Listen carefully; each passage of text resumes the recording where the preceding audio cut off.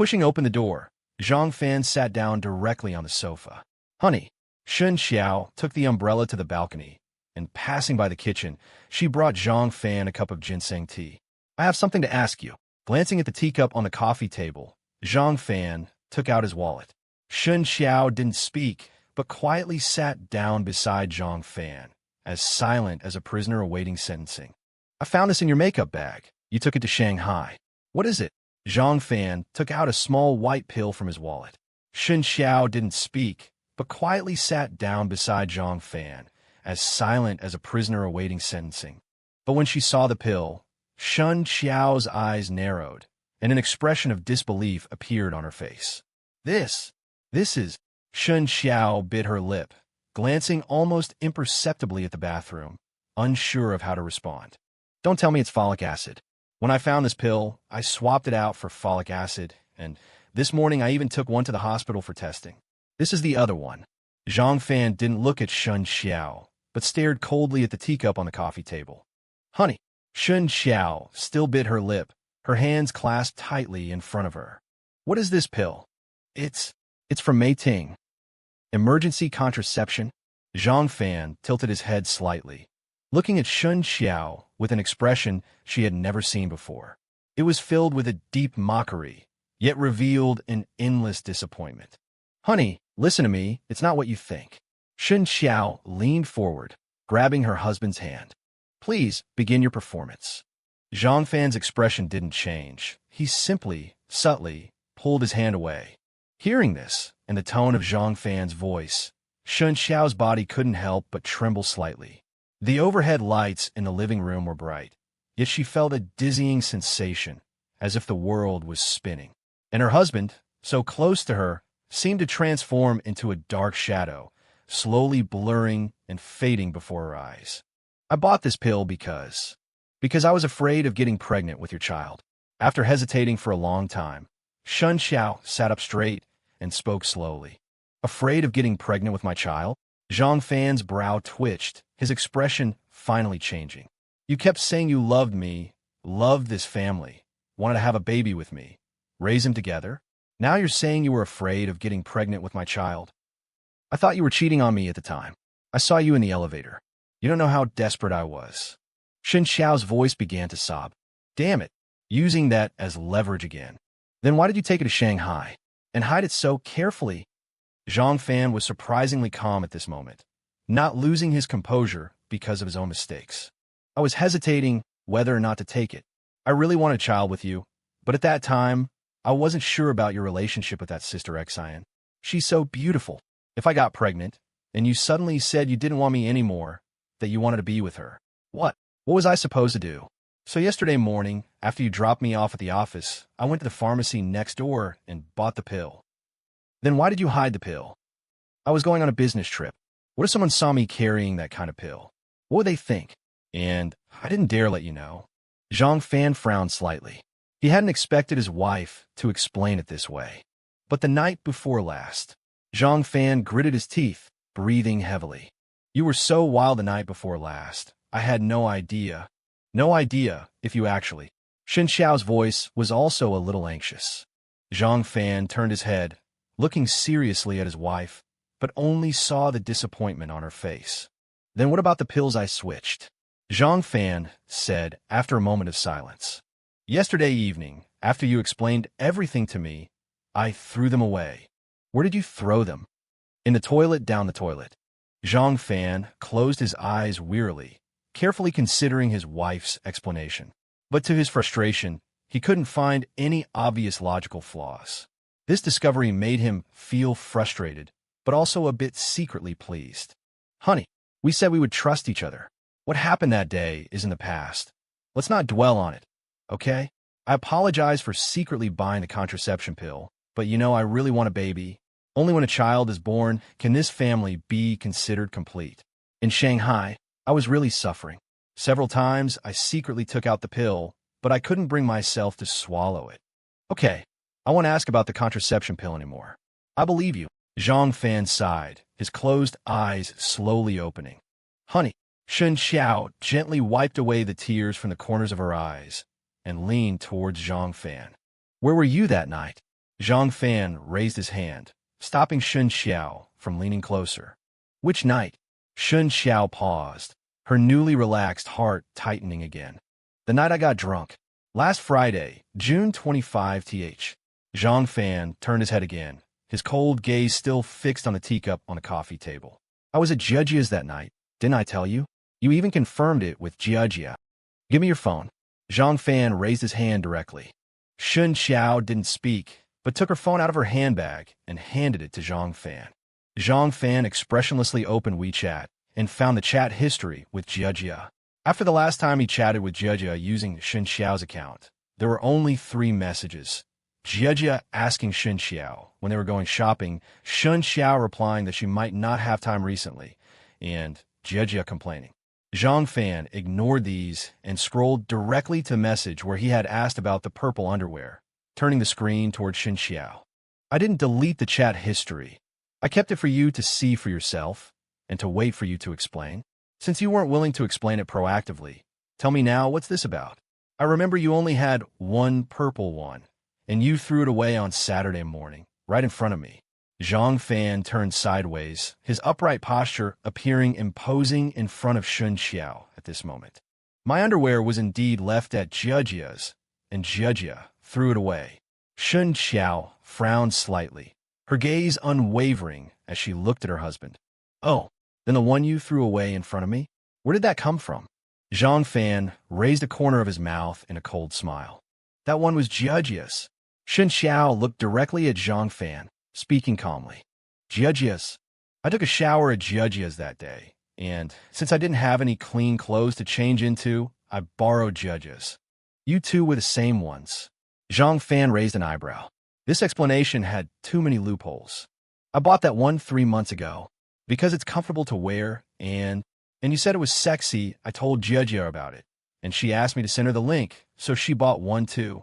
And then you came home wearing the same one from her house. I was afraid that if I wore a different one, or one you hadn't seen before, you would misunderstand. I saw this one in the drawer, so I chose it. But I picked it up from the trash can that day and smelled it. It didn't smell like it had been worn. Zhang Fan suddenly turned his head, his expression becoming somewhat fierce. Jiajia cried all night, and I was taking care of her. I took a shower in the morning, and I came straight home after showering. I wore it for less than an hour. Because it was someone else's, even if it was washed, it wasn't hygienic, so I threw it away as soon as I got home. That's why I was so adamant about not letting you wash it that day. I didn't want you washing another woman's underwear, even if Jiajia is my best friend. Shen Qiao looked directly into Zhang Fan's eyes the entire time she was speaking, without a hint of evasion. That's a very far-fetched explanation. Zhang Fan's mind raced, trying to find the flaws in Shen Qiao's lies. Shen Qiao didn't speak, but picked up her phone. Because the screen was still on Jiajia's chat window, Shen Qiao directly typed and sent a message. Jiajia, do you still have the link to that purple underwear I recommended to you last time? I can't find it. After a minute, Jiajia sent a shopping link. Shen Qiao clicked on the link, turning the screen towards Zhang Fan. The screen displayed the purple-striped, semi-transparent underwear. Before Zhang Fan could say anything, Shen Qiao turned the phone back and sent another message to Jiajia. Do you have your purchase record from last time? I feel like the price has gone up. Soon, Jiajia sent another screenshot, showing the order details for the same underwear. Shen Qiao didn't speak, but handed the phone to Zhang Fan. Although they were sitting side by side, Zhang Fan could see all of Shen Qiao's actions. Staring at the record on the screen, Zhang Fan opened his mouth, but couldn't say anything. Shen Qiao, however, expressionlessly sent another message. By the way, do you still want that purple underwear I wore home last time? My dear, given your recent frequent behavior of prioritizing your relationship over our friendship has developed cracks. Even if you wash my clothes, it won't soothe my wounded soul. Therefore, let our friendship flutter in the wind. Or you can keep it for your man as a mask, so when you see him, you'll at least remember that there's still this obscure, lonely, older single woman who has grown up with you through thick and thin, shit, and period stains. Jiajia quickly replied with her usual bold message. Shen Qiao still didn't speak, but handed the phone to Zhang Fan again. Zhang Fan looked at this message, his brows furrowed. After a long while, Zhang Fan sighed slightly. He somewhat regretted that he hadn't confronted his wife immediately after testing Jia. That way, his wife wouldn't have had time to corroborate her story with Jia if it weren't for the package he received today. I didn't expect you to be so thorough, nor did I expect your friendship to be so strong. Zhang Fan slowly relaxed his body, took out a cigarette box from the coffee table, and feebly pulled out a cigarette. But he struck the lighter 3 times without managing to light it. Frustrated, he put the cigarette down again, biting his lip, unsure of what to say. He suddenly realized that what was truly breaking him down wasn't his wife's infidelity, but her lies, the perfectly woven lies to cover up her past. Honey, why can't you just trust me? We said as husband and wife, we should. If I trust you, then tell me, where did this underwear come from? Zhang Fan suddenly roared, pulling the underwear he received today from his pocket and slamming it onto the coffee table. Because of the excessive force, the delicate underwear knocked over the teacup Shen Qiao had brought him. The tea spilled, soaking the coffee table, soaking the floor, soaking Zhang Fan's slippers, and soaking the tattered black underwear. And Shen Qiao, her eyes widened, her face filled with disbelief. Where did you get this? Ignoring the tea that had spilled onto the floor, Shen Qiao stared wide-eyed at the black object on the coffee table. This was mailed to me today, to my office, no less. Now, can you explain to me whose panty this is and why it was sent to me? Zhang Fan's voice was a tight coil of anger, pain, and a trace of despair. I don't know. Shen Qiao shook her head blankly. You don't know? Hey, you don't know? Is it that you haven't had time to come up with a lie? A cold sneer twisted Zhang Fan's lips, but the smile was laced with an unbearable sadness. I really don't know. This isn't mine, Shen Qiao cried out. Not yours? I remember very clearly. You have one just like it. Zhang Fan's anger finally broke free, and he roared at Shen Qiao, waving his fists. Every time he thought of that image, his heart bled. Husband? I'm your wife. How? How could you say that to me? Shen Qiao was even more agitated, as if she had heard something unbelievable, and she cried hysterically. Then tell me, where's your harmonious crab? Zhang Fan gritted his teeth, the sound grating. The reason he was so sure these were his wife's panties the moment he opened the package was that he had just rummaged through her drawer at noon, and this particular pair was indeed missing. Why won't you believe me? Shen Qiao's face was pale, tears streaming down her cheeks. How can I believe you? Shen Qiao stared at Zhang Fan, speechless for a long moment, but her next action stunned him. Slowly, she pulled her skirt up to her waist and, with deliberate movements, removed her stockings. In an instant, Zhang Fan was dumbfounded, utterly speechless. Exactly the same as the one on the coffee table. Unwilling to give up, Zhang Fan yanked Shen Qiao closer. A delicate and familiar pink butterfly pattern, like a flickering candle in the wind, like a withered leaf in the rain. I don't know whose it is, or what the purpose of sending it to you was, but why won't you believe me? I'm your wife. We've been together for 6 years. Why won't you believe me, and instead believe this baseless package? Shen Qiao's voice was low, filled with a deep disappointment. She stiffly pulled up her stockings and lowered her skirt, then walked into the bedroom, crying. Zhang Fan opened his mouth, but no sound came out. He looked at the black panty on the coffee table, now soaked with tea, his mind a complete blank. Why was this happening? Why was this panty on his wife? All the confrontations today were meant to lead to him throwing the irrefutable evidence in his wife's face, leaving her with no defense. But why was this the result? Zhang Fan slumped onto the sofa, numbly reaching for a cigarette. Thankfully, this time he managed to light it. But even after taking a deep drag, filling his lungs with nicotine, he still felt an overwhelming emptiness. He desperately wanted to ask his wife about the WeChat voice call from that early morning, but given the current situation, he couldn't bring himself to do it. Could he have been wrong about his wife? Was she not having an affair? The thought of having questioned his wife as if he were a cheating husband filled him with intense pain. His wife had proven her innocence. Shouldn't he be happy? But why couldn't he feel any joy at all? Did he secretly wish for his wife to cheat, so they could get divorced, become strangers, never seeing each other again? No, that wasn't it. Hearing the intermittent sobs coming from the bedroom, Zhang Fan felt a pain like a knife twisting in his heart. Why? Why had his marriage come to this? After smoking 2 cigarettes in a row, Zhang Fan wanted to go in and comfort his wife, but he couldn't muster the courage. Wife, I'm sorry. I'm going downstairs to clear my head. He walked to the bedroom door, but didn't go in. He spoke, then turned and walked toward the front door with a heavy heart. Shen Qiao, still sobbing, sat up in bed and slowly moved to the window. Carefully, she pulled back a corner of the curtain, gazing at the lonely figure downstairs, standing in the rain. Tears welled up in her eyes again. Why? Why had her marriage come to this? She had been trying so hard. After a long while, Shen Qiao stopped crying and picked up her phone. She opened Jiejia's WeChat profile and sent a voice call request. Qiao. Yeah. You've been crying? Yeah. Are you okay? Did he hit you? No. Then did he believe you? I don't know. Sigh. I don't even know what to say to you. Where were you that day? Please don't ask, okay? You're always like this, shouldering everything yourself. He went out. Where to? I don't know. I'm afraid he might go to you. Let him. I'll tell him the same thing. Thank you. Are you really okay? Do you want me to come over? No, it's fine for now.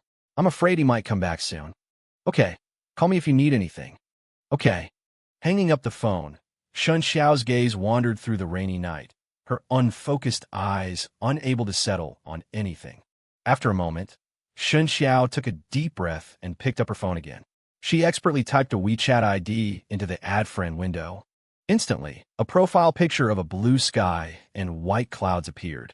Staring at the profile picture, which had no name, Shen Xiao's shoulders couldn't help but tremble slightly.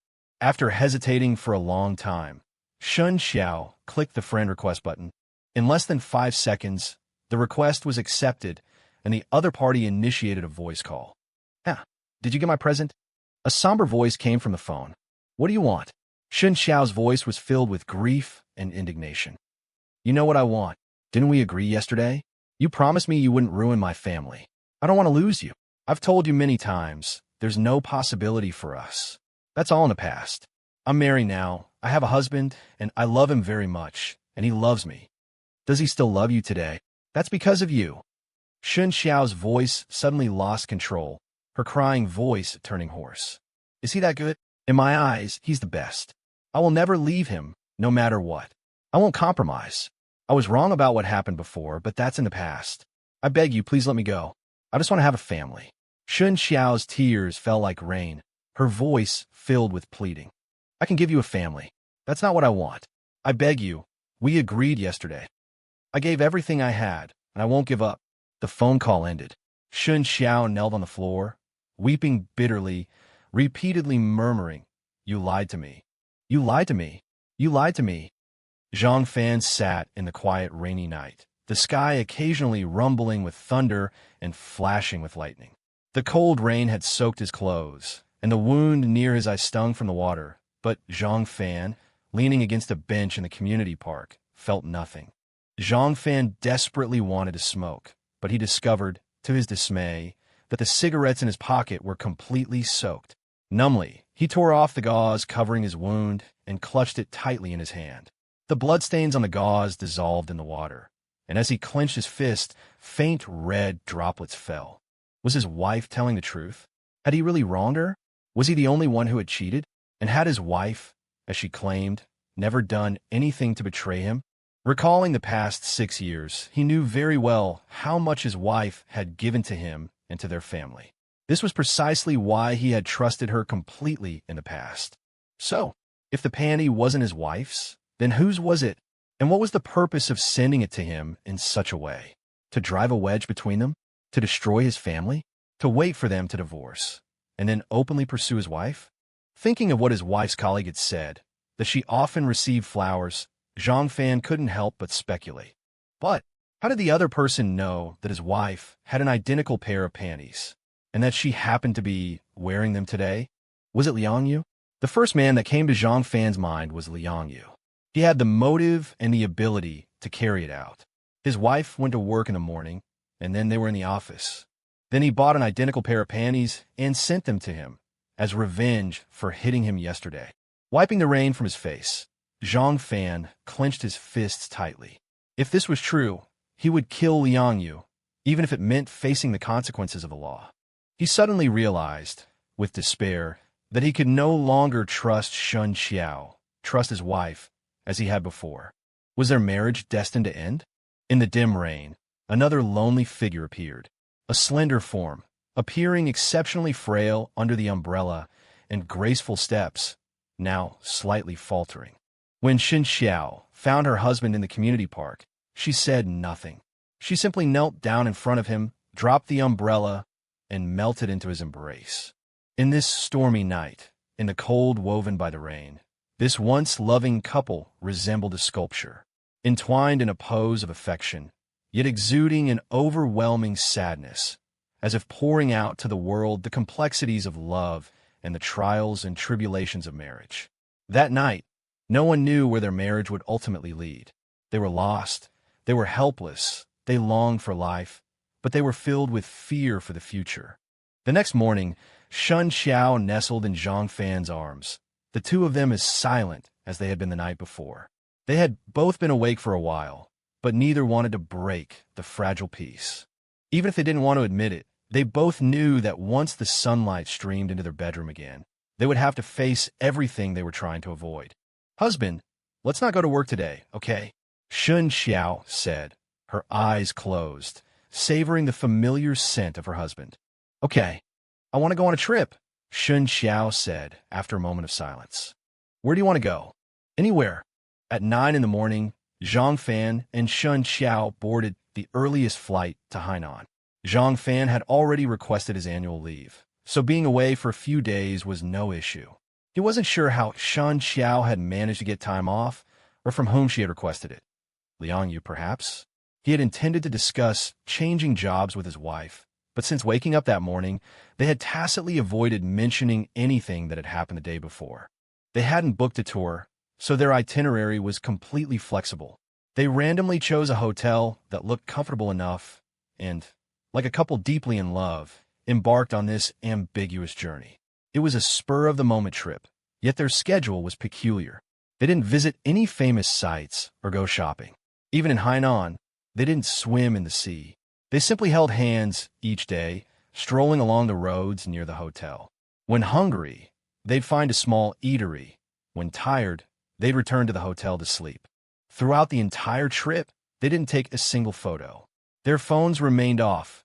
After switching them off as instructed by the flight attendant, they had tacitly agreed not to turn them back on. This kind of trip didn't resemble that of a couple in love or even a married one. It was more like two people escaping reality in their real marriage, engaging in an illicit affair. Every day, they were intimate, passionate, and unrestrained, much like two people cheating on their respective partners. During this time, neither of them mentioned anything that had happened in the past few days, as if they didn't care, as if they had completely forgotten. It wasn't until they disembarked the return flight, hand in hand, inhaling the familiar scent of the air and gazing at the towering, bustling city, that their intertwined fingers tightened simultaneously. Whether it was fear or confusion, it seemed they still had to face what awaited them together. Pushing open the familiar door of their home, they were greeted not by warmth but by an oppressive anxiety. Shen Qiao, as always, began tidying up with practiced ease. Zhang Fan sat silently on the sofa and lit a cigarette. "Have you thought about changing jobs?" Zhang Fan hesitantly asked, watching his wife as she organized their luggage. During their days in Hainan, he had constantly pondered whether leaving Hangzhou and starting a new life in another city would rid them of their troubles. "You wanted to change jobs?" Shen Qiao paused, crouching on the floor and tilting her head slightly. "I don't like the company you work for." Zhang Fan took a deep drag of his cigarette, filling his lungs with smoke, holding it in with effort. "Okay, I'll go to the company tomorrow to resign." Shen Qiao nodded, a gentle smile on her face. Zhang Fan's eyelids twitched. He hadn't expected such a decisive response from his wife. "Hubby, what do you want for dinner?" "I'll go buy it for you," Shen Qiao said, taking their freshly laundered clothes to the balcony and Dang Chi-Jack tiptoeing to push the suitcase onto the top of the closet. "Let's order takeout. We're both tired. Let's not cook today," Zhang Fan watched Shen Qiao's movements. For a moment, he had instinctively wanted to help her with the suitcase, but for some reason, he hesitated. In that moment of hesitation, Shen Qiao had already put the suitcase away. It felt as though the distance between them had resurfaced after they got off the plane. That night, they slept in each other's arms, quiet and unspoken. The new Monday arrived, and they both woke up early. As usual, Shen Qiao went downstairs to buy breakfast, and they ate together at home before heading out. This was Zhang Fan's first real day after his promotion, and Shen Qiao was going to resign. The Monday morning rush hour was dreadful.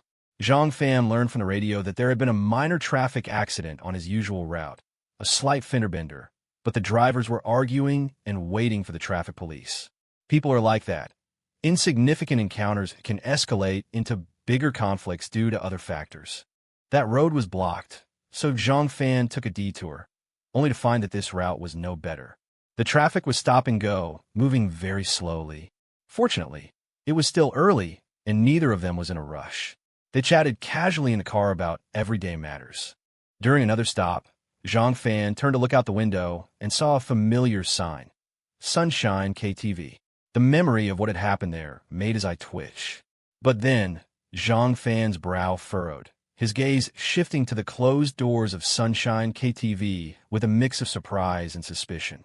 An entertainment venue like a KTV wouldn't be open at this hour. At the earliest, cleaning staff would arrive after 10 to tidy up from the previous night. But Zhang Fan saw 2 cross strips of paper sealing the entrance of Sunshine KTV. Had it been raided? In an instant, Zhang Fan instinctively thought of Sister Exine and a barely perceptible glint of malice in her eyes when they had discussed their mutual blackout. Could there have been something more to that night? Stealing a glance at his wife beside him, Zhang Fan pursed his lips, dismissing the thoughts from his mind. Things were complicated enough already. If Shen Qiao and Sister Exine had both said to let it go, there was no need for him to dwell on it. But how would he explain the hundreds of thousands in the trunk to his wife? Say he had sold his body to earn it? This thought suddenly reminded him of his wife's motive for cheating. Women cheat for 3 reasons: love, sex, or money. Love? Zhang Fan was an emotionally rich man. He could clearly sense his wife's love for him. Sex? Zhang Fan was confident in his abilities. Although he appeared thin, he didn't believe his wife was unsatisfied with him. Money? Zhang Fan frowned at this thought. Since they got married, Shen Qiao had been very frugal, rarely buying unnecessary items and mostly shopping online for daily necessities. Their biggest expenses were probably the mortgage and household bills. Using a domestic phone that cost just over 1,000 yuan for 3 years was almost unimaginable in today's society, especially for such a beautiful and charming woman as his wife. So his wife didn't have a great need for money, and there were no fund of unknown sources and valuable items in home. Could have been just for the thrill. His emotions, which had barely settled, were stirred up again. Zhang Fan rolled down the car window and lit a cigarette. "Hubby, my company is just ahead. Maybe you could turn right at the next intersection, and I'll walk from there. There will be a lot less traffic that way." Shen Qiao, seemingly sensing Zhang Fan's mood, looked at the still congested road ahead and spoke considerately. "All right." Zhang Fan looked up and saw the building's exterior in the distance. His wife's company was indeed not far. After turning at the intersection, they shared a kiss goodbye in the car. Shen Qiao got out, adjusted her skirt, smiled sweetly at Zhang Fan, and crossed the road. "Honey, do you want me to pick you up later?" Zhang Fan suddenly leaned out of the car. He suddenly realized that Shen Qiao was going to resign today, and if she succeeded, she would have a lot of things to pack up, as she had been with the company for 4 years. Yesterday, when Shen Qiao agreed to quit, Zhang Fan didn't talk about it anymore. Looking back, he was not thoughtful enough. Should he accompany his wife to resign? Would Liang Yu make things difficult for her? Should he take another day off? Thinking of his master's previous phone call, Zhang Fan's brow twitched again. His master had made it clear that taking 5 consecutive days off last week was the limit. And if Shen Qiao resigned today and he lost his job, how would they manage? How would they pay the monthly mortgage? The job market was tough, and finding work wasn't easy, which was why he had hesitated about asking Shen Qiao to quit before. Of course, There were still hundreds of thousands in the trunk, which could tide them over for a while. But what then? Besides, Zhang Fan wasn't planning to use that money. He intended to find an opportunity to return it to Sister Exxon. He couldn't bear the shame. Zhang Fan's shout was not heard by Shen Qiao. She was walking fast on the noisy street. The car behind him honked its horn and urging. Zhang Fan had no choice but to start the car and drive forward, simultaneously picking up his phone. "Honey, do you want me to pick you up later?" "Yes, but it won't be quick. I have a lot of things to pack up. I'll call you when I'm done, or I can wait until you get off work." "Okay, just call me when you're ready." "Hubby, you'll have to support me from now on." Shen Qiao's voice was sweet, like the morning sun piercing through the tall buildings. "Okay, I'm driving now. Love you, Mo. Love you." Zhang Fan hung up the phone, pausing slightly as he put down. He had forgotten to kiss the phone again. But Zhang Fan's melancholy didn't last long. He was soon consumed by the frustration of the traffic jam. He had thought changing roads would be better, but this direction was even worse. While Zhang Fan was still fuming about the traffic, Shen Qiao had already entered her office. Wang Xiaowan, as always, had arrived early and was busy at her computer with a pot of health tea brewing. "You were on leave last week. There are 3 remittances that need to be processed. Give me the documents later." Wang Xiaowan looked up from her computer as Shen Qiao entered. "Okay," Shen Qiao replied and sat down at her desk. Her reaction made Wang Xiaowan frown slightly. Shen Qiao was always warm and friendly, even though she knew Wang Xiaowan didn't like her. Shen Qiao had always been polite and courteous to her. Such a cold response today was truly unusual. However, Wang Xiaowan quickly remembered the injury on Liang Yu's face and how Shen Qiao had immediately taken several days off after Liang Yu was injured. Well, I'll forgive you then, since your own backyard is on fire." Shen Qiao ignored Wang Xiaowan, sat down at her desk, and started typing rapidly on her computer. Wang Xiaowan glanced over a few times, but Shen Qiao's monitor had a privacy screen, making it impossible to see anything from her angle. Soon, Shen Qiao finished her work, printed it out, reviewed it, and signed her name at the bottom. She opened a drawer, carefully placed the document in an envelope, and stood up, heading towards the adjacent office. She had noticed earlier that Liang Yu was already in his office. A knock on the door, and Liang Yu looked up. Seeing Shen Qiao at the door, he gave an intriguing smile. "Close the door." "No need." Shen Qiao saw Liang Yu smile, frowned slightly, and refused Liang Yu's request to close the door. She stepped forward and placed the resignation letter in her hand on Liang Yu's desk. "What is this?" Liang Yu leaned back in his chair, glanced at the desk, and raised an eyebrow upon seeing the prominent resignation letter on the envelope. Shen Qiao just stood there quietly, saying nothing. "Take it back. The company rejects it." Liang Yu stared at Shen Qiao for a long time, straightened his body slightly, and a trace of anger flashed in his eyes. "Did the company reject it? Or did you?" Shen Qiao asked calmly. "It's the same. I'm your supervisor now. Take it back. I'll send you a document later. Check it, and if there are no problems, get ready. We have to go to Shanghai again tomorrow. I want to resign. I've already discussed it with my husband. I just don't understand. What do you see in a man like him?" Liang Yu pushed his gold-rimmed glasses and frowned as well. "This is my family matter." Shen Xiao's tone was cold. "Then before you resign, shouldn't we talk about us?" Liang Yu's face darkened, and his tone gradually turned cold. Shen Qiao's body trembled slightly, and a hint of panic flashed in her eyes. "Close the door." Liang Yu glanced at the open door. The corridor was empty, but Liang Yu's expression was playful. Stiffly turning around, Shen Qiao silently closed the door. "Why couldn't I reach you by phone these past few days?" Seeing Shen Qiao obediently close the door, the playfulness on Liang Yu's face deepened. "My husband and I went on a trip." Shen Qiao stood by the door, seemingly trying to maintain a distance from Liang Yu. "Oh, you've reconciled. My husband and I have always had a good relationship." Shen Qiao bit her lips stubbornly. "He doesn't know about those things yet, does he?" Liang Yu pulled at his tie, tilted his head, and looked at Shen Qiao, his gaze slowly wandering over her body. "You promised me you wouldn't tell my husband." Liang Yu's gaze made Shen Qiao very uncomfortable, as if she had been stripped naked. "But you didn't keep your promise either." Liang Yu withdrew his gaze, picked up the teacup from the table, and took a leisurely sip. I couldn't possibly agree to your terms. Are you really resigning? Liang Yu asked with a smile. You suddenly lost your job. How will you live? That's none of your business. I don't think you understood what I meant. I mean, if you both lose your jobs, how will you live? What do you mean? Liang Yu chuckled, opened a drawer of his desk, took out a file bag, and threw it on the table. The hotel surveillance video, the security guard statement, and my injury report. I showed you these last time. Provoking trouble, malicious injury. These charges won't put him in jail, but with a little maneuvering, it's no problem to detain him for 10 days or half a month. Don't even mention his so-called team leader position. Can he keep his job? How will he find a job in the future? Seeing this file bag, Shen Qiao's face instantly clouded over. I also told you last time that the reason I haven't reported it to the police is that I'm waiting for your response. And you come to resign early in the morning. Are you playing with me? Liang Yu's face suddenly darkened, revealing his sinister white teeth. You can't threaten me with this. Shen Qiao took a deep breath, but her gaze couldn't help but linger on the file bag. Then what if I tell your husband about what happened at Xinheng International? Liang Yu leaned heavily back in his chair, raised his head, and looked at Shen Qiao playfully. Why have you become like this? You've been in the company for over a year, always like a big brother. Shen Qiao's eyes flashed with a hint of panic.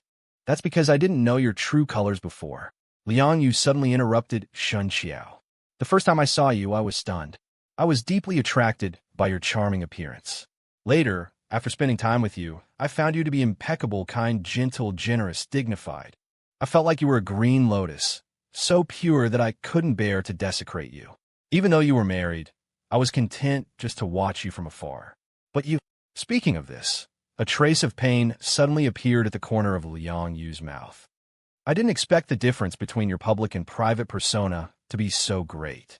If I hadn't bumped into you and your lover having an affair at Xinheng International, I would have really thought you were loyal and pure. What you saw is not the truth. I believe it, but will your husband believe it? Coming out of a hotel room at 5 in the morning, what else could it be but an affair? And without underwear. You're talking nonsense. Hearing this, Shen Qiao glared, lowered her voice, and roared. Such a big reaction? Looks like I guessed right. I've seen you wear this uniform for a year, and that day, in the hotel elevator, I was watching you from behind. I was thinking, how come there are no panty lines when wearing this kind of pencil skirt? Could you be wearing a thong? But later, when you got into my car, I noticed you were fidgeting in your seat. So I guessed, was it because a man was sitting next to you, and you weren't wearing underwear? Ha! Don't talk nonsense. My husband will believe me. Believe you? If he believed you, he wouldn't have shown up in Shanghai. At first, I thought he was really looking for that woman. Later, I asked the front desk and found out he was looking for you. He went to Shanghai to catch you in the act. Liang Yu's grin widened. But he seems to think I'm the one having the affair. Saying this, Liang Yu pointed to his nose. The swelling had subsided, but a mark was still visible.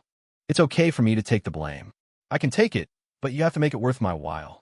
Liang Yu's voice was filled with evil as he slowly stood up from his chair. Seeing Liang Yu approach, Shen Qiao instinctively backed away, her hands crossed in front of her, tightly clenched. Shall we try it? I'll call your husband right now, in front of you, and tell him about Xinheng International. Since he was able to track you to Shanghai, it shouldn't be difficult for him to get the surveillance video from Xinheng International. Let's see if he loves you as much as you say he does. Knock, knock. Liang Yu slowly approached, and Shen Qiao had already gripped the pen in her pocket, but someone knocked on the door of Liang Yu's office. Come in. Liang Yu frowned, quickly walked around the desk, sat down at his own desk, and casually picked up his notebook, covering Shen Qiao's resignation letter. The door was pushed open, and Wang Xiaowan came in with a stack of documents. Manager Liang, you need to check and sign this payment. President Wang is waiting for it. He just called to urge. Wang Xiaowan glanced at Shen Qiao, standing aside, seeing that Shen Qiao's face was calm but her eyes were a little red. She raised an eyebrow and handed the documents to Liang Yu. Qiao, you go back first. Check that contract from Shanghai again. If there are no problems, we'll go there tomorrow. Liang Yu took the documents and said, without looking up. Shen Qiao took a breath, glanced at Wang Xiaowan standing in front of her, and said nothing as she backed out. But she didn't go back to the office. She went straight to the restroom. Entering the restroom and locking the door, Shen Qiao stood at the sink and silently turned on the faucet. Staring at herself in the mirror, Shen Qiao suddenly covered her face with her hands and began to sob softly. And what she didn't know was that in the restroom hallway, Wu Rui leaned against the wall with a strange smile on her face. Zhang Fan, irritated by the traffic jam, finally drove into the company parking lot near 9 o'clock. But just as he was about to get out of the car, his phone rang. "Hello, who is this?" Seeing that it was an unfamiliar number, Zhang Fan answered as he walked. "Hello, may I ask, are you Zhang Fan?" "Shen Qiao's husband." A charming voice came from the other end of the phone. "I am Zhang Fan, who are you?" Zhang Fan, who was walking quickly, subconsciously slowed down. "Oh, I'm Shen Qiao's colleague. My name is Wu Rui." "What's the matter?"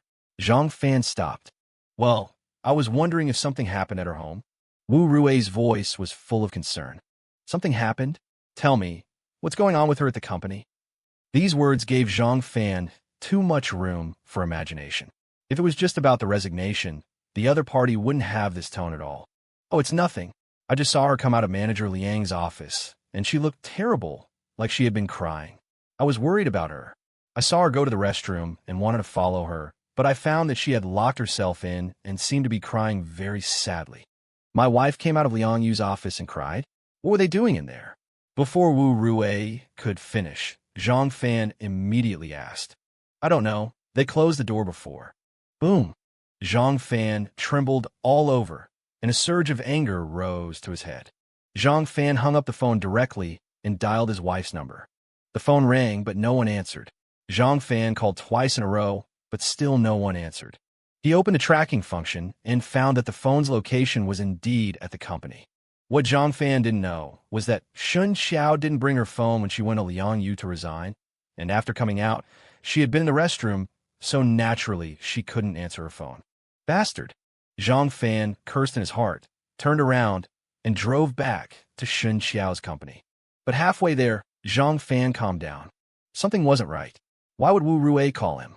Just because she saw a colleague crying, she called the colleague's family? This was completely illogical. And why did Wu Rui have his phone number?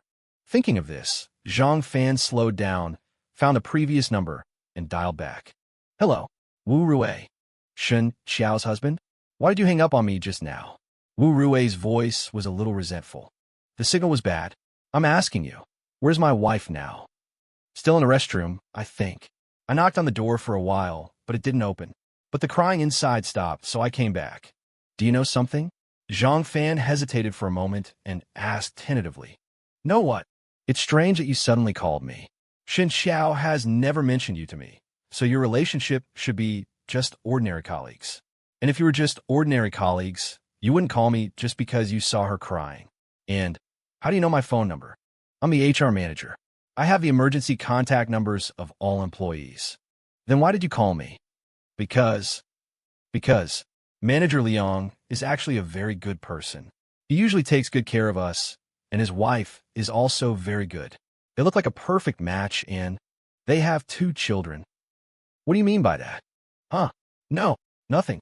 I just feel that their children are very pitiful." "Are you saying that my wife is destroying someone else's family?" In the moving car, Zhang Fan's voice suddenly rose. Upon hearing the clearly distraught voice on the phone, a slight smile curled at the corner of Wu Rui's lips. She gazed at the bustling crowd below, stretching her neck with a hint of languor. Zhang Fan, on the other end of the line, seemed to be trying to regain his composure. Wu Rui, naturally, wouldn't break this oppressive silence. Her rosy tongue darted playfully against her canine tooth as she waited for Zhang Fan to collect himself. "Are you free now? I'd like to meet you." After a long pause, Zhang Fan's voice, heavy with labored breathing, came through the phone. "Meet me? That doesn't seem like a good idea." Wu Rui frowned slightly, then a smug smile spread across her face. However, her words were laced with hesitation and apprehension. "I'll be downstairs at your company in 5 minutes. Let's meet at the Starbucks across the street." "But I'm still at work." Wu Rui turned around and opened the door to her office, seemingly casually glancing towards the restroom. "It won't take much of your time, especially if you truly care about Liang Yu's family." "Well, okay, but I really can't stay long. It won't be long. I just have a few questions for you. See you soon. See you soon. Wu Rui's tone still carried hesitation, but the way she grabbed her purse after hanging up was remarkably brisk and fluid. Zhang Fan parked his car and practically jogged towards the Starbucks. But just as he reached for the door handle, his phone rang again. He assumed it was Wu Rui, but when he took out his phone, he saw that the caller ID showed his mentor's number. Zhang Fan stared at the screen for a long moment, looked up at the towering office building behind him, took a deep breath, and answered the call. You haven't reached the company yet? Are you going to ask for leave again? His mentor's voice on the phone was exceptionally calm. I'm sorry. Zhang Fan pursed his lips, a flicker of struggle in his eyes. Xiao Fan, I don't know what you're going through. You don't want to talk about it, and I won't ask. But I have to remind you, you're in a period of career advancement. If you... Mentor, Xiao Fan, the boss already talked to me about your annual leave last week. You know, you were able to become the business team leader because I strongly recommended you. Because you took leave on your first day, and for 5 consecutive days, the boss has already questioned my recommendation. If you continue to ask for leave today or in the future, it will be difficult for me to explain to the boss. His mentor's tone on the phone was particularly earnest. Mentor, I want to resign. Standing at the entrance of Starbucks, Zhang Fan looked up at Shen Qiao's company again and finally voiced his decision. In fact, after returning from Hainan, Zhang Fan had developed the idea of escaping this city. Regardless of how his marriage with Shen Qiao ended, he had grown tired of and repulsed by this city. Are you sure? Yes, I'm sorry. You're not a child anymore. You have the right to make your own choices. I just want to remind you again that you are married now, and you will soon have children. Every decision you make is not only your responsibility, but also your family's. You've passed the stage where you can do whatever you want. I understand. I've thought it through very clearly. Zhang Fan lowered his head, his expression filled with pain. As he spoke, he wanted to light a cigarette, but he found that one hand was too clumsy to even pull one out. All right then, I'll inform the boss about your situation first.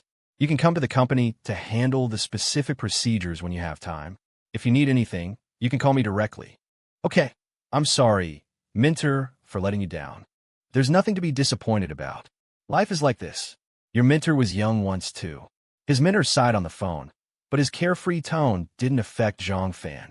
When he hung up the phone and looked up again, Zhang Fan felt that the life he was familiar with seemed a little further away from him. Taking a deep breath, Zhang Fan gave up on the idea of smoking, because through the glass door of Starbucks, he had already seen Wu Rui inside. Because Wu Rui was wearing the same uniform as his wife. Because it was only a little after 9 in the morning, it was not the time for office workers to drink coffee. Apart from 2 men waiting for coffee at the counter, Wu Rui was the only one sitting in the hall. Zhang Fan. Seeing Zhang Fan approaching, Wu Rui stood up nervously, her slender eyes darting around, seemingly afraid to meet Zhang Fan's gaze. It's me. You're Wu Rui, right? Thank you for coming. Don't be nervous. I just want to ask you a few questions, and I won't tell anyone it was you who told me. Zhang Fan steadied himself slightly and sat down opposite Wu Rui. At first glance, Wu Rui was a woman with an extremely attractive appearance. Her medium-length, wavy hair casually draped over her shoulders, accentuating her natural sexiness. The eyeliner at the corners of her eyes was deliberately raised half a degree, enhancing the allure of her phoenix eyes. Coupled with the somewhat bright lipstick, she looked like a cover girl from a beauty magazine from afar. Would you like something to drink? Seeing that Wu Rui still seemed hesitant, Zhang Fan suppressed the anxiety in his heart. Never mind, it's okay. I can't stay here long. Wu Rui lowered her head, her hesitant face filled with indecision. In that case, I won't beat around the bush. Actually, you've already made it very clear on the phone. I want to hear about their affairs at the company, or rather, what you've seen. Actually, there's nothing much. Manager Liang is usually very considerate and kind to everyone. It's just that he's a bit closer to Shen Qiao. How close? Zhang Fan's fist clenched slightly, and he took a deep breath to suppress his emotions. Shen Qiao often goes to Manager Liang's office. One is a cashier, and the other is a finance manager. Isn't it normal for her to go to his office often?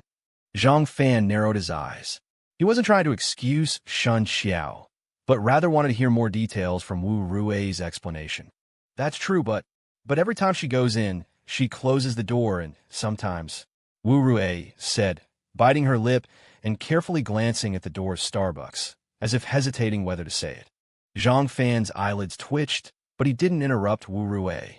He just looked at her quietly, waiting for her to continue. And sometimes she even locks the door. Once, I went to find Manager Liang, and the door was closed, so I knocked. After a while, Manager Liang told me to come in, but when I tried to open the door, the handle wouldn't turn. It was locked from the inside. After a while, it was Shen Qiao who opened the door. What were they doing inside? Zhang Fan's brow furrowed deeply, and his clenched fist trembled slightly. That I don't know. I didn't hear anything that day. Do they do this often? Shen Qiao goes there often, but because the finance department is at the end of the corridor, few people usually pass by there, but everyone in the company is talking. Zhang Fan licked his lips. This scenario was very close to his previous guesses. That bitch. Do they often go on business trips together? After pondering for a long time, Zhang Fan finally suppressed the anger in his heart. Yes, although sometimes there are others, but they go out together quite often. Bitch.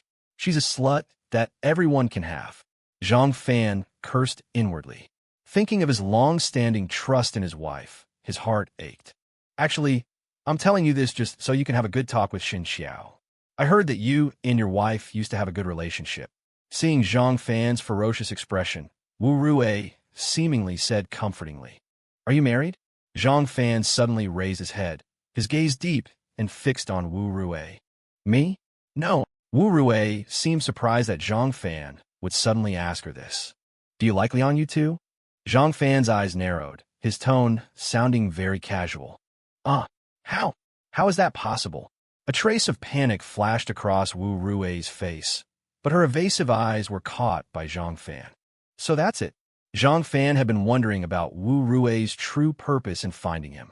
Just not wanting Shen Qiao to destroy Liang Yu's family.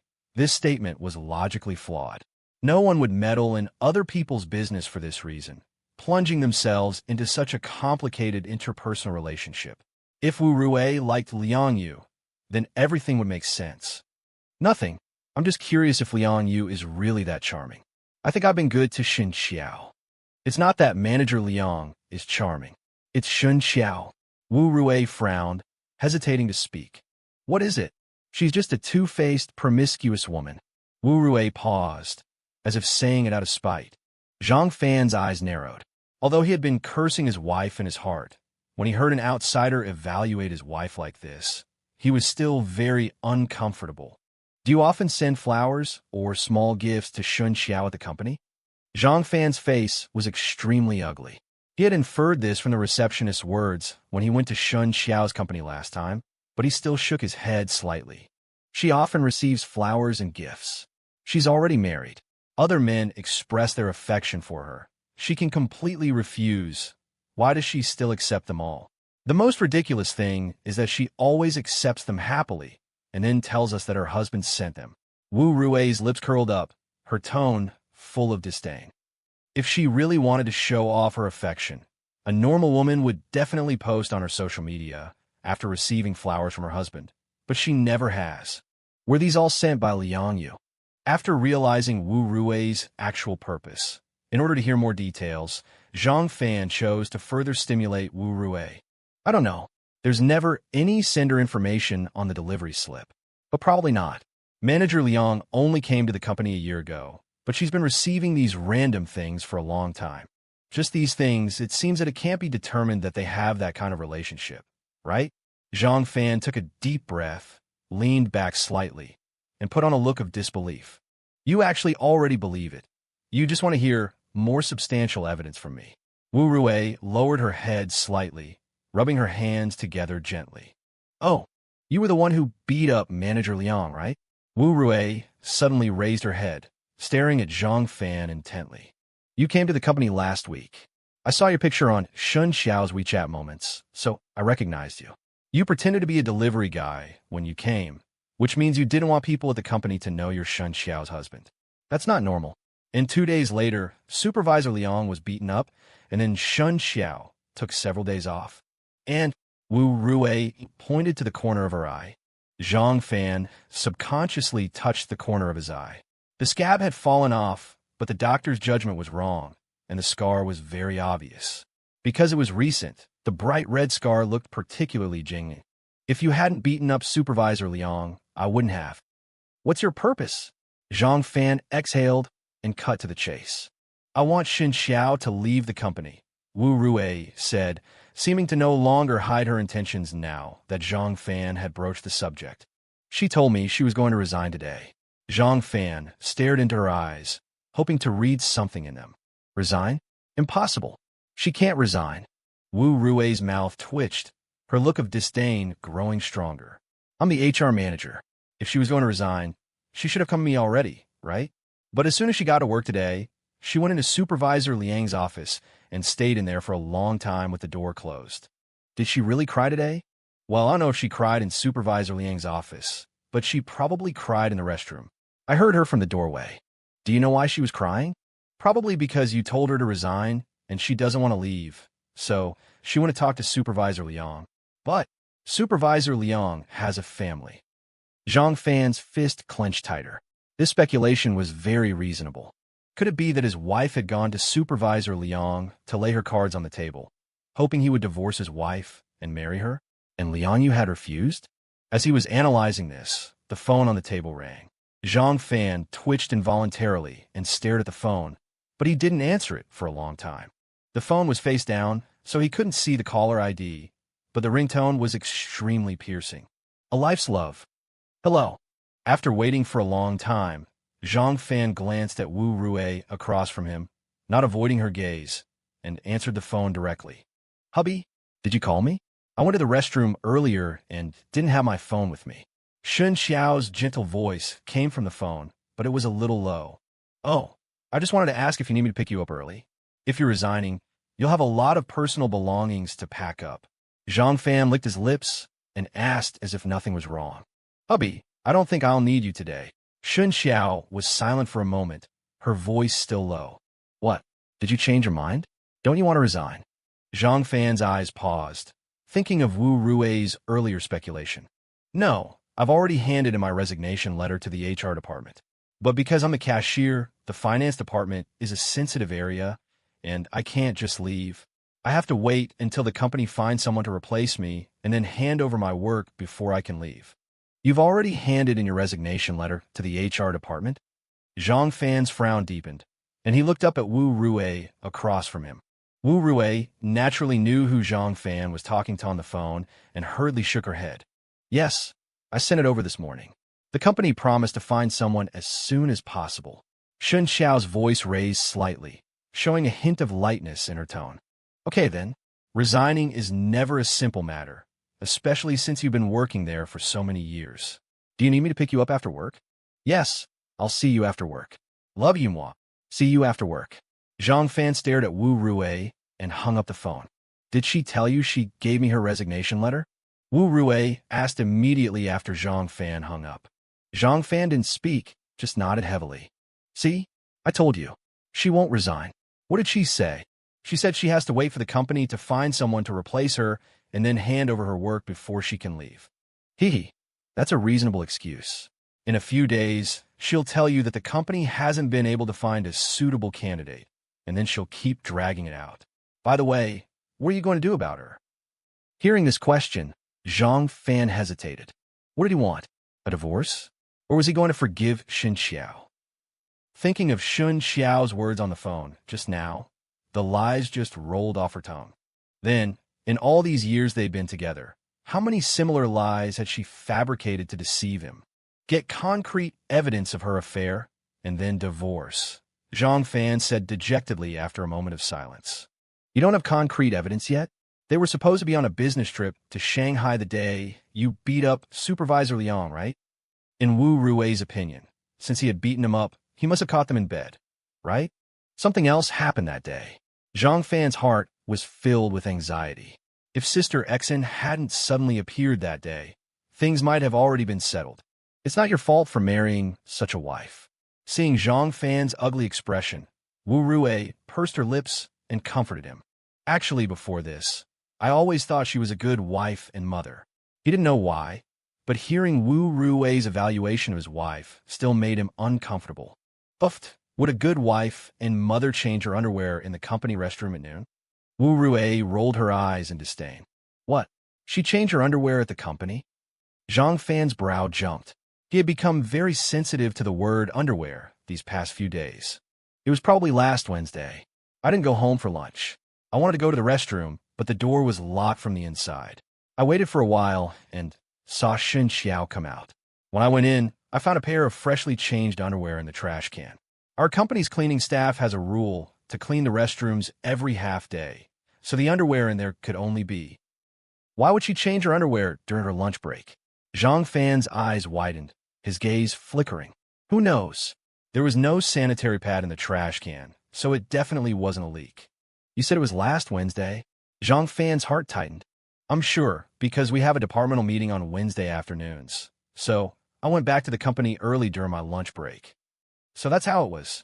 The day Zhang Fan received the package was last Wednesday, and that night, Shen Qiao had lifted her skirt, taken off her stockings, and used a pair of the same underwear she was wearing to drive him crazy. So meticulous. A perfect setup. Zhang Fan had no recollection of when Wu Rui left. He sat in Starbucks for a long, long time, until the surrounding seats were filled with people, and the waiter deliberately walked past him several times, before he finally walked out in frustration and took out a cigarette. He had several times wanted to rush to Shen Qiao's company, confront her again, and teach Liang Yu a lesson, regardless of the consequences. But he had restrained himself every time. Since you like to hide, I'll play along. Zhang Fan was eager to see Shen Qiao's expression when he tore off her disguise and exposed her affair to the world. After leaving Starbucks, Zhang Fan didn't look at Shen Qiao's company building again, nor did he drive. He just wandered aimlessly down the street. He was thinking about how to catch Shen Qiao cheating. Now Shen Qiao and Liang Yu were both on alert, and judging from Wu Rui's earlier words, Shen Qiao was the one taking the initiative, while Liang Yu had reservations. Did Shen Qiao have reservations? Yes. She needed a home, a husband, to cover up her dirty secrets and embellish her flawless image as a wife. He couldn't push too hard. He had to let them relax their guard so that he had a chance to find substantial evidence. Walking aimlessly down the street, Zhang Fan smoked one cigarette after another. Just as he was taking out the last cigarette from the pack, his phone rang. Asterisk, a life's love. Asterisk, hubby, are you here? Here. Hearing his wife's words, Zhang Fan realized that he had been sitting in Starbucks all day, and it was already time to get off work. Didn't you say you were coming to pick me up? Oh, right, I'll be there soon. Just wait a moment. Zhang Fan scanned his surroundings, trying to figure out where he was. No rush, drive safely. See you soon. Love you, Ma. Okay. Zhang Fan frowned and hung up the phone. It was only when he was putting away his phone that he realized he had forgotten to say, I love you. Zhang Fan's hand froze in midair, a flicker of pain in his eyes. But just then, Zhang Fan's phone rang again. Zhang Fan stared at the phone, his body swaying involuntarily. Sister Xian? After getting Sister Xian's phone number, Zhang Fan had saved it. Hello. Zhang Fan answered the phone hesitantly. Why was Sister Xian calling him? Hadn't they agreed that they would never have any contact again? Oh, I finally got through to you. I thought you had changed your number. A clear but cold voice came from the phone. Sister Xian? Zhang Fan's tone became even more hesitant. From what she said, had Sister Xian been looking for him? Because he had gone to Hainan and his phone hadn't been turned on, she hadn't been able to reach him? Huh? You know my name. Sorry, I saw your text messages. Okay, are you free? I have something I want to talk to you about. Talk to me. Yes. I'm at a tea restaurant called Tea to Tea. You can navigate here. By the way, you're in Hangzhou, right? Yes. Zhang Fan responded instinctively. Then I'll see you soon. Sister Xian seemed accustomed to giving orders. She didn't give Zhang Fan any chance to speak and hung up the phone directly. Listening to the busy tone on the phone, Zhang Fan frowned. Should he go? Deep down, Zhang Fan didn't really want to have any more contact with Sister Xian. As Sister Xian had said that day, what was past was past. Moreover, his marriage was a mess, and he really didn't want to get involved in anything else. But Sister Xian suddenly asked to meet him. thinking of the sealed-off entrance of Sunlight KTV he had seen this morning. He should go, at least to return the money to her. If it didn't work out, he could just leave the money and go. Thinking of this, Zhang Fan walked towards where he had parked his car while calling Shen Qiao. Honey, I might not be able to pick you up. What's wrong? I have a lot of work piled up because I took time off last week, and some of it can't be delayed. I might be very late today. It's okay, work is important. I'll take the subway home later.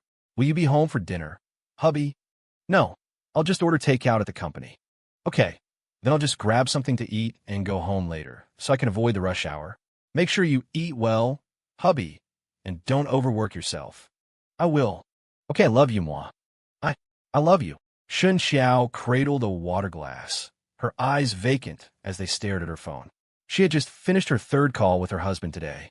In the first two calls, he hadn't said, I love you before hanging up. And in the last one, although he did say it, Shen Qiao could clearly sense a moment of hesitation. Could they ever go back to the way things were? Shen Qiao's eyes trembled, a faint mist gathering in their corners. Downing the water in her glass, Shen Qiao glanced at the now empty office. She locked the office door, then turned and walked to the filing cabinet. She hauled all of the past year's financial records onto her desk, her eyes revealing a strange calmness. When Zhang Fan arrived at the tea house carrying that oversized LV bag, a hostess was already waiting at the door. Hello, are you the guest, miss? Xin is expecting. Yes, Zhang Fan nodded. Please follow me. Ms. Xin is waiting for you on the second floor. Is she a regular here? Zhang Fan asked casually as he followed the waitress inside. An ordinary waitress wouldn't treat a customer this way. Ms. Xin is our boss, didn't you know? The waitress turned back, surprised. She owns this tea restaurant. This was unexpected for Zhang Fan. Seeing Zhang Fan's reaction, the waitress, afraid of misspeaking, smiled and remained silent. Pushing open the wooden door of the private room, Zhang Fan saw Ms. Xin again. She still had those familiar big waves, but today she was wearing a Chinese-style linen hanfu. The flowing sash cinched her waist tightly, but the loose, overlapping collar couldn't hide her breathtaking curves. Ms. Xin was alone in the room. Exquisite tea snacks were arranged on the tea table, and a hair tie and a wooden hairpin were scattered casually beside the teapot. Seeing the wooden hairpin, Zhang Fan couldn't help but imagine Ms. Xin with her big waves pinned up, the wooden hairpin inserted, and with the elegant antique tea house as the backdrop. Asterisk jeweled hair like autumn clouds, powdered face like the moon. Asterisk, beautiful. Are you planning to stand in the doorway all day? Ms. Xin saw the familiar infatuation in Zhang Fan's eyes, her cool brows furrowing slightly, a hint of barely perceptible disgust flashing in her eyes. Sorry, I'm just not used to seeing you in hanfu. Zhang Fan scratched his head awkwardly. Have something to eat first. I have some questions to ask you later. Ms. Xin glanced at the waitress, signaling her to leave, and coldly picked up another pastry. Zhang Fan, however, frowned at the same time. He was an emotional person, and such people were usually very sensitive. He sensed Ms. Xion's superior air, and he also detected a hint of disdain towards him. I'm not eating. I actually came here mainly to return this to you. Zhang Fan didn't sit down and directly placed the LV bag on the table. What do you mean? Ms. Xian raised an eyebrow. You left this in my car. I'm returning it to you. Of course, if you insist on interpreting our pure relationship in this way, I can add a little more to it, Zhang Fan said, taking out his wallet. Ms. Xian was stunned, staring at Zhang Fan for a long time without saying a word. Add a little? Ha ha. Fast food is 300. Overnight is 800. Fine. I like you. I'll give you a discount. I'll take 600 from you. Ms.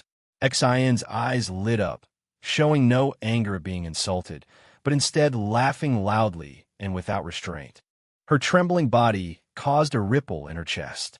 Zhang Fan twitched the corner of his mouth, said nothing, took out 600 from his wallet, and placed it directly on the table. Having done all this, Zhang Fan turned and left. Wait, I really do have something to ask you. Sit for a while, Ms. Xian hurriedly called out to stop him. Ask away. Zhang Fan sighed and sat down opposite Ms. Xin. You seem to know my name. I still don't know what your name is. Ms. Xin got up, picked up the 600, counted it carefully in front of her eyes, and carefully put it in her bag. Zhang Fan. Zhang as in bow, Fan as in ordinary. But I only know you as Ms. Xin. Xin. Su as in Suzhou, Ms. Xin raised an eyebrow, looking at Zhang Fan with a playful expression. Go ahead, what do you want to ask me? But I really don't remember anything about that night. Zhang Fan met Su Xin's gaze, his heart instinctively trembling. Su Xin's eyes were very symmetrical.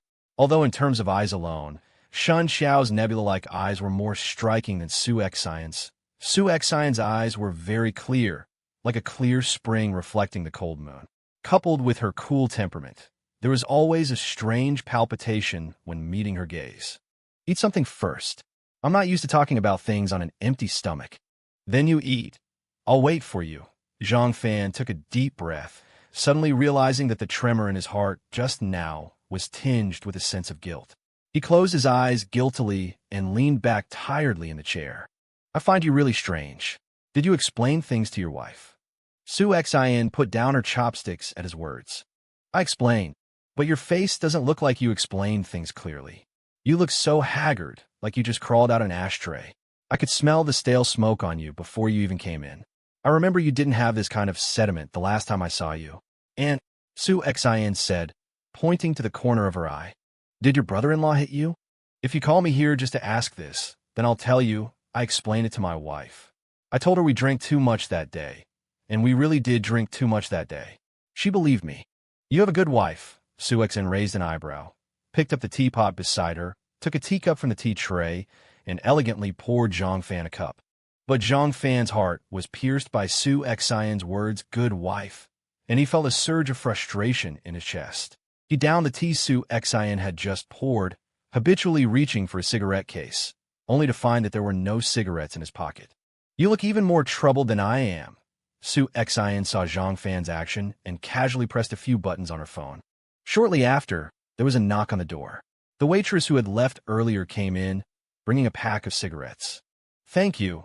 Zhang Fan took the cigarettes, only to find that it was a pack of guotzi, the cigarette case gleaming with gold, the raised patterns on it exuding high-end atmosphere and luxury. He had heard of the cigarette, but had never seen it.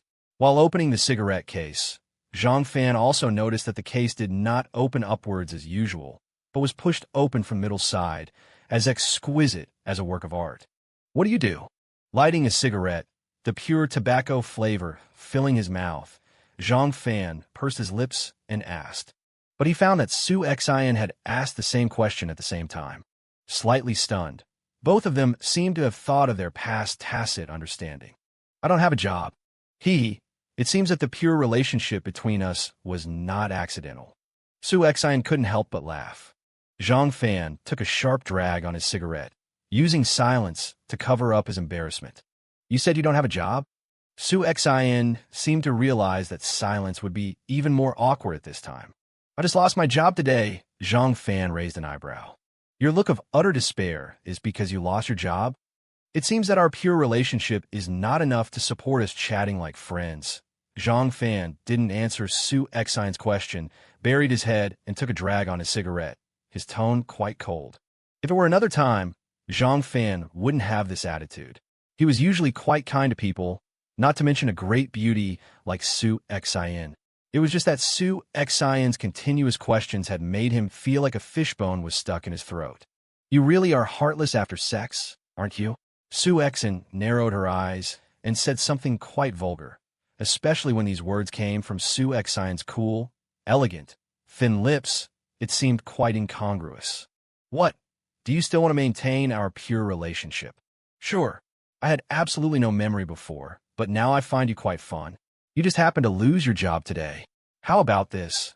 Name a price, and I'll keep you.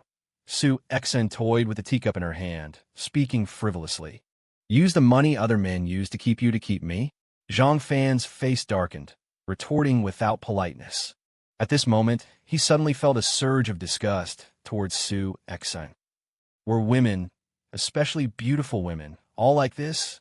Did a perfect exterior always hide another unbelievable face? Su Xian's face was gloomy, but surprisingly, she didn't refute. If there are no other questions, I'll be going. I'm not interested in the job you're offering. Thank you. I'll leave the money for the cigarettes at the counter. Zhang Fan stubbed out his cigarette and stood up expressionlessly. Where's the phone you had that night? Just as Zhang Fan was about to open the door, Su Xian's words came again. Huh. Zhang Fan turned his head in confusion, but the moment he turned his head, his eyes couldn't help but tremble again. Su Xian's temperament had changed again.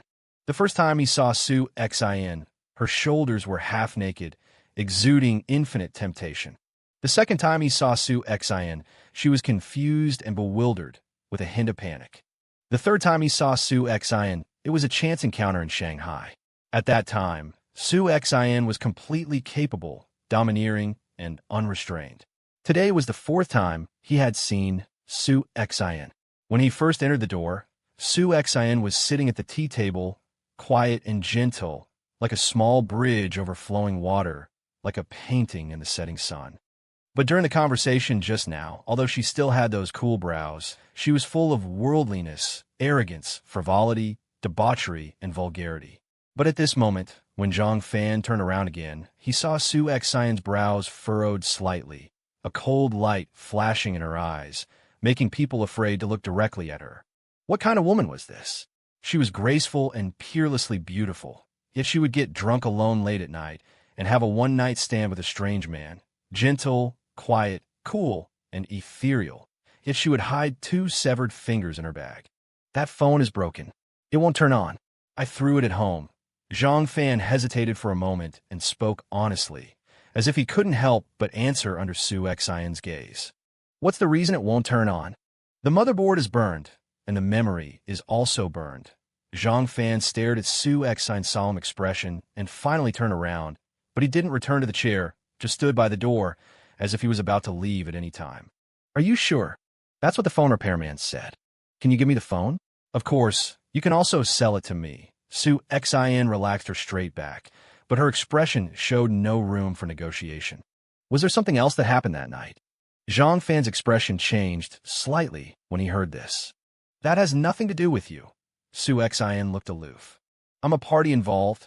How is it none of my business? Zhang Fan hesitated for a moment and sat back down opposite Su Xian. That night, we were drugged. Spiked.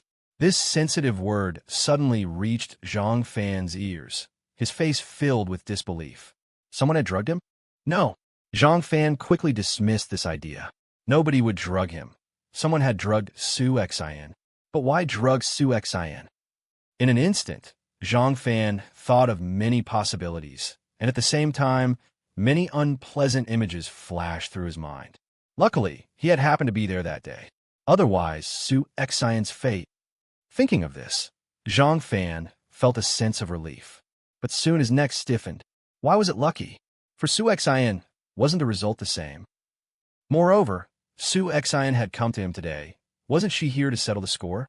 Being drunk and being drugged were 2 different concepts. Have you already found out? Zhang Fan straightened up, looking at Su Xian seriously. No. Su Xian sighed in frustration. But I consulted a professional. Under the influence of alcohol, people either fall into a deep sleep or become unconscious. But after alcohol poisoning, it's extremely rare to have normal behavior but amnesia, let alone 2 people losing their memories at the same time. Sunshine KTV was shut down. Was that you? I actually suspected you at first, but I investigated you. You had no motive and no means. Zhang Fan raised an eyebrow, not knowing whether to be relieved or frustrated. There are quite a few drugs with similar effects, but they're definitely not obtainable by ordinary people. Judging from my trajectory that day, apart from you, it could only have been someone from Sunshine KTV. Su Xian picked up her teacup, poured out the cold tea, and refilled it. Why would they do that? They haven't admitted it. Drugging customers is a serious crime, and without solid evidence, they won't admit it. I can only shut them down through other means. But I'm not willing to let it go just like that. Didn't you go to the hospital for a checkup? If I had gone the next day, I probably could have gotten some evidence. But I only realized the problem after I met you in Shanghai, and by then it had been more than 48 hours. The chances of finding drug residue in my system were very small. So you think there might be evidence on my phone? Zhang Fan leaned forward, noticing a bit of tea left in his cup, and couldn't help but pick it up and drink it down. I checked all their surveillance footage. I saw you lingering at the bathroom door before entering my private room, and you took out your phone, but you didn't make a call. Zhang Fan frowned, trying to recall the scene Su Xian described.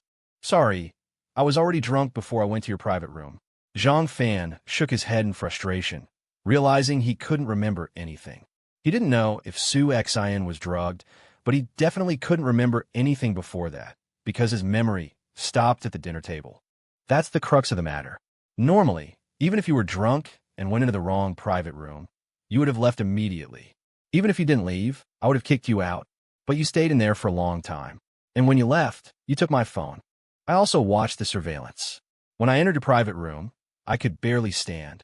Is it possible that I collapsed on the sofa as soon as I entered, and you were already? That's possible, but see for yourself, Su Xian said, taking out her phone and opening a video. The video was the footage of Zhang Fan coming out of the KTV bathroom, which Zhang Fan hadn't checked before.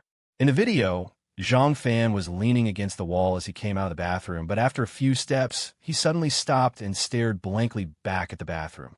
After a while, Zhang Fan clumsily took out his phone and fumbled with it. For the next few tens of seconds, Zhang Fan held his phone against the wall, seemingly trying to extend it towards the bathroom. Then, Zhang Fan put away his phone and hurried out. After Zhang Fan left, a short, fat man with a beer belly walked out, staring at Zhang Fan's back for 2 seconds, also holding a phone. You suspect I was recording or taking a video at that time? Zhang Fan asked tentatively after watching the video. This fat guy is one of the shareholders of Sunshine KTV, Wang Xiuyong. Zhang Fan twitched the corner of his mouth, interlaced his fingers on the table, and tapped the back of his hands against each other. Su Xian also remained silent, just looking at Zhang Fan quietly. Wait here for me. I'll go home and get my phone. Zhang Fan pressed hard on the table, using the force to stand up. I'll go with you. I haven't been able to reach you these past few days, and I'm a little anxious from waiting. Su Xian pulled out a wet wipe, gently wiped the corner of her mouth, and also stood up. Sorry, I went to Hainan for a trip a few days ago. If I hadn't found out you had a return flight booked, I would have gone to your company. Su Xian picked up the hair tie and wooden hairpin on the table, skillfully tying up a bun. You really investigated me? Zhang Fan's mouth twitched. Although personal information is almost without privacy in the face of big data, things like flight information are not something just anyone can get. What do you think? Su Xian raised an eyebrow, picked up her handbag, and walked out. So, when you said you didn't know my name earlier, were you trying to get information out of me? Su Xian didn't answer this question, but gave Zhang Fan a playful glance. Maybe you should wait for me here. I'll be back soon. What? Afraid of being seen by your wife? Don't worry, you can drop me off at the supermarket outside your neighborhood. I'll wait for you at the supermarket entrance. I won't go in. Su Xian went straight downstairs without looking back. You even know the supermarket outside my neighborhood? Hiring a private investigator doesn't cost much. Aren't private investigators illegal in China? Yes, that's why they're called investigation agencies now. Just as Zhang Fan was driving back, Shen Qiao was looking through a stack of documents with a solemn expression. Her fingers traced the surface of the documents, and she bit her lower lip, turning her gaze to the window, her eyes filled with contemplation. After a long while, she took out her phone and took a picture of the title and date of the document. Then, she continued to search through the file cabinet. Zhang Fan dropped Su Xian off at the entrance of the neighborhood and returned home at top speed. But to his surprise, Shen Qiao was not at home. Because Su Xian was just outside the neighborhood, Zhang Fan felt a sense of relief. He picked up his phone and quickly left, but in the elevator, Zhang Fan couldn't help but wonder, where was Shen Qiao? Why hadn't she come back? Who was she with? Opening the phone's location, Zhang Fan saw Shen Qiao's location, still at the company. After hesitating for a moment, Zhang Fan gave up the idea of calling Shen Qiao to ask. Asterisk, aren't I an actor?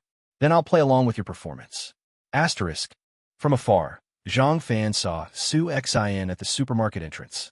Dressed in Hanfu, Su Xian stood out among the crowd, like a lotus flower emerging from the water, elegant and graceful, like a plum blossom in the snow, proud and delicate. Although they had only been apart for a short while, Su Xian's figure still caused Zhang Fan to be slightly lost in thought. Zhang Fan couldn't help but compare Su Xian and Shen Qiao in his heart again. In terms of appearance, they were both 1 in 10,000, one like a fairy who had cultivated for 1,000 years, and the other like a goddess who had fallen into the mortal world. They seemed to not belong to the human world, and thus shone brightly in this mundane world. But beneath their glamorous appearances, why were there so many wuchuo that ordinary people found difficult to understand? Thinking of this, Zhang Fan's heart ached again for himself, for the gazes that watched them, and for themselves. "This is the phone you wanted." Zhang Fan's tone suddenly turned cold. "Thank you." Su Xian took the phone, but her gaze remained fixed on the supermarket entrance she had been looking at earlier. Zhang Fan followed her gaze, but only saw the bustling crowd entering and exiting the supermarket. "Is this how you usually buy groceries? Don't you rich people cook?" Zhang Fan retorted coldly. "No." Surprisingly, Su Xian's tone was calm, as if she hadn't heard the provocation in Zhang Fan's words. Zhang Fan was at a loss for words, suddenly realizing that he was projecting his emotions towards Shen Qiao on his Su Xian, which made him feel a twinge of guilt. Su Xian had never done anything to wrong him. Even if Su Xian was unspeakable behind the scenes, it had nothing to do with him. On the contrary, after Su Xian was drugged, he had done something to wrong her. For a woman, being drugged was ultimately a very sad thing. "Sorry, do you and your husband usually have the nanny buy groceries? We don't usually eat together." "Okay, thank you." With your temper, you wouldn't accept money even if I gave it to you. I hope I won't bother you again. Su Xian waved the old phone in her hand and walked out with a steady pace. "Do you want me to give you a ride?" Looking at Su Xian's desolate back, Zhang Fan suddenly felt an indescribable sadness. "Is your wife not home?" Su Xian raised an eyebrow, turned around, and looked at Zhang Fan playfully. "She's home, cooking." Zhang Fan told a small lie. "Then hurry home and be with your wife. I can handle this myself. You can't help much. By the way," Su Xian's face showed a hint of hesitation. "If possible, ask your wife to change companies." "What do you mean?" Zhang Fan couldn't help but frown instantly. "It's nothing. I investigated you earlier, and I also checked on your wife, so I know which company she works for." "What did you find out?" "Nothing much, just that the company is quite complicated. Don't ask about the rest. Just take it as a friend's advice." Su Xian waved her hand. Zhang Fan wanted to ask further, but he saw the Porsche he had seen before stop by the roadside, and the man wearing sunglasses still looked at him coldly through the car window. Zhang Fan stopped and watched the Porsche drive away. Asterisk, is that her husband? Did she tell her husband about being drugged? If she did, will her husband forgive her? Asterisk. In an instant, Zhang Fan thought of Shen Qiao again. If Shen Qiao was the one who was drugged, would he forgive her? This question suddenly struck Zhang Fan's chest like a boulder. He reached into his pocket for the pack of Guitzi cigarettes and took a deep drag. He looked up, but saw a security guard in uniform across the street glaring at him coldly. It was the old man he had seen in the surveillance room. After meeting his gaze, the old man spat heavily on the ground, his eyes full of disdain. Asterisk, is this old man sick? What kind of people does the property management hire? Asterisk. The next morning, Zhang Fan, as usual, drove Shen Qiao to the company. After Shen Qiao kissed him and got out of the car, Zhang Fan suddenly found himself with nowhere to go. He sat in the car, smoked a cigarette, and then went to his former company. Amidst the bewildered looks of his colleagues and the wan shi of his mentor, he hastily completed his resignation procedures. As he left the company with his personal belongings, that unfamiliar feeling of abandoning his life resurfaced intensely. Divorce, sell the house, and then leave this place far behind. This thought grew stronger and stronger in Zhang Fan's mind. Divorce, sell the house, and then leave this place far behind. This thought grew stronger and stronger in Zhang Fan's mind. Shen Qiao had come home very late yesterday, using the same excuse of being with Jia. If he wanted to get a divorce quickly and find substantial evidence of his wife's infidelity, he needed to talk to Jia.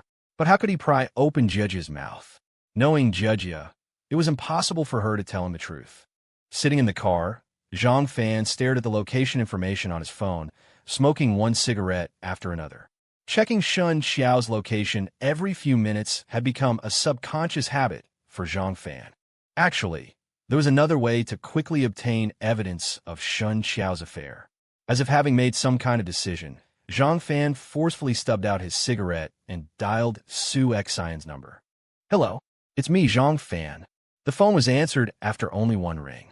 But strangely, after Zhang Fan spoke, there was no sound from the other end. "Hello."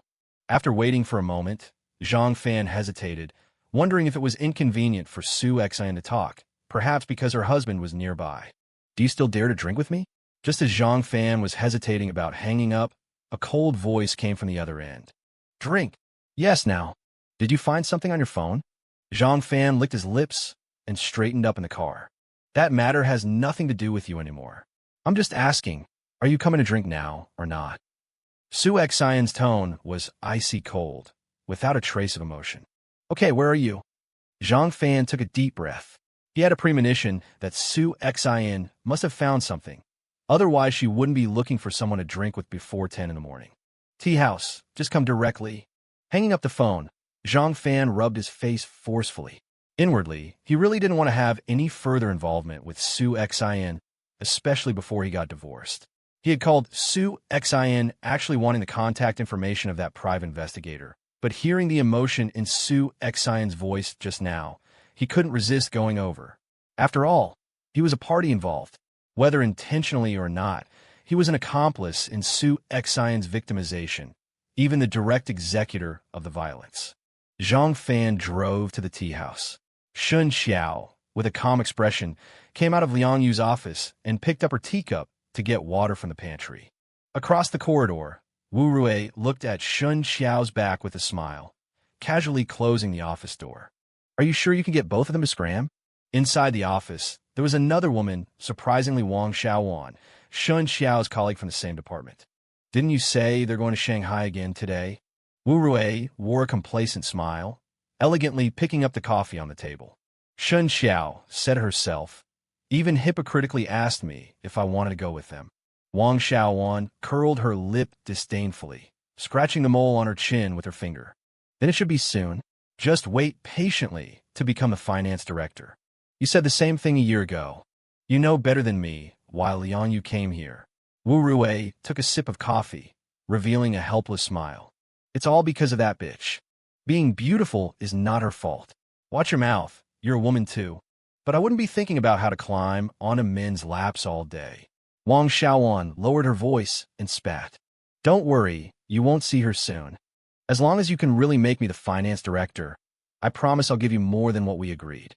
Wu Rui smiled slightly, leaning against the window and looking down at the street below. People came and went, bustling and hustling, all living beings, all driven by profit. When Zhang Fan pushed open the door of the tea house room, even though he was mentally prepared, he was still shocked by Su Xian's haggard appearance. Su Xian was wearing a loose, casual outfit today, her wavy hair tied up casually on top of her head. It wasn't that Su Xian's complexion was bad, but rather her melancholic temperament that made her look haggard, like the saying, thinner than the yellow flower. Rich people don't even wear makeup when they go out. Zhang Fan steadied himself, closed the door, and sat down opposite Su Xian. "With my looks, makeup is to hide my unparalleled beauty, lest I incur the wrath of heaven. So you're not afraid of thunder today? Isn't that why I called you here to be my lightning rod?" "All right, you've set up such a big scene so early in the morning. Shouldn't you tell me what happened first?" Zhang Fan sighed, pointing to the various bottles on the tea table. He suspected whether this was a tea house or a bar. The variety was so complete. "I just want a drink." Su Xian simply laid down on the table, resting her chin on the surface, her eyes fixed on Zhang Fan. "Aren't you afraid of getting drunk?" As soon as he said this, Zhang Fan regretted it. Being drugged and raped by the same person once or twice makes no difference. Su Xian's eyes were lifeless, but a hint of hatred flashed through them. Zhang Fan opened his mouth, momentarily at a loss for words. So, did you find something? After a moment of silence, Zhang Fan asked tentatively. Su Xan stared at the table for a long time, her eyes seeming to struggle, but she nodded slightly. Can you tell me? No, Su Xian replied coldly, picking up a bottle on the table. Going straight for this. Zhang Fan's eyelids twitched. Red Star 56 proof? The fighter of Erwo 2? What? Do you need foreplay before drinking? Don't worry, this is my place. The alcohol is fine. This stuff is very strong even without adding anything. There's a proper way to drink when you're feeling down. If you just want to pass out, just take a sleeping pill, right? All right, I have the alcohol. What about your story? Su Xian looked at Zhang Fan seriously, picking up another bottle of red wine that had already been opened. I don't have any story. Tell me about your wife. From what you said, you have a good relationship, and she's very beautiful. As Su Xian spoke, she couldn't help but touch her own cheek. My wife. Zhang Fan suddenly sighed and took the wine bottle from Su Xian's hand. Huh, I guessed right, there's a story.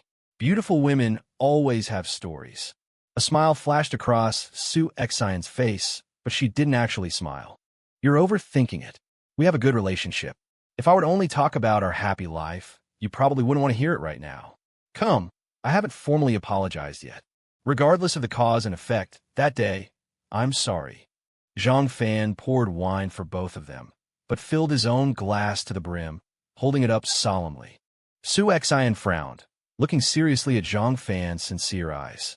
After hesitating for a moment, she gently clinked glasses with Zhang Fan. Zhang Fan tilted his head back and drank it all in one gulp, continuing to pour himself more wine.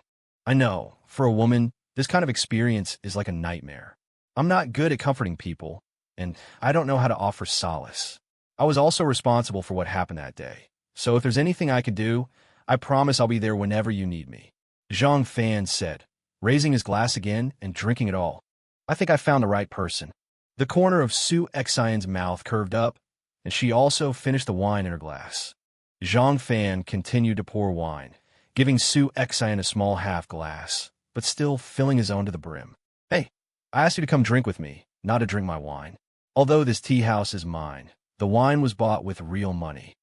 Su Xian was displeased, but she didn't snatch the bottle from Zhang Fan's hand. Instead, she picked up another bottle.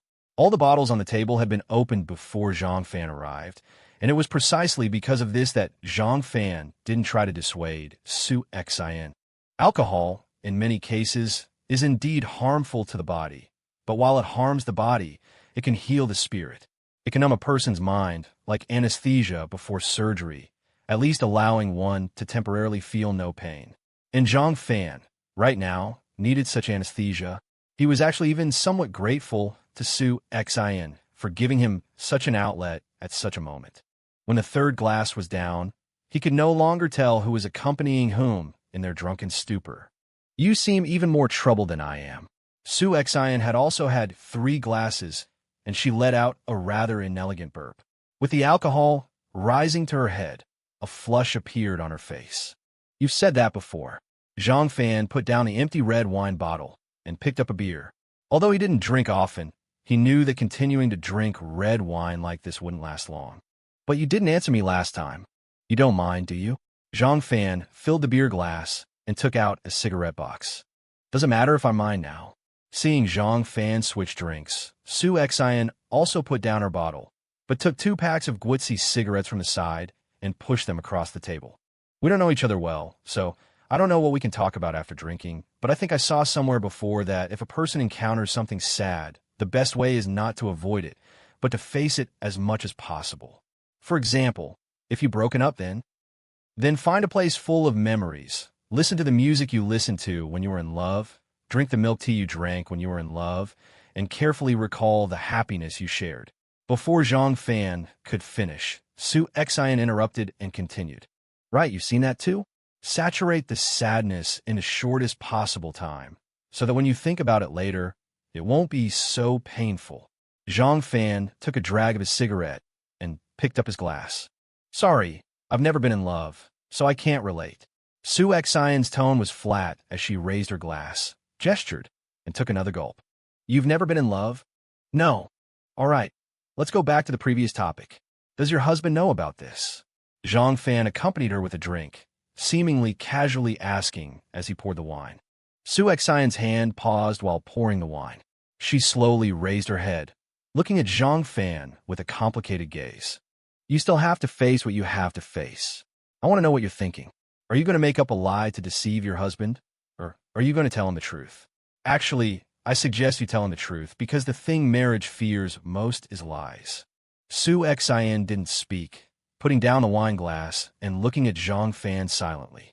I know it's not easy, and you must have a lot of concerns, but there are many ways to maintain a marriage, but must not be lies that will only make the situation worse. If needed, I can testify for you. I won't shirk the responsibility I should bear, even if it means getting beaten up by your husband or handed over to the police. Zhang Fan said, raising his refilled glass. Honestly, as a man, I know your husband definitely won't be able to accept this kind of thing. If it were me, I'd be the same. I've actually made an assumption if it was my wife who was drugged. But the one who drugged me was my husband. Clang! The wine glass fell to the floor, the liquid splashing, soaking the table and the two people sitting opposite each other. Zhang Fan looked at Su Xian in astonishment, hoping to see from her face that this was a joke. But Su Xian was calm, just looking at Zhang Fan quietly. Are you sure? Zhang Fan's fist clenched subconsciously, an indescribable anger and doubt rising from his heart. I can't, but the recording on your phone can. Wang Shuiyong was the one on the phone with him about drugging you. Is he crazy? Why would he do that? Zhang Fan didn't doubt Su Xian's words, because everything made sense logically, which also explained his unusual behavior that day. The only thing that couldn't be explained logically was, why would Su Xian's husband do this? Drugging his own wife to benefit another man? Su Xian didn't speak. She brushed off the wine that had splashed on her, leaned over, took a cigarette from Zhang Fan, and lit it. But obviously, Su Xian didn't have the habit of smoking, or rather, she had never smoked before. With just one puff, she was choked and coughed continuously. I won't stop you from drinking, but you should leave the cigarettes alone. Seeing this, Zhang Fan grabbed the cigarette and put it out. Is there a difference between smoking first-hand and second-hand smoke? Zhang Fan was stunned for a moment and also extinguished the cigarette in his hand. You're so funny. A smoker telling people not to smoke. Su Xian curled her lips, revealing a mocking smile. Why did he do it? Zhang Fan ignored the matter of smoking and stared directly at Su Xian. If you want to hear a story, trade it for one of yours. Su Xian puffed up her cheeks with her tongue, looking at Zhang Fan playfully. Although her face was frivolous, the struggle in her eyes didn't escape Zhang Fan. I don't have a story. Talk about your wife. What you just said didn't sound like you were talking to me. Su Xian picked up the wine glass that had rolled to the side. Good quality, it didn't break. Zhang Fan frowned, took the wine glass, and continued to pour himself wine. But this glass was directly filled to the brim, and Zhang Fan's action of pouring the wine didn't stop. He was lost in thought. Su Xian didn't remind him, just held up her glass and waited. It wasn't until Zhang Fan came back to his senses and looked at Su Xian that Su Xian raised her glass and drank it all in one gulp. Shaking the wine off his hand, Zhang Fan also drank the wine in his glass. But after drinking this glass, neither of them spoke again, just silently pouring wine for each other. Both of them lowered their heads, staring at the wine constantly flowing in the glass, as if this crystal-clear liquid carried their stories. And as long as they stared at it, they could find the answer. I want a divorce. Putting down the bottle at the same time, the two spoke simultaneously. But this time, the two raised their heads at the same time and clinked glasses again tacitly. It has to be said that Su Xian had a good tolerance for alcohol. After drinking so much, Zhang Fan was already dizzy, but looking at Su Xian, apart from the blush on her face, there was no particularly big reaction. Want to have another drink for our tacit understanding? Su Xian turned her neck, stroked her collarbone, and adjusted to a comfortable position. Let's take it slow. I'm afraid the wine will run out before the story is finished. Zhang Fan licked his lips, habitually took out a cigarette, but when he took the lighter, he paused there. Smoke. Don't men say that cigarettes and alcohol are inseparable? Just like women's makeup, they'll go crazy if they only apply foundation and don't put on lipstick. You look better without makeup. I know. Okay, who goes first? Zhang Fan shrugged helplessly and lit the cigarette in his hand. Su Xian didn't answer, just folded her arms across her chest, assuming a posture ready to listen to the story. How did you know my marriage was in trouble? Did you investigate? No, that's not within the scope of my commission, but I've seen you twice in a sober state, which is enough for me to be sure that you have a story. At least recently. She cheated. Zhang Fan sighed deeply and took a hard drag on his cigarette. Perhaps it was because of the alcohol, or perhaps it was because the person sitting opposite him was also in an unfortunate marriage. This topic that he had always been afraid to face at this moment, he spoke it out without any hindrance. Cheated? Yes. Zhang Fan nodded weakly. I'm not surprised at all. Su Xian changed to propping her cheek with one hand and leaning on the table. Huh. Zhang Fan's eyes narrowed, and he suddenly looked up at Su Xian. Don't get me wrong. It has nothing to do with my investigation. I only investigated you at the time, and I just happen to know about her. The reason I said I'm not surprised is, I've seen her. She's too beautiful. As soon as these words came out, Zhang Fan fell silent. I know, I may be hurting you by saying this, but the fact is, beautiful women are like luxury goods, the most luxurious kind. Not just any man can have them, let alone monopolize them. Zhang Fan lowered his head and smoked. He had actually heard similar words a lot in the past 6 years, but in the past he always scoffed at this kind of statement, and he would always proudly mock those superficial people. But hearing it again at this time, he couldn't muster the slightest strength to refute it. Is this reality? What about love? Can't beautiful women have love? Is that peerless face a gift from heaven, or a curse of fate? Stepping out of the elevator, Shen Qiao was also pondering this question. This face, is it a gift or a curse? Don't worry, I'll go. Looking left and right, Shen Qiao held up her phone and continued. Anyway, it's just been a hotel. Is there a difference between Shanghai and Hangzhou? Don't say these boring things. You can guarantee your promise. Let's meet at the restaurant downstairs of the hotel first. I'm a little hungry.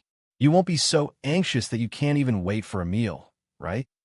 We'll talk about other things when we meet. Let's do this for now. I'll hail a taxi.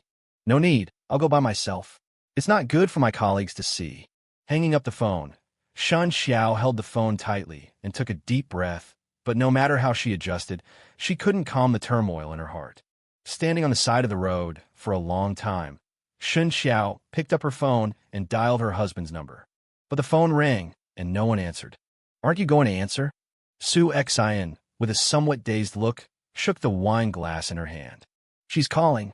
Zhang Fan frowned and looked at the phone screen. Have you reached the point where you don't want to talk? Didn't you just come back from a trip? Do you believe in love? Zhang Fan turned the phone to silent, flipped the screen over, and threw it on the table. No. Then why did you get married? Does marriage have anything to do with love? Zhang Fan was speechless again. He seemed to know why Su Xian's husband did that beastly thing. You married him. Just for his money. Zhang Fan was silent for a moment, and asked somewhat weakly. Su Xian couldn't help laughing when she heard this. She smiled beautifully, but bitterly. Is this what you said, that only those with strong financial resources can match beautiful women? Or women like you can only be accessories to rich men? A trace of mockery appeared at the corner of Zhang Fan's mouth, as if he had regained a little dignity. No, you misunderstood.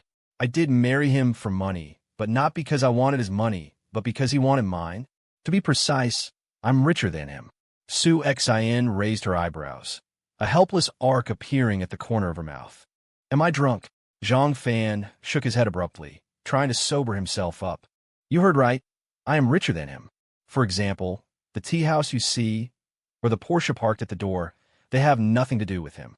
You? Then what do you want? Zhang Fan was completely dumbfounded. He had always thought that Su Xian was the kind of woman kept by a man. That's why she got drunk late at night to seek excitement. Her words and deeds were unrestrained, and she spent money lavishly. Okay, it's my turn to tell my story. Are you ready with the wine? Su Xian licked her lips and pointed to the wine glass in front of Zhang Fan. Without thinking, Zhang Fan drank it all in one gulp, looking at Su Xian full of anticipation. It's not wrong to say that a man is supporting me, but that man is my father. Su Xian symbolically took a sip with Zhang Fan. My dad was a coal miner, The kind of nouveau riche coal boss you often see on the internet, so rich that he didn't even know how to spend it. Zhang Fan nodded mechanically, trying to open his eyes wide to dispel the drunkenness. My mom died of illness when I was 15. At that time, my dad brought a woman back. At first, I thought it was his illegitimate daughter from outside, because he often brought women back before. But he told me that this woman was going to be my mother. Hell, that woman was only 4 years older than me. Zhang Fan raised his eyebrows. He didn't know much about the world of rich people. I had a big fight with him, and then he sent me to the UK. You went to college abroad?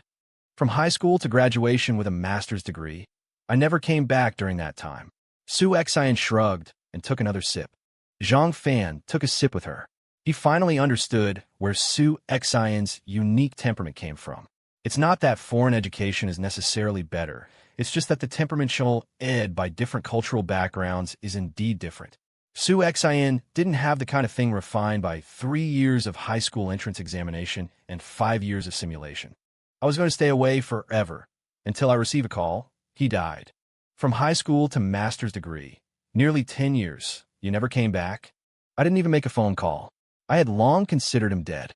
Anyway, he would send money regularly every month. Zhang Fan smiled awkwardly.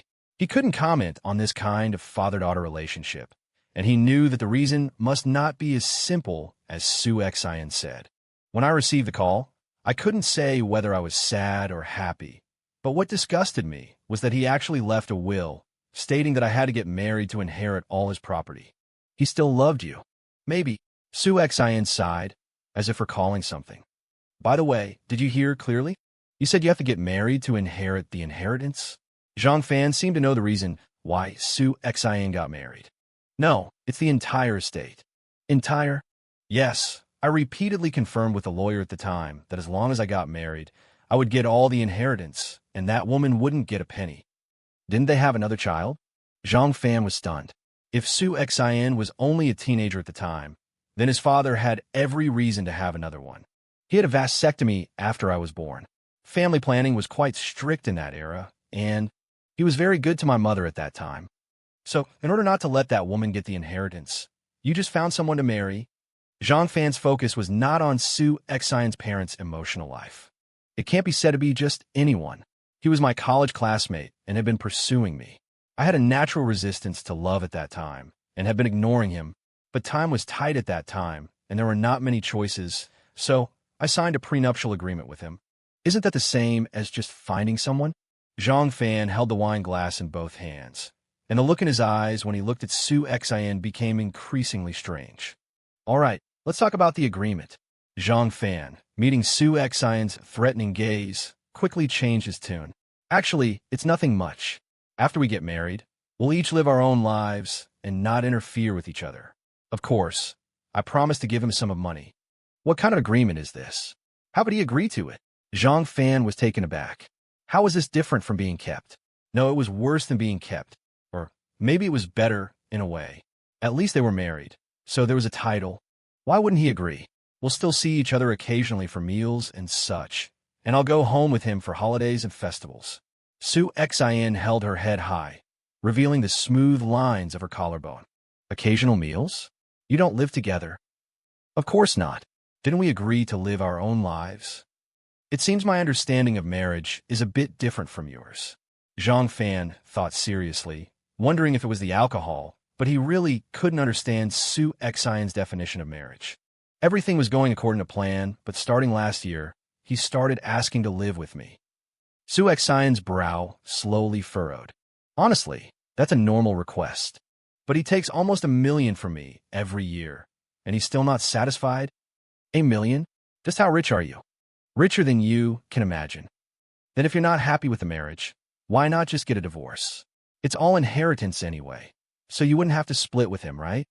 Zhang Fan thought such a ridiculous marriage should end sooner rather than later to avoid any future drama. It's not that simple. What do you mean? Does he have something on you? Or were there some special requirements in the original will? Zhang Fan wondered if there was a clause about having a child for the will to take full effect. No, it's, my current money isn't all inheritance. After I married him, I inherited my father's estate, but most of it was in mineral rights or mining agreements. I didn't want to be a mine owner or a coal baroness. I really hate that term. So the first thing I did when I came back to China was sell everything. That's a good idea. Zhang Fan nodded sincerely. He couldn't reconcile the image of Su Xin as a fairy-like creature with that of a coal baroness. I was originally planning to just live a comfortable life as a wealthy woman. That's kind of a provoking statement. All right, continue. Then I met some producer who convinced me to invest in a movie. And you invested? Zhang Fan was inwardly distressed. The movie market these days was a murky place, and Su Xin, as a young heiress, was probably seen as a cash cow. Yeah, I invested in a few films. A few. Do you think I was scammed? Su Xin sighed nonchalantly. Weren't you? I invested in Beyond Transcendence and 9 Cauldrons of Dreams. What? Zhang Fan exclaimed. He had heard so much about those 2 shows. Even he had been following them, not to mention Shen Qiao. They were both web series adapted from online novels. Although the original author's writing was mediocre, the adaptations were amazing. They were the most talked about shows in recent years. According to Entertainment News, because the original novels were not popular, the investment was very small, but after the shows became hits, the investors made a killing. How much did you make? I haven't calculated it exactly, but after a few films, the money my father left me has almost multiplied several times. Holy shit. So, getting a divorce now would be very troublesome. These are all marital assets. When he asked to live with me, I mentioned divorce, but he didn't agree. Su Xin sighed helplessly. If it were me, I wouldn't agree either. Su Xin frowned and looked at Zhang Fan seriously, but her vision was a bit blurry due to the alcohol. Putting aside your assets, just with your looks, very few men would be willing to divorce you. Zhang Fan seemed to sense Su Xin's gaze and quickly explained. Oh, so you're saying your wife isn't as pretty as me? Zhang Fan was taken aback. His diverted attention reeled back in. He silently picked up the bottle and took a big gulp. Okay, my bad. Su Xin pouted and finished the wine in her glass. So, that day he hired someone to drug you. It was actually for himself? Zhang Fan put down the bottle, bringing his thoughts back to Su Xin. Su Xin didn't speak but nodded painfully. All these years, you haven't let him touch you? Su Xin raised her head, looked at Zhang Fan seriously, and after a long time, nodded again. 1,000 alpacas stampeded through Zhang Fan's heart. This guy was really pathetic, guarding such a beautiful wife, yet resorting to such despicable means. And in the end, it benefited him. Wait a minute, you said earlier that you've never been in a relationship before. And with your husband? Don't tell me. That day, you were not. Zhang Fan suddenly felt like something was stuck in his throat, unable to utter a complete sentence. Yes. This time, Su Xin's answer was very straightforward. Holy shit. Zhang Fan instinctively picked up the bottle and chugged it down. Half a bottle seemed insufficient to quell the shock in his heart, so he grabbed another one and continued to gulp it down. Have some red wine. While Zhang Fan was drowning himself in alcohol, Shen Qiao sat down in the restaurant of Xinghing International, looking at Liang Yu smiling brilliantly across from her. She handed the wine list to the waiter. Looks like you've loosened up. Liang Yu carefully examined Shen Qiao. Honestly, even though he saw her every day, he could never get enough of her. Thinking that he would soon be able to press her beneath him, a fire ignited within him. Wine can enhance the mood, can't it? Shen Qiao replied coldly, placing her handbag on the table. Of course. Actually, you don't have to rush. I've prepared everything upstairs to enhance the mood, guaranteed to make you feel ecstatic and float among the clouds. I hope so. Liang Yu didn't speak, but meaningfully licked his lips. Soon, the wine and food arrived. Shen Qiao ate silently, while Liang Yu seemed equally unhurried, savoring the food slowly. All right, we've eaten enough. Shall we go back to the room? Putting down his chopsticks, Liang Yu raised his glass and took a small sip. Wine could enhance the mood. It was true, but drinking too much would affect the experience, especially for men. I thought you'd remain calm the whole time. There's really no need to rush. We have the whole afternoon. I was just worried you were anxious. Liang Yu raised an eyebrow, feeling that he had been overshadowed in terms of presence, and poured himself another glass. Let's talk about the conditions first. Shen Qiao also put down her chopsticks and picked up her wine glass. Haven't we already discussed the conditions? A crooked smile appeared on Liang Yu's lips. Tell me the truth. Will you stop bothering me after today? Or do you plan to maintain this kind of relationship in the future? Didn't we already agree? You think I believe that? Oh, Liang Yu frowned. From what I've learned about you in the past few days, you'll continue to threaten me with today's events until you lose interest in my body.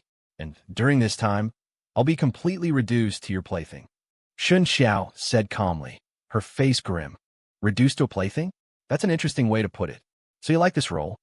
So you've been planning to continue this relationship all along? I'm not quite sure what you mean. Liang Yu turned his head to look at the approaching waiter. I need other conditions, otherwise I won't go upstairs with you. You piqued my interest. Come, tell me your conditions. Liang Yu lowered his voice, stroking his stubble. I want to know why you came to the company. Didn't I already tell you? The first time I saw you, I was captivated. I came to the company just to be able to see you every day. I would have believed that a few days ago. You don't believe it now? July 24th last year, Bea shares. November 13th, Tiangong Bathhouse. February 19th this year, Santai shares. Shen Qiao didn't look at Liang Yu's bright eyes, but lowered her head as if talking to herself, uttering a string of words that others wouldn't understand. What else do you know? Liang Yu sat up straight, a trace of barely perceptible panic mixed with shock in his eyes. If I'm going upstairs with you, I want my share. Shen Qiao still didn't look at Liang Yu, but calmly picked up her glass and took a small sip. Oh, Liang Yu was stunned, the surprised expression slowly fading, replaced by a deep interest and a hint of delight in his eyes. You have something on me. If I don't want immediate divorce, I have to go upstairs with you. But once I become your plaything, it's even more likely that my husband and I will divorce. I need to prepare a way out for myself. Shen Qiao put down her glass, this time looking directly into Liang Yu's eyes without flinching. You're smarter than I thought. I just don't know if this is your true face. You only want my body, right?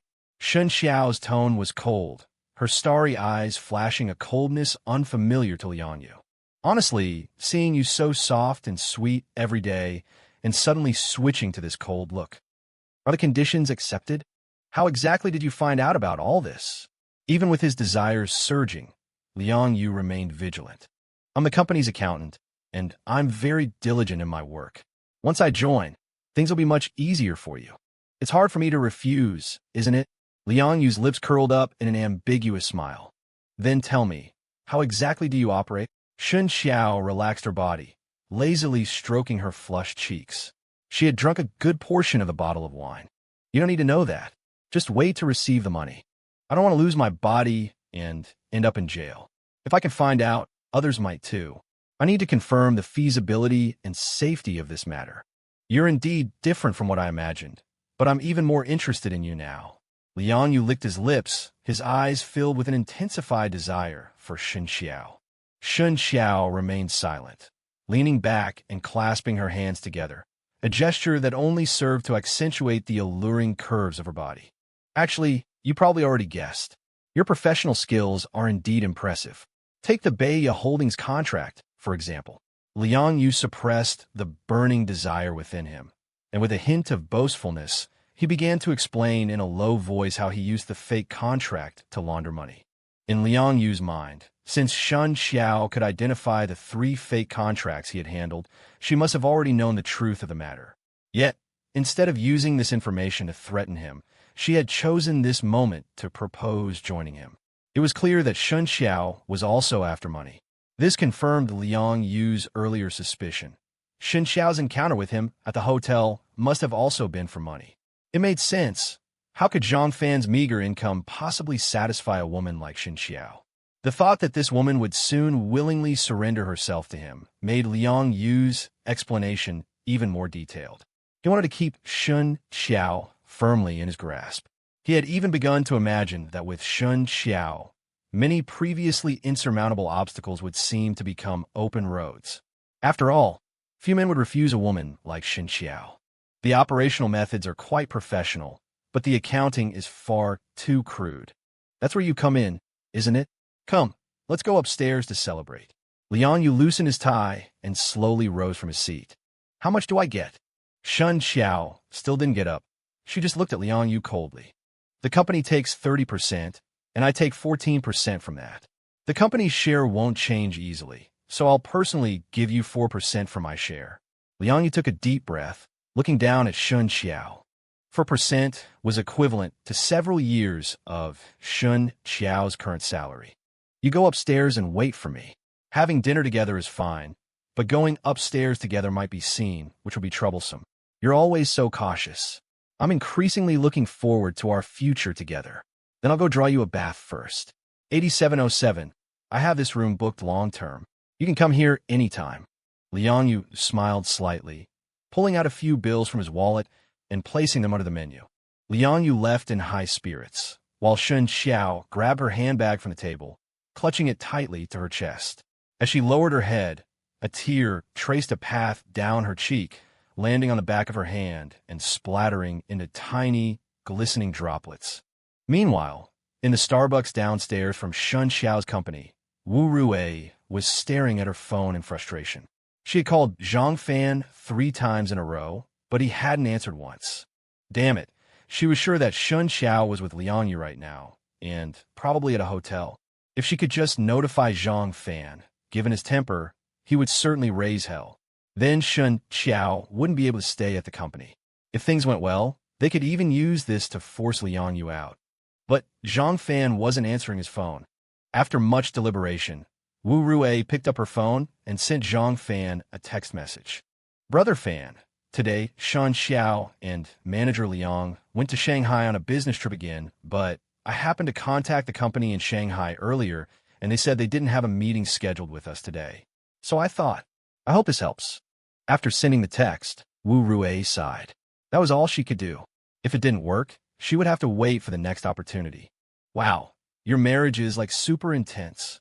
Inside the tea house, Su Xin was clearly drunk.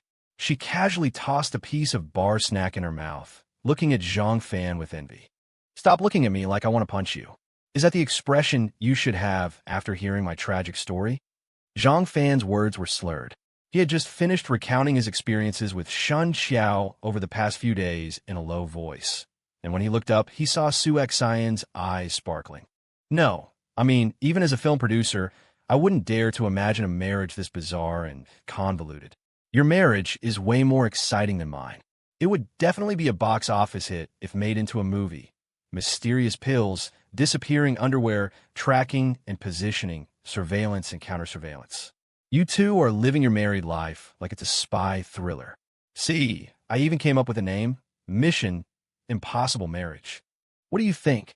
I'll find a screenwriter to discuss it with later. Su Xian, completely uninhibited, jumped up from her seat and sat down next to Zhang Fan, throwing her arm around his shoulders like a buddy.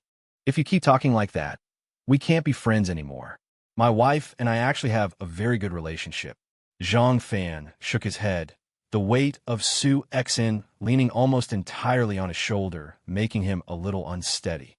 Come on, a good relationship? I've never seen a man as wimpy as you. You lost your job, and your wife is being stolen away. What are you talking about? Zhang Fan's mind jolted, spurred by her words. He pushed Su Xian away and turned to grab her shoulders. But Su Xian was clearly off balance, and Zhang Fan's push sent her tumbling to the ground. Zhang Fan didn't get to say what he wanted to. Seeing Su Xian fall, he instinctively reached out to help her up, but he stumbled and fell from his chair as well, landing on top of Su Xian. What are you going to do to me? Su Xian, pinned beneath him, felt nothing, her neck craned upwards in defiance, her gaze challenging Zhang Fan. Zhang Fan started to speak, but his gaze fixated on the red lips so close to his, and his eyes suddenly became even more dazed. You can't go in. The door to the private room was thrown open with a shout from the waiter. You too. Standing in the doorway was a refined-looking man with slicked-back hair and thick-rimmed glasses that gave him a scholarly air. He was stunned into silence upon seeing the scene inside. Boss, I'm sorry, I couldn't stop him. Behind the man stood a flustered waiter. Qin Huaibei, Su Xian, on the floor, frowned for a long moment, hesitantly uttering a name. Who's that?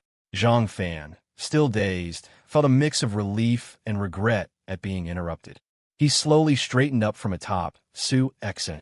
The man I told you about. Su Xian frowned, pushing herself up from the floor. Your husband?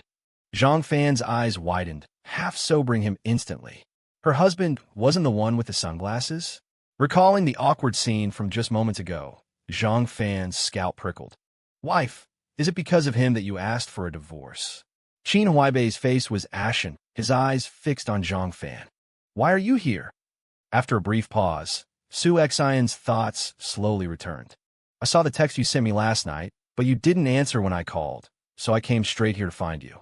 I didn't expect. How could you do this to me? Qin Huaibei's voice trembled slightly, filled with boundless anger and sorrow. Bullshit. Don't think I don't know what you've been up to. I sent you the recording yesterday. You're here now, so let's go to the authorities right now. Su Xian's emotions flared, and she scrambled to her feet. Wife! Qin Huaibei cried out. Don't call me wife. Who drugs their own wife? Su Xian shrieked hysterically. You were the one that night, weren't you? No need to deny it. I've seen the surveillance footage. Qin Huaibei took a deep breath, forcing himself to look away from Su Xian and focus his gaze on Zhang Fan. Yes, it was me. Zhang Fan lifted his chin. Su Xian's heart-wrenching cries had pierced his heart, causing him an inexplicable pain. He had said before that he would take responsibility. So be it. You two are really something. Wife, you're drunk. I'll give you some time to calm down. I'll come back tomorrow, and we'll talk properly. Qin Huaibei, after giving Zhang Fan a hard look, turned and left resolutely. He just left? Zhang Fan had braced himself for a fight, ready to throw down.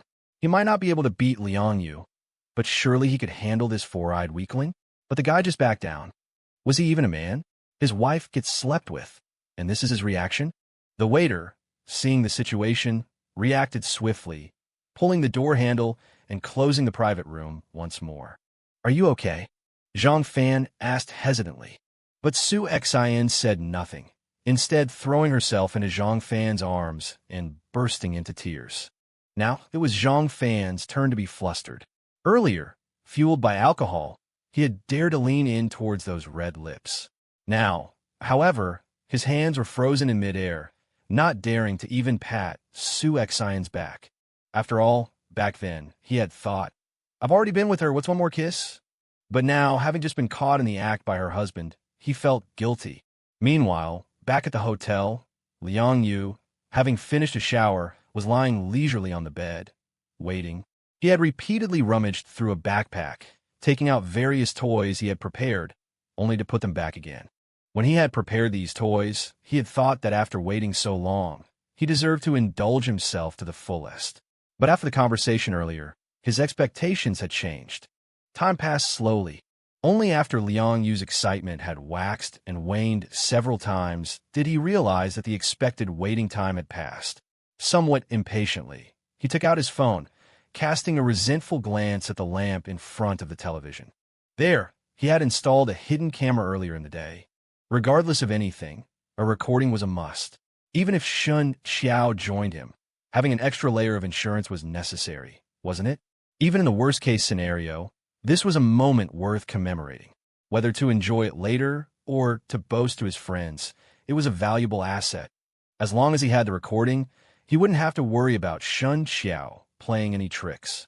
Honestly, Shen Qiao's change today had made him feel a bit unfamiliar with her. He was very glad that he had prepared the camera in advance. With a sly smile on his lips, Liang Yu opened Shen Qiao's WeChat. But before Liang Yu could compose a message, he received a voice message from Shen Qiao. Liang Yu grimaced slightly, lying back down on the bed and changing his position. He smiled and clicked on the message, curious to hear what Shen Qiao had to say. But the moment he played the message, the voice that came through made his face change drastically, as if he had been struck by lightning. Just look at the contract with Beya Company. His smug voice came from the receiver, detailing how he used fake contracts to launder money and the steps he took. Trembling slightly, Liang Yu pressed the voice call request and held the phone to his ear, his face pale. What do you mean? When did you record that? The phone rang only once before Shen Qiao answered. I told you, I'll do anything for my family. So listen carefully, from today on, don't bother me anymore. I'll resign from the company tomorrow.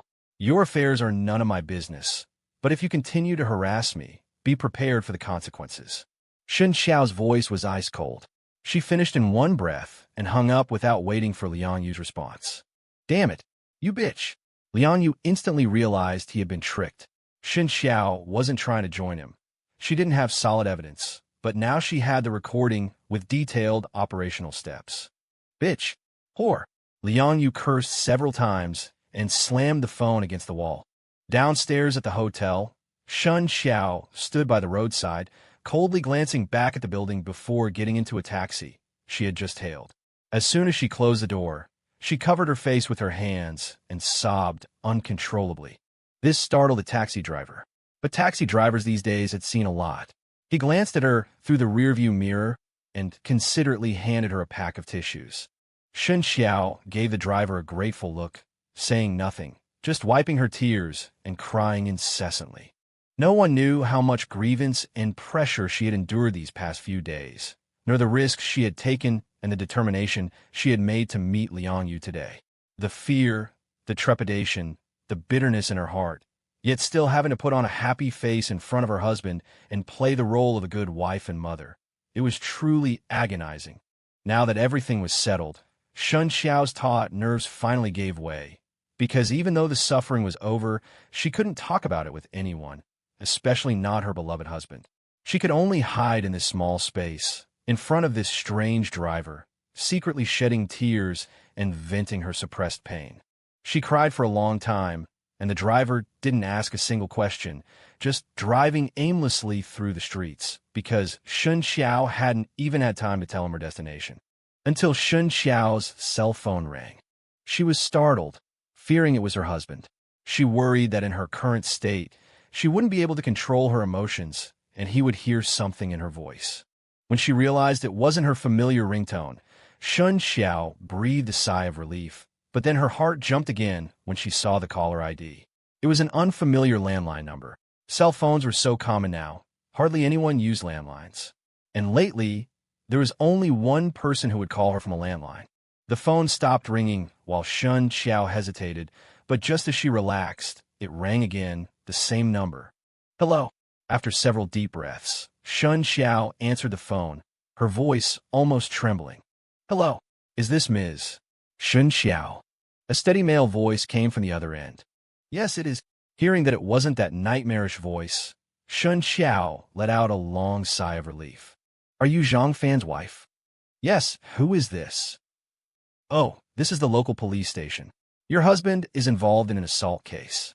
Could you please come down to the station? What? My husband assaulted someone. Shen Qiao's heart tightened. Had her husband followed her again today? Had he beaten Liang Yu again? Yes, but the injuries aren't serious. It's hard to explain over the phone, so it's best if you come in person. Can you tell me what it's about? Shen Qiao's palms were sweating. If he had really beaten Liang Yu again, and it had escalated to the police station, things would become very complicated, and all her efforts today might be wasted. I'm not the officer handling the case, but it seems to be a dispute over a relationship. The voice on the phone sounded hesitant, stammering slightly. Thank you, I'll be right there. Shen Qiao hung up, her face turning even paler. Driver, I'm sorry, please take me to the local police station. When Shen Qiao arrived at the police station, Zhang Fan had already given his statement and was waiting for a family member to sign for his release. This seemed to be a hidden feature of the system. Apparently, for minor public order offenses, they required a family member to sign for the release, claiming it would effectively prevent similar incidents from happening again. But when Shen Qiao saw Zhang Fan, she also saw someone she absolutely hadn't expected. A woman with fashionable, honey blonde, wavy hair. Both Zhang Fan and Su Xian looked uncomfortable when they saw Shen Qiao. Zhang Fan, in particular, looked as bitter as if he had swallowed a fly, a big, green-headed one at that. Honey? What happened? Shen Qiao hurried over, her gaze lingering on Su Xian for a moment before searching the surroundings for Liang Yu. I'll tell you when we get home. Just sign first. Zhang Fan's face was grim, and he discreetly glanced at Su Xian. Shen Qiao also looked up at Su Xian. Honestly, this woman who had an unclear relationship with her husband gave her a lot of pressure. But Shen Qiao didn't have time to think too much. Following the officer's instructions, she walked to a desk. This is the case report Take a look, and then sign here. The officer handed her a folder, but his eyelids couldn't help but twitch a few times as he did, and he gave Zhang Fan a meaningful look. This guy was something else. He had thought he was dealing with a man cheating on his plain wife, but look at his actual wife. Damn, was there no justice left? Social resources were already so scarce. Couldn't he leave some for the younger generation? Shen Qiao didn't know what the officer was thinking. She was just anxiously reading the case report. But the further she read, the wider her eyes became. Her initial anxiety and worry dissipated, but the shock in her heart didn't diminish. Caught in the act, then a violent outburst? Shen Qiao couldn't help but turn to look at Su Xin several times. She couldn't understand how her husband could do such a thing. Didn't he say they didn't know each other? That they were just a drunken one-night stand? I'm sorry for the trouble. Shen Qiao suppressed the turmoil in her heart, carefully read the case report, and signed her name. I'm sorry for the trouble. Looking at Shen Qiao's dignified and modest demeanor, Su Xin couldn't help but sigh. She had been worried that Shen Qiao would make a scene regardless of the occasion after learning the truth. But now it seemed that Shen Qiao was either very sensible and knew when to back down, or she really had no feelings for Zhang Fan and didn't care. It's nothing. I'm the one who caused you trouble. Have you figured out what to do next? Zhang Fan shook his head off. He had indeed acted impulsively and had not expected that Qin Huaibei would be so shameless. At the time, they had thought Qin Huaibei had left, that he had chickened out. But who knew? Qin Huaibei had gone to get help. Just as Su Xian was crying in his arms, Qin Huaibei burst in again, followed by a guy holding a cell phone. This time, Qin Huaibei didn't say much. He just burst in and started cursing, rushing up to grapple with Zhang Fan. During this, Su Xian tried to separate them, but Qin Huaibei slapped her across the face. This made Zhang Fan explode, and he started throwing punches. Qin Huaibei's small frame was no match for Zhang Fan, and he was quickly beaten down. Strangely, the helper Qin Huaibei had brought didn't help at all, just kept filming with his phone. Zhang Fan sensed something was wrong and tried to grab the phone, but the guy didn't resist, easily letting Zhang Fan take it. In his rage, Zhang Fan smashed the phone. It wasn't until the police arrived quickly that Zhang Fan's drunken mind finally realized. He had been set up. You don't need to worry about that. I can handle myself. He's just a clown. He can't do much. But have you figured out how to explain this to your wife? Su Xian looked at Shen Qiao, who was claiming Zhang Fan's personal belongings, and lowered her voice. After hearing Zhang Fan's story, she knew why he wanted a divorce, and naturally, she also knew why he didn't want a divorce now. There's nothing to explain. The innocent are innocent. Zhang Fan forced a smile. Are you innocent? Su Xian couldn't help but ask. Zhang Fan was instantly speechless, looking at Su Xian with a complicated expression. Yes, if Su Xian wasn't lying, she and Qin Huaibei were innocent, and her first time was. Meeting Zhang Fan's gaze, Su Xian guiltily looked away. This scene, however, was caught by Shen Qiao, who had just turned around. This whispering? This exchange of glances? This was someone he didn't know before? Let's talk outside. Zhang Fan saw Shen Qiao approaching with something to say and quickly stopped her. With the officer's permission, he hurried outside. What's your relationship? Outside the police station, Shen Qiao finally couldn't hold back. Friends, Zhang Fan answered without thinking. Friends. He just hadn't expected Su Xian to answer at the same time. In unison, damn it, the two looked at each other, both seeing the awkwardness in the other's eyes. It's a misunderstanding. Another unison. Shen Qiao's eyes darted back and forth between them, her chest feeling tight. It's not what you think. This time, the scene finally fell silent. The three of them stared at each other for a long time, no one daring to speak. And the simultaneous silence chosen by Zhang Fan and Su Xian made the scene even more awkward, as if it were another form of agreed-upon tacit understanding. Okay, it's hard to explain now, and this isn't the place to talk. I'll go first. Zhang Fan has my number. He can call me if needed, and I can explain it to you in person. Su Xian took a deep breath, waved at Shen Qiao, and walked decisively toward the parking lot.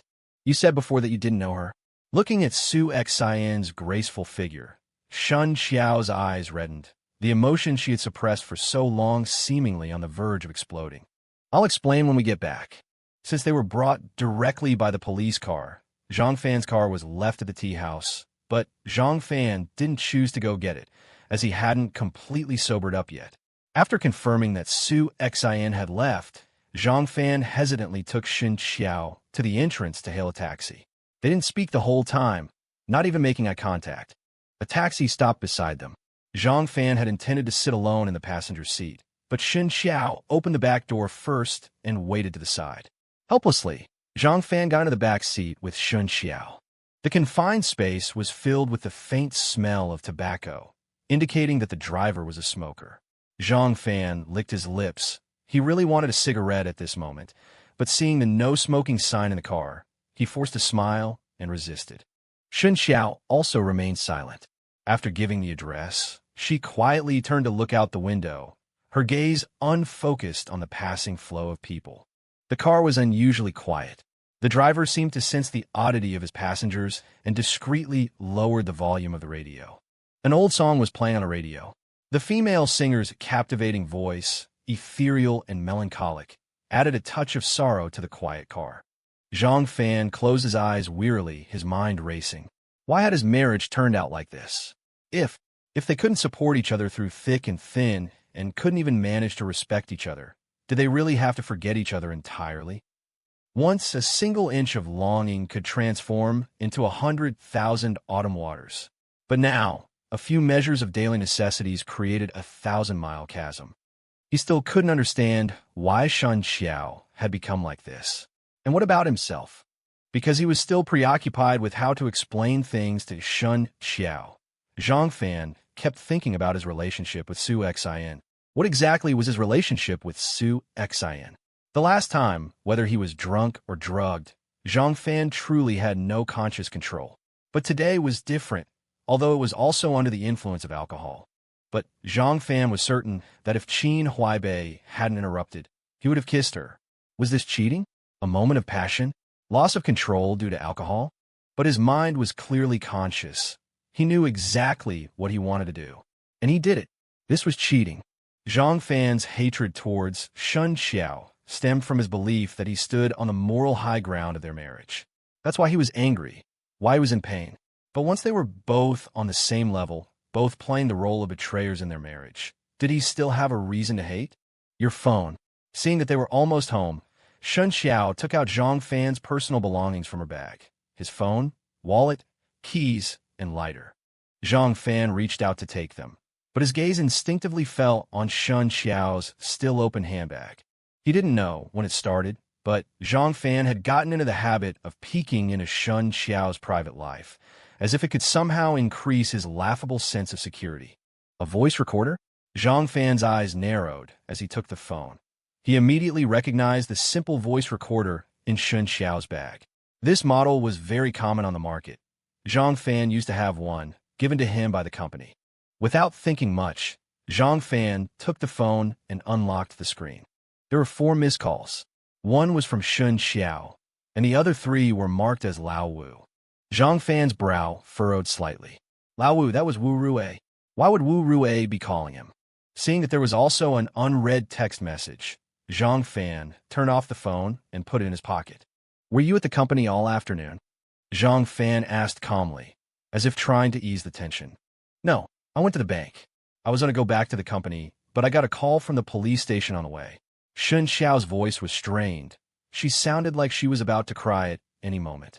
Zhang Fan twitched his lips, once again avoiding the topic.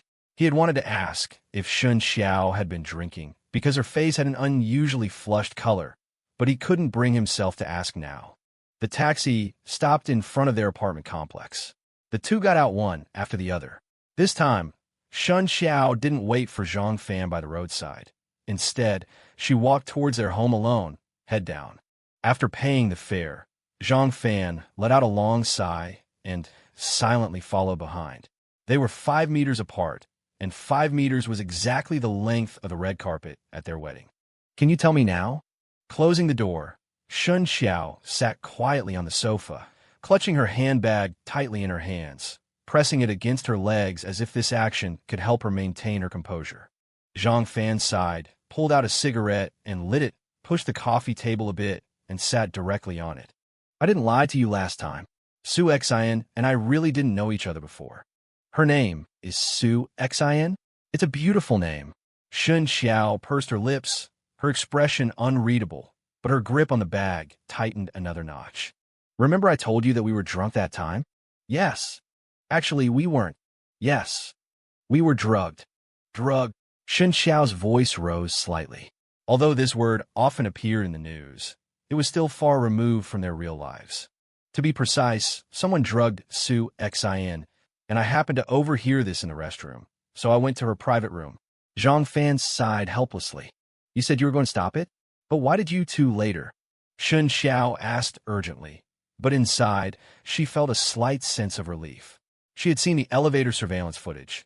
Zhang Fan in the video was indeed drunk, but definitely not to the point of blacking out and losing his memory. If he was drugged, it meant that Zhang Fan really hadn't cheated on her willingly that day. I really don't know about that. I was really drunk that day. What about today? What happened today? In Shanghai that day? I mentioned to her that I had seen the surveillance footage from Sunshine KTV, so she thought about the possibility of being drugged. Later, during her investigation, she guessed that my phone might have evidence. So yesterday, she contacted me and asked for my phone. Did she get the evidence? Shen Qiao's heart tightened. She seemed to vaguely remember passing by Sunshine KTV today and seeing that it had been shut down. Drugging was a serious crime. This was no small matter. Probably, but why were you with her today? Could it be that? Shen Qiao suddenly thought of a terrible possibility. Su Xian was drugged, and then she was taken away by her husband, and it's not what you think. She just found out the truth today and was very upset. She wanted someone to drink with. Then why did she look for you? You don't even know each other. Maybe because I was also involved. Zhang Fan stubbed out his cigarette, using the opportunity to avoid Shen Qiao's gaze. What truth are you talking about? Shen Qiao bit her lip, her mind racing, trying to piece together the sequence of events Zhang Fan was describing. Her husband was the one who drugged her. What? Shen Qiao jumped up from the sofa, her eyes narrowed, trying to assess the credibility of Zhang Fan's words. Their marital situation is quite complicated. I can't say much. Anyway, that's what happened. Today, we were drinking at the tea house, and her husband suddenly barged in and started hitting her. Her husband hit her? Shen Qiao frowned, recalling the unnatural redness on Su Xian's face. Yeah, he slapped her. You know my temper. After finding out that her husband was the one who drugged her that day, I beat him up. Shen Qiao didn't speak, just stared intently at her husband. That's the situation, whether you believe it or not. Zhang Fan pouted and pulled out another cigarette from the pack. I believe you. But before Zhang Fan could light the cigarette, Shen Qiao spoke softly and calmly. You believe me? Zhang Fan was a little taken aback. I believe whatever you say. Shen Qiao suddenly leaned down, gently cupping Zhang Fan's head, slowly pressing his head against her chest. Listening to the familiar heartbeat, the words, I believe whatever you say, echoing in his mind. Zhang Fan's heart trembled. Shen Qiao's words had truly touched him. You've been doubting me these past few days. I know the pain of not being trusted. Love is about making each other happy. We made vows to each other. So whatever you say, I'll believe it. Because I love you. I love you more than I love myself. Lowering her head, pressing her chin tightly against the top of her husband's head, Shen Qiao said, her voice choked with emotion. Wife, husband, we promised we wouldn't just stand together in the snow. We would walk hand in hand until our hair turns white. Life is very, very long. We might have a difficult journey, but we can definitely walk it together. Right? Yes. Zhang Fan opened his mouth to speak. Shen Qiao's words had truly moved him, but his mind couldn't help but flash back to those images he couldn't shake. Like Liang Yu's smile, like Wu Rui's mockery, and like that torn pair of underwear. Trust is the foundation of love, the cornerstone of a relationship, and a guarantee of marriage. But was his unconditionally trusting wife worthy of his trust? I already talked to the company today. I'll be resigning tomorrow. After a long embrace, Shen Qiao calmed down a bit and said softly, Didn't you say you were going to wait until they found a replacement and you finished the handover before resigning? Zhang Fan frowned imperceptibly. I know you don't like me working at that company, so I told my supervisor directly today. I said I had a family emergency and had to leave. Really? Will the company agree? Whether they agree or not, tomorrow is my last day at the company. Since I'm resigning, they can't really do anything to me. Shen Qiao's words carried a hint of stubbornness. Won't that be bad? I just don't want you to be angry. Your feelings are always the most important thing to me. Thank you. At this moment, Zhang Fan was truly wavering. Husbands and wives don't say thank you. Shen Qiao tapped her husband's head with her chin. And Zhang Fan's response was to hold his wife even tighter. Perhaps just let everything pass like this? They were both resigning, so maybe they should leave this city together, forget everything, and start a new life? Tell me, who's prettier, me or her? Suddenly, Su Xian broke free from Zhang Fan's embrace, placed her hands on his shoulders, and looked at him seriously. Zhang Fan was caught a little off guard by this sudden attack, his mind quickly conjuring up a comparison of the two. Shen Qiao didn't speak, just stared intently at her husband. Your eyes are prettier than hers. Zhang Fan gazed into Shen Qiao's eyes and said sincerely, What about her? She has longer legs than you, I guess. Zhang Fan said hesitantly, but as soon as the words left his mouth, he regretted them. Don't be angry. Zhang Fan quickly tried to remedy the situation. I'm not angry. Really? You hesitated just now, which means you were seriously thinking about the comparison. If you had said I was prettier without thinking, then I would be angry, because that would be perfunctory. I've seen her. She's really beautiful. Wife. Zhang Fan reached out to embrace his wife's waist, feeling guilty. So what if her legs are long? I'm bigger than her here, and here. The passionate encounter in the living room lasted for quite some time. Only when Shen Qiao, drenched in sweat, collapsed onto the sofa, did Zhang Fan finally go to take a shower, his desires still not fully sated. Gazing at her husband's sharply defined back, a flicker of worry crossed Shen Qiao's brow, but it vanished just as quickly. Everything seemed to be moving in the right direction. She hadn't fully believed her husband's explanation, of course. The pressure Su Xian exerted on her was immense, especially the look in their eyes when they met. The complex emotions tangled within were impossible for Shen Qiao to miss. Shen Qiao was a woman, and she knew the circumstances under which a woman would look at a man like that. But she was certain in her trust of her husband, because she knew him so well. If there were any hint of something, she would nip it in the bud. Shen Qiao was confident she could handle this pressure, especially since Zhang Fan was her husband. Taking a few steadying breaths, Shen Qiao slowly got up from the sofa, using her shirt to cover her chest. She picked up her handbag from the coffee table and headed towards the bedroom. Soon after, Shen Qiao emerged from the bedroom, dressed in her pajamas, and walked into the kitchen, still carrying her handbag. Moments later, she returned to the bedroom, casually hung her handbag on the coat rack, and picked up Zhang Fan's clothes to take to the bathroom door. Need any help? She asked, gently knocking and leaning her head against the door. I'm afraid you won't be able to handle it if you come in. Zhang Fan's cocky voice came from inside the bathroom. Then I'm coming in. Shen Qiao pushed open the door, only to find Zhang Fan already drying his hair. He gave her a mischievous grin upon seeing her. All right, you go ahead and rinse off. We won't cook tonight. Let's order takeout. What do you want? Huangmun chicken and rice. Shen Qiao smiled sweetly, placing the clean clothes in Zhang Fan's hands, and stepped into the shower. Okay, I'll order then. Zhang Fan took the clothes, putting them on as he walked out, closing the door behind him. Sitting on the sofa, Zhang Fan picked up his phone, but hesitated before unlocking it. He glanced again at the closed bathroom door. Lighting up the screen, Zhang Fan's gaze fell on the text message notification. Because Shen Qiao was nearby, he hadn't had a chance to read it. Taking a deep breath, Zhang Fan clicked on it. Old Wu. As expected, the glimmer of hope in his heart intensified. He even lit a cigarette before opening the message. Brother Fan, today Shen Qiao and manager Liang went to Shanghai on a business trip again.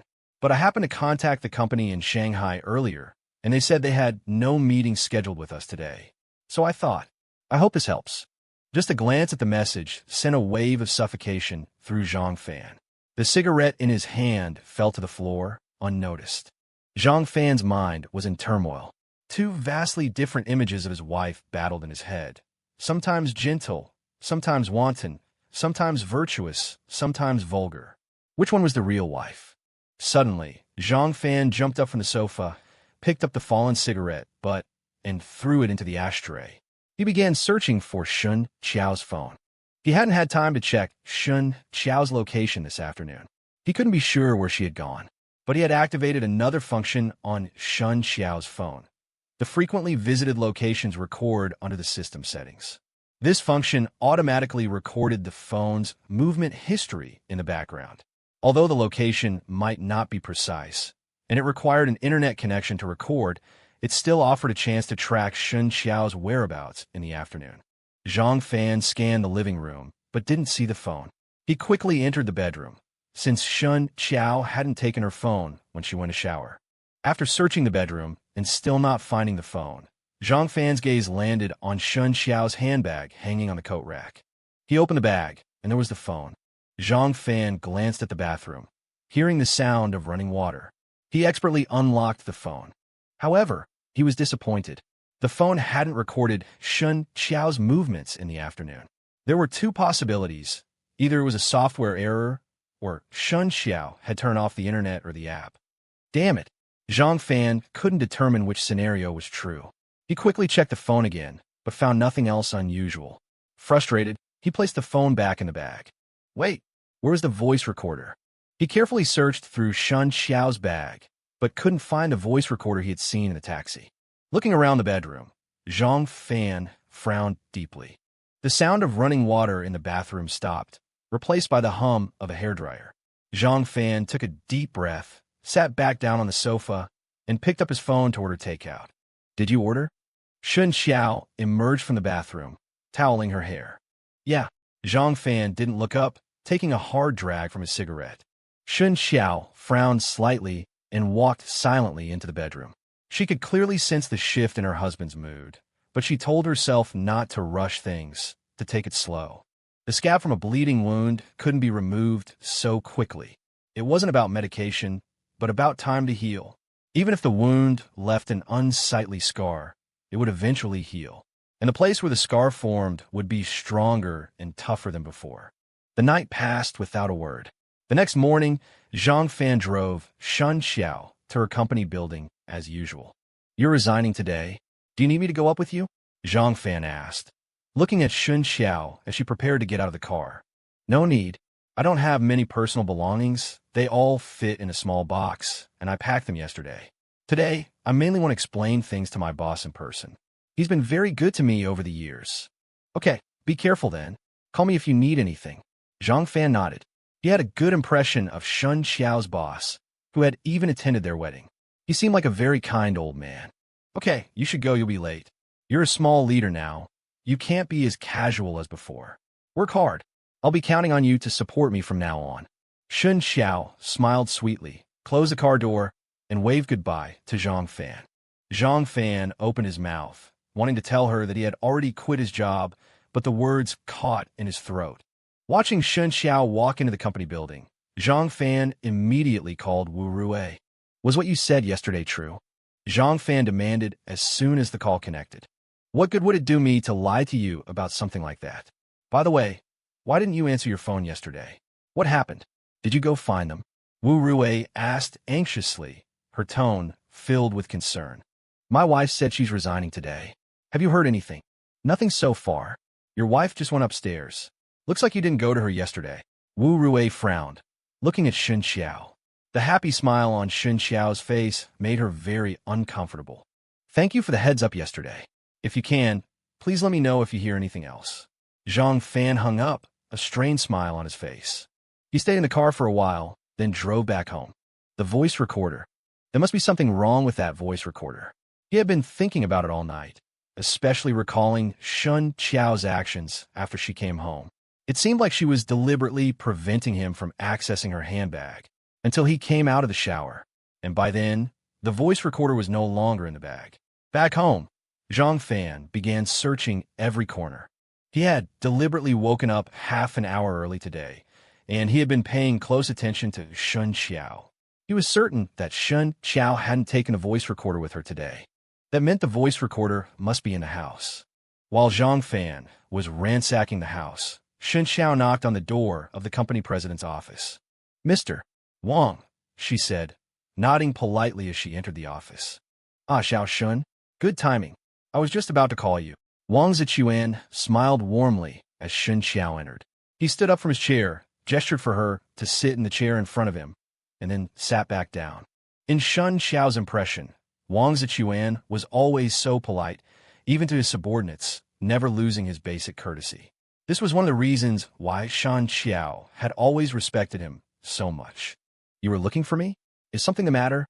Shen Qiao was slightly taken aback, placing the envelope she was holding on her lap. "Liang Yu resigned," Wang Zichuan said directly after a moment of silence, dropping a bombshell on Shen Qiao. "What? Manager Liang resigned?" Shen Qiao frowned, wondering if it had anything to do with her actions yesterday. "Actually, I fired him. That bastard." Wang Zichuan clenched his fist and slammed it on the table. Shen Qiao narrowed her eyes slightly, but didn't interrupt. She knew Wang Zichuan would continue. "What a thankless wretch. At first, I thought he was an ambitious person willing to give up a high salary to work for me, seeing the company's potential for growth. Little did I know, that bastard was using his position to launder money with fake contracts." Shen Qiao's frown deepened. She had known about the money laundering for a long time, but according to Liang Yu, wasn't the company taking a 30% commission? But looking at Wang Zichuan's expression, was he unaware? It didn't seem right. The company's large transactions ultimately required Wang Zichuan's personal approval. Without Wang Zichuan's signature, those funds couldn't be moved. "You're the cashier, and you studied finance. You should know that if this gets out, forget about Liang Yu. How many years will I, as the legal representative, spend in prison? That bastard is practically ruining me. The company is on the rise, all aspects of development have finally gotten on track, and he's going to destroy my life's work." Shen Qiao subtly bit her lip. She had actually been thinking about this very issue, Wang Zichuan's motivation for participating in this matter. She was the company's accountant, and was very familiar with the company's financial situation. It could be said that the company had been operating well in the year she had been there, with profits exceeding expectations. Logically, Wang Zichuan had no reason to take such a risk. Could it be that Liang Yu had deliberately implicated Wang Zichuan to gain her trust and increase his leverage? "Don't tell anyone about this. After all, I was fooled by him before and signed a few contracts. If this gets out, the company will be in a very difficult position." "Okay, I won't say anything. But Manager Liang, there's nothing I can do. Letting him go is already my limit. Otherwise, if he goes to jail, the company will definitely be implicated. Otherwise, I'd skin him alive," Wang Zichuan said through gritted teeth. "How did you find out?" Shen Qiao released her furrowed brows and cautiously asked. "I attended a dinner yesterday and happened to run into an old friend. He's developing his business in Hebei now. Coincidentally, didn't Liang Yu take on a project from Hebei this February? Santai stock. Yes, you're impressive, still remembering it after so long. It's Santai. I was chatting with my friend about Santai, and who knew? The guy immediately pulled me aside upon hearing the name. He said that Santai had approached him before, and it's just an empty shell company. Its purpose is money laundering. I didn't even finish my meal yesterday and rushed back to the company overnight to verify. It's a good thing I checked. It almost scared me to death." Shen Qiao didn't speak, just quietly looked down at the various documents on the table, many of which were financial reports. "Don't overthink it. I was really panicked yesterday and didn't know who else in the company was involved. You were his direct subordinate after all, so I didn't dare to call you yesterday. But it's clear now, none of those contracts have anything to do with you." Seeing Shen Qiao's serious expression, Wang Zichuan softened his tone and comforted her. "Since it's been investigated, there should be a way to remedy it." "There's no way to remedy it. The hole is too big, and we don't know who's behind the money laundering. We can only try to cover it up as much as possible." Shen Qiao remained silent. She couldn't easily offer her opinion on such matters. "The main reason I called you here today is because I need your help." Wang Zichuan looked at Shen Qiao earnestly, his tone sincere. "Help you?" Shen Qiao was startled.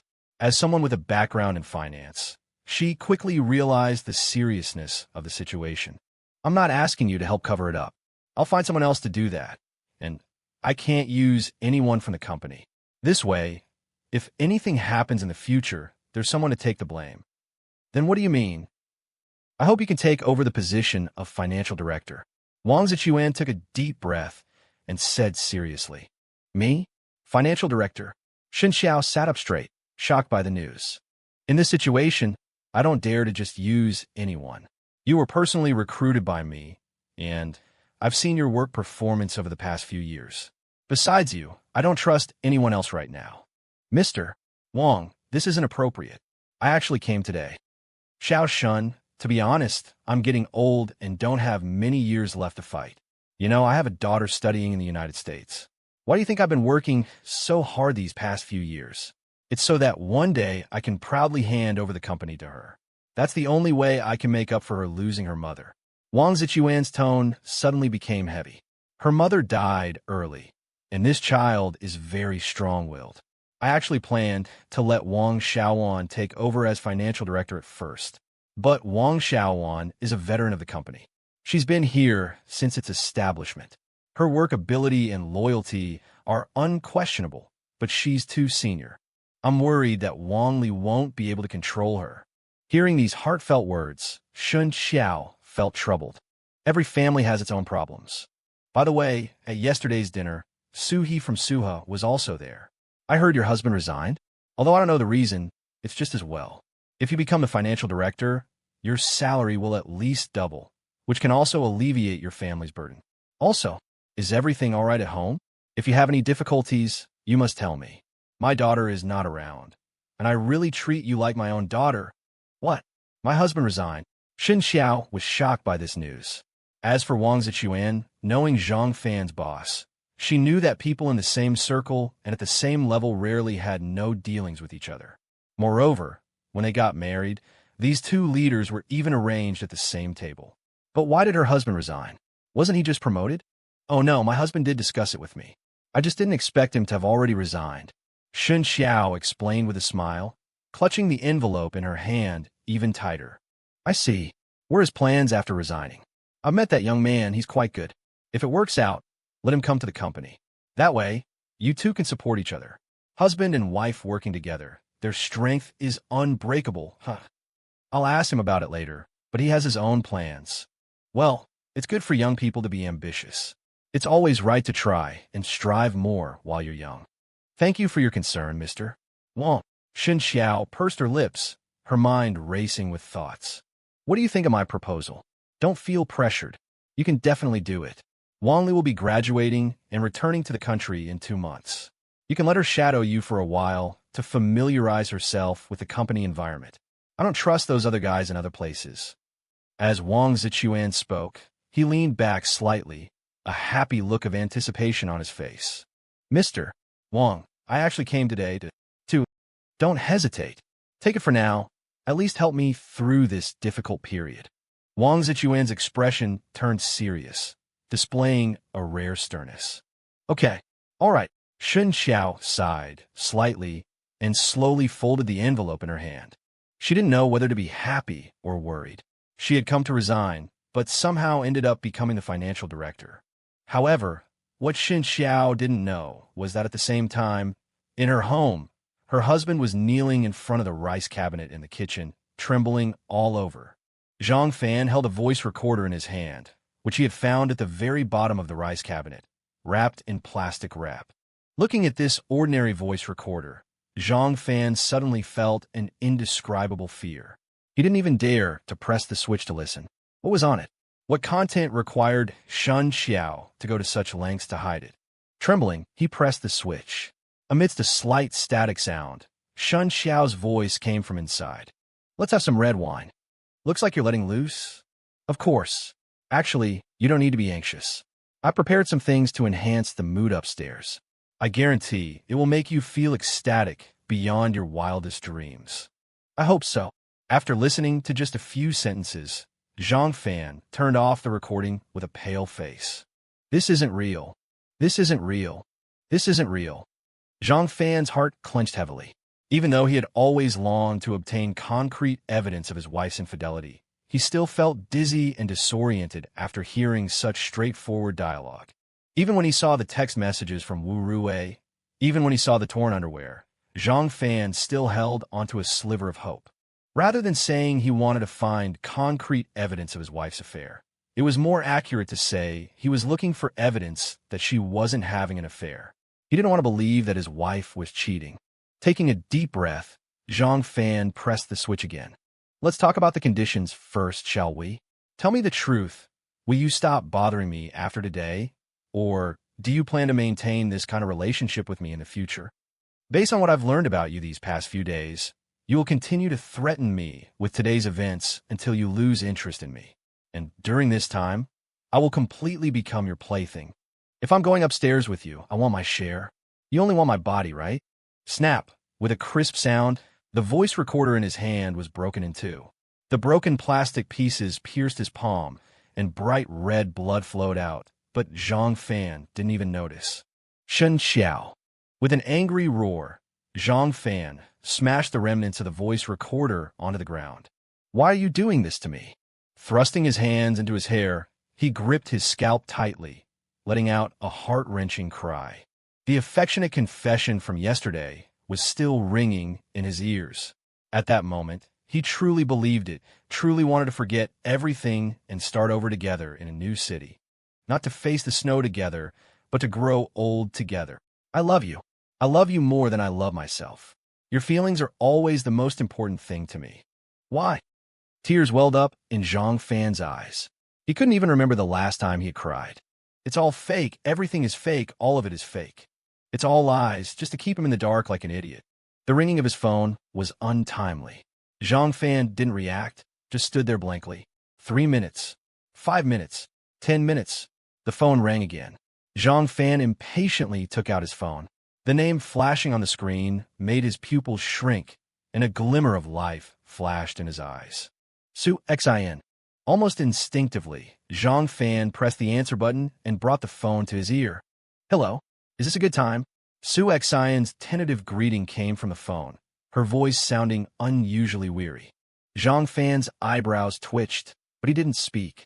Hello, are you there? Is it inconvenient to talk? After a while, Su Xin's voice came again. No. Zhang Fan forced out a word with difficulty, breathing heavily. Is it convenient now? I want to talk to you. Su Xin's words carried a hint of pleading. What's wrong? Hearing Su Xin's voice calmed Zhang Fan down a lot, but he suddenly felt some resistance, or rather, he was afraid. Although he didn't know what he was afraid of. Things are a bit complicated. He filed for divorce. What? Qin Huaibei filed for divorce.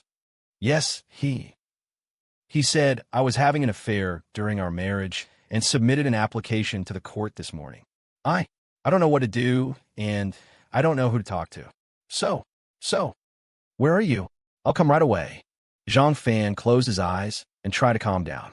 Su Xin's situation was, honestly, worse than his, and this matter was ultimately caused by him. He couldn't avoid it. Moreover, he could hardly imagine how helpless Su Xin must be to speak to him in such a tone. I'm on my way to the tea house. Wait for me there. I'll be right there. Hanging up the phone, Zhang Fan casually grabbed a few tissues and pressed them against his palm. Before leaving, he turned his head and took a long, deep look at this unusually familiar, unusually warm home. As if he wanted to memorize its entire appearance. As if, after this look, it would disappear forever.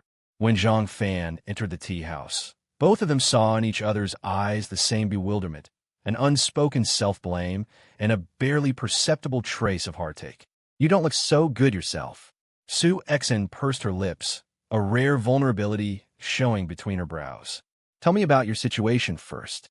Did he make any demands? Zhang Fan waved his hand and pulled out a cigarette case from his pocket. What happened to your hand? Su Xin exclaimed. The tissue Zhang Fan had used to wrap his hand in the car had been changed once, but now it was almost soaked through with bright red. I'll get the first aid kit. Before Zhang Fan could say anything, Su Xin had already hopped away. Then, a tender scene unfolded. A strong man showing his gentle side. A beautiful woman tending to his wound. The bright sunlight streamed through the window, casting a slanting glow on the figures below. The man gazed at the woman with deep affection, while the woman looked at the wound with concern. Only, outsiders were unaware of the bitterness and sorrow mixed within this tender scene. And the woman did not know that this seemingly amorous gaze was merely because the scene reminded the man of another woman. Ding dong, the sound of a text message. Zhang Fan raised his other hand and pulled out his phone. The muscles all over his body twitched involuntarily. Did I hurt you? Su Xian was startled by Zhang Fan's reaction, especially after noticing his unusually grim expression. Zhang Fan shook his head and, without avoiding her gaze, handed the phone directly to Su Xian. Your wife is now the financial director. Good for her, impressive. The text message was simple. Who is Lao Wu? Su Xian glanced at the message and asked cautiously. He's my Shen Qiao's colleague. Zhang Fan exhaled a puff of stale air and tossed the phone aside. She got promoted? Yeah. Zhang Fan chuckled coldly, unwilling to say more. He hadn't finished listening to the contents of the voice recorder, but he could already conclude that this was part of the deal. He could never have imagined that his wife would trade her body for a job position.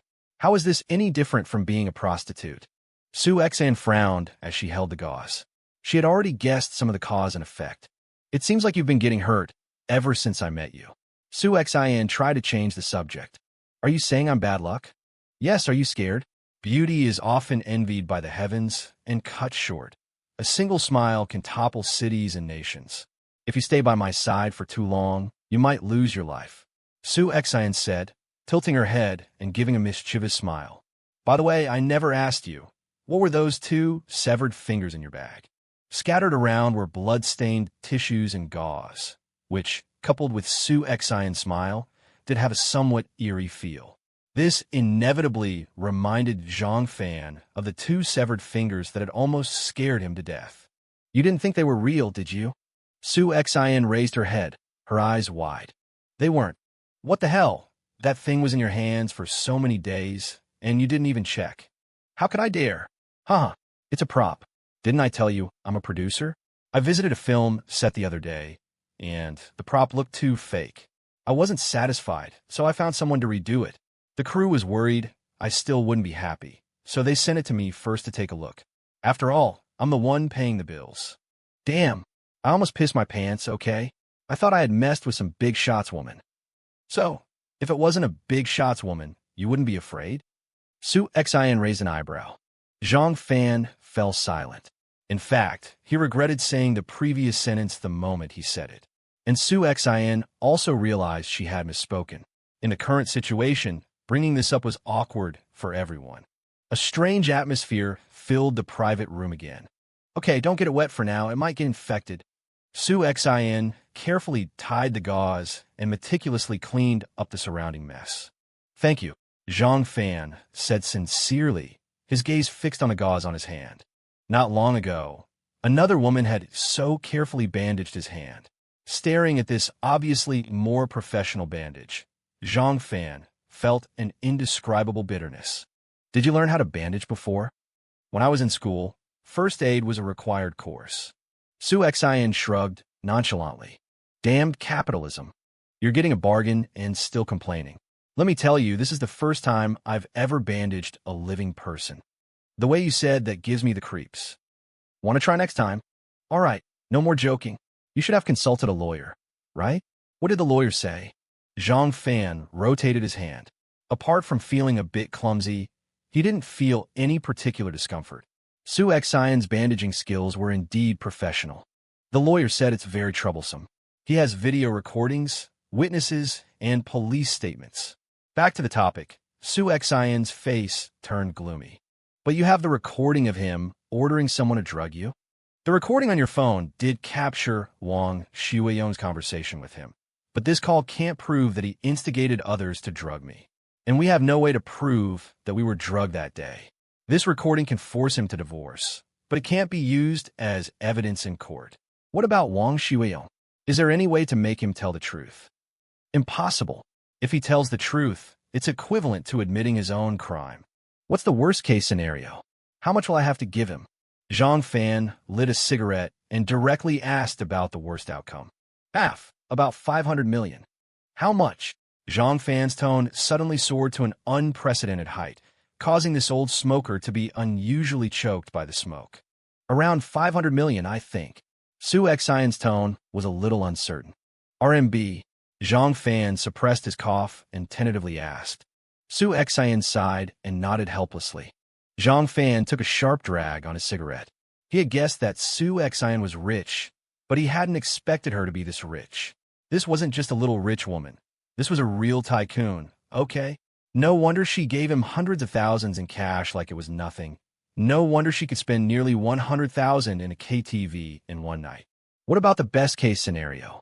Licking his lips, Zhang Fan felt a mix of emotions. His wife, the wife he deeply loved, had betrayed her body, her marriage, and him for a financial director position. And this woman, whom he had inexplicably slept with, had such a net worth. He even wondered what Shen Qiao would think if she knew about this situation. I don't know. It depends on how the judge determines the source of my assets. But according to the new marriage law, my chances of winning are very slim. Then stall. I've seen news reports of similar cases dragging on for years. Zhang Fan's plan was simple. He learned from his conversation with Su Xian yesterday that Qin Huaibei had almost no source of income after marriage. At worst, they could just stall until the other party compromised. Although this might delay Su Xian's future relationships, it would save money. A person's living environment determines their way of thinking, and this was the first solution that came to Zhang Fan's mind. He can afford to stall, but I can't. He has already filed a lawsuit. Before the case is concluded, most of my assets will be frozen to prevent me from transferring them privately. And I have investment projects that need to keep running. If they are delayed, I will face huge compensation payments. Su Xian sat down on the chair, leaning her head against the window. Her pale face looked particularly haggard in the sunlight. Does he know all this? He should. Although we don't live together, I rarely hide my work matters from him. And occasionally, when we have dinner together, we need to have a topic of conversation, right? I'm sorry if it weren't for me. It would be the same with or without you. From the moment I found out he had someone drug me, I knew that I didn't know him well enough before. To be honest, no man would accept the type of marriage you chose, even if you give him money every year. Zhang Fan sighed, giving an objective assessment. You too. Su Xian frowned and turned to look at Zhang Fan. Me too, Zhang Fan replied calmly. From his perspective, the sunlight covered Su Xian like a spotlight, making her look exceptionally ethereal and vibrant. If it were you, what would you do? Su Xian sat up straight, her tone serious. If it were me, I would get you in a bed first. After that, everything would be easy. Su Xian's pupils contracted, her furrowed brows relaxed, and then furrowed again. If we both get divorced successfully. This is not the topic we should be discussing now. Zhang Fan directly interrupted Su Xian, his voice sounding exceptionally loud and harsh. Sorry, my mind has been a bit messed up lately. Su Xian was speechless, and after a moment, she turned around in disappointment and continued to lean her head against the window, her gaze falling outside. Everyone's the same. After going through all this, it's hard for anyone to stay calm. I'm sorry. Zhang Fan pursed his lips. He couldn't figure out why he had suddenly become so agitated just now. Was a divorce what he had always wanted? And Su Xian's hint, shouldn't it be a man's dream come true? He had said something wrong again just now. Asterisk, first find a way to get you into bed. Asterisk, he had already gotten her into bed. Damn it. Zhang Fan cursed inwardly, but a sound that made him feel even more damned appeared. Asterisk, the love of my life. Asterisk. The phone that had been carelessly tossed on the table rang abruptly, making Zhang Fan feel even worse. You answer it. Actually, I didn't call you here expecting you to give me any advice. I just suddenly felt very upset and wanted to talk to someone, and I don't know who else I can talk to about this. Su Xian looked back at the phone. She had heard this unique ringtone before and knew it was Shen Qiao calling. I don't want to hear her voice right now. Zhang Fan irritably threw away his cigarette. Don't lie to yourself. You love her very much. Su Xian was silent for a moment, then said slowly, but she doesn't love me. That's just your subjective assumption. Actually, when you told me last time, I felt it. Many things are your own subjective assumptions. You don't have any substantial evidence. This is also the reason why you're desperately looking for evidence of her infidelity. You don't actually believe she cheated. The evidence you want is not to divorce her, but to prove that she didn't betray you, betray your marriage. But I have the evidence now, just before I came here. Zhang Fan suddenly growled. Upon hearing this, Su Xian furrowed her brow, a flicker of surprise and suspicion crossing her face. Yesterday, when we were drinking here, she was with that man at the hotel. I heard the recording. I heard her calmly using her body as a bargaining chip. And she... Zhang Fan trailed off, pointing to the phone on the table. Its ringing now ceased. You saw it just now. She got what she wanted. Zhang Fan's voice was thick with tears. Su Xian's mouth opened slightly. She hadn't expected Zhang Fan to react this way, nor had she ever seen a man display such a complex array of emotions. Pain, confusion, fear, despair. If you need a hug, you can have one. No one will be barging in today. Su Xian bit her lip and slowly raised her arms. Zhang Fan's expression made her heart ache inexplicably. It was like, she couldn't quite put her finger on it. She didn't know what this feeling was. That's not a good suggestion. Zhang Fan took a deep breath, glanced at Su Xian's outstretched arms, and sat down on the chair farthest from her in the private room. You're a strange man. Lowering her hands, Su Xian leaned against the window, her gaze extraordinarily complex. For a while, Zhang Fan said nothing, simply lowering his head and silently smoking. Su Xian did the same, leaning against the window and quietly observing him. I'm sorry, I shouldn't have come today. If there's anything you need me to do, call me anytime. After smoking 2 cigarettes in a row, Zhang Fan stood up from his chair, gave Su Xian a complicated look, and opened the door to the private room. You too, Su Xian replied softly, but her voice was so low that Zhang Fan, who had already walked out of the room, couldn't possibly have heard it. The sunlight grew increasingly intense, but the teacup in her hand had long since gone cold. Shen Qiao stared at the envelope spread out on the table, her expression complicated. 20 minutes ago, Wang Zichuan had issued an official announcement. Liang Yu was leaving, and Shen Qiao was taking over. 5 minutes ago, after nearly 15 minutes of silence upon receiving the news, Wang Xiaowan had coldly said congratulations and then left the office without looking back. Shen Qiao couldn't find a reason to refuse Wang Zichuan's invitation, nor could she bring herself to speak. He had appealed to her emotions, reasoned with her, and even brought up his daughter, Wang Li. Most importantly, at that time, Shen Qiao's thoughts had been thrown into disarray by the news of her husband's resignation. By the time she returned to her office and calmed down, Wang Zichuan had already issued the announcement. To tender her resignation at this point would truly be insensitive. Naturally, Shen Qiao didn't entirely believe Wang Zichuan's explanation. She had her own understanding and judgment regarding Liang Yu's statement. Let's leave it at this for now. Shen Qiao sighed softly and put the envelope on the table into her bag. If one day Wang Zichuan asked her to do what Liang Yu had done, she would refuse without hesitation and resign immediately. This was her bottom line. Moreover, Liang Yu is no longer with the company. Her husband shouldn't object to her staying with the company, right? After all, a promotion could indeed bring in a significant increase in income for the family. Thinking of this, Shen Qiao couldn't help but think of Zhang Fan's resignation again. Hadn't he just been promoted? Why would he suddenly resign? And without even mentioning it to her at all. Could it be because of Su Xian? Shen Qiao frowned and took out her phone, but after entering the number, she hesitated for a long time before pressing the call button. She had already called once earlier. It rang, but no one answered. Not answering her calls was extremely rare in the past 6 years. It could be said that for the past 6 years, whenever she wanted to hear Zhang Fan's voice, she could hear it immediately. This was also why Zhang Fan had set a special ringtone for her calls, because whenever this sound rang, Zhang Fan would put down whatever he was doing and answer the phone immediately. Even if he was sometimes busy with work or other things and couldn't answer the phone, Zhang Fan would send a text message in advance to inform Shen Qiao, so that she wouldn't worry if she couldn't reach him. Not answering the phone? This was the second time in recent days. It happened once yesterday, and yesterday it was confirmed that he was with Su Xian. So what about now? Was he with Su Xian again? Manager Shun? A gentle knock sounded at the door, and a slender figure stood outside. Don't call me that, Sister Wu. Shen Qiao quickly stood up, a friendly smile on her face. But I'm not wrong, am I? Congratulations. I'm here to ask you, mister. One has already had someone pack up Liang Yu's things, and they were just moved out.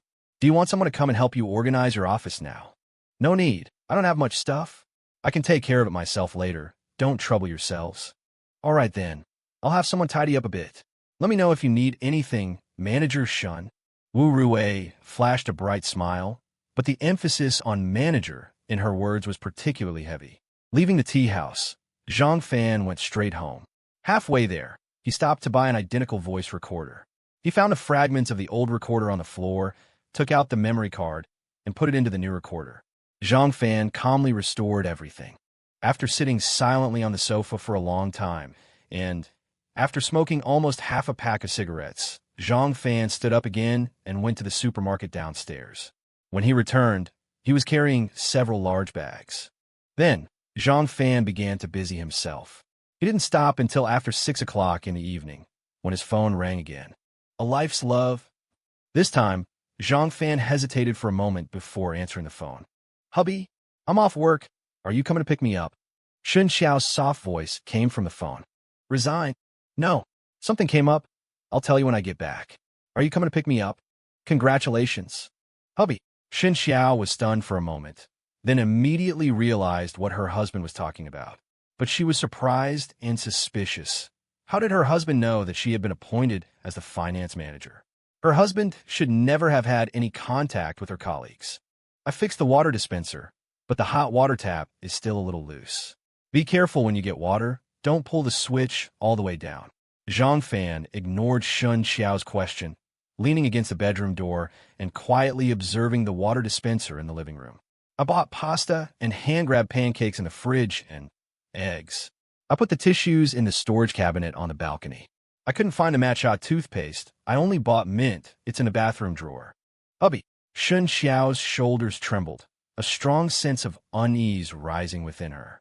I deposited 6 months' worth of money into the mortgage repayment card, so you don't have to worry about it for a while. I parked the car at the south gate. The keys are on the coffee table, and your cloth shoes are in the trunk. Hubby, what are you doing? Let's separate for a while. Zhang Fan's tone was exceptionally calm. What? Shen Qiao's voice trembled. Let's both calm down. Zhang Fan slowly closed his eyes, then quickly opened them again, his gaze sweeping across every inch of the living room. Is it because of her? Shen Qiao voiced her guess. Zhang Fan didn't answer. He just twitched the corner of his mouth and hung up the phone with a cold sneer. Listening to the busy tone from the phone, Shen Qiao hurriedly dialed again, but heard the message that the phone was turned off. An unprecedented panic swept over her. Shen Qiao rushed to the elevator, but because it was rush hour, the elevator stopped on the 13th floor and slowly descended, stopping at almost every floor. Shen Qiao frantically pressed the button, but after waiting only a moment, she took off her high heels under the puzzled gaze of the receptionist and ran barefoot towards the stairs. Zhang Fan pushed his suitcase out of the apartment complex and got into a taxi he hailed. Hello, I'm happy to serve you. Where are you going? The driver asked politely. For a moment, Zhang Fan's hand, which was fastening his seatbelt, froze. Where to go? Just drive around for a bit. After hesitating for a moment, Zhang Fan replied weakly. He realized that he had nowhere to go. On the way from the tea house, Zhang Fan had thought a lot. At first, he thought that as long as he had evidence of Shen Qiao's infidelity, he could be completely free. However, as Su Xian said, he had underestimated his feelings for Shen Qiao, and also underestimated his own cowardice. Take the recording and ruin Shen Qiao's reputation, then divorce her with his head held high, leave Shen Qiao with nothing? He had thought so before, but he found that he couldn't do it. Looking at the familiar table and chairs, bowls and chopsticks in a house, Zhang Fan suddenly felt as helpless as a child. He didn't even have the courage to confront Shen Qiao, to argue with her. He instinctively chose to escape. When the taxi meter reached 3 digits, Zhang Fan tapped on the window, signaling the driver to pull over. There was a budget hotel. Falling onto the single bed in the small hotel, Zhang Fan stared blankly at the ceiling. He stared like this until dawn. That night, Zhang Fan didn't think about anything, or rather, he couldn't think about anything. His mind was completely blank. The next day, Zhang Fan found a nearby bank and withdrew all the remaining balance from his card. Less than 20,000. This was all that was left after prepaying 6 months of the mortgage. After that, Zhang Fan found a nearby studio apartment and rented it for a month. Because it was not a long-term lease, the rent was higher than the market price, costing 4,700 yuan. Although it was a bit expensive, it was fully furnished and ready to move in. A little over 10,000 left. Looking at the remaining money in his hand, Zhang Fan let out a long sigh. He didn't know why he was doing this. He didn't want to stay at home, but he couldn't bear to leave. He told himself that when the money ran out, he would divorce Shen Qiao and leave this city forever. After sitting in the rented room for a while, Zhang Fan went out and bought 2 boxes of instant noodles and 2 cartons of cigarettes. Was it frugality, or was it simply a desire to prolong this period? Zhang Fan didn't know. He couldn't feel anger. He couldn't feel sadness. The feeling of his heart aching as if it would break had also disappeared. Numbness? It didn't seem like it. Despair? It didn't seem like it either. Confusion? Perhaps. Like a wounded ostrich, Zhang Fan buried himself in the sand, isolating himself from everything. Days slipped by, during which Zhang Fan bought 2 more cases of instant noodles and 2 cartons of cigarettes. Occasionally, walking on the streets, Zhang Fan was surprised to find that this city, which had once filled him with fear and repulsion, still possessed its unique charm. It had towering skyscrapers, but also small bridges and flowing water. It was bustling and noisy, yet also full of warmth. Just like Zhang Fan's concealed emotions, liking, fear, attachment, and unwillingness. During this time, Zhang Fan avoided his usual social circles, never daring to appear in his past haunts, and rarely even went out.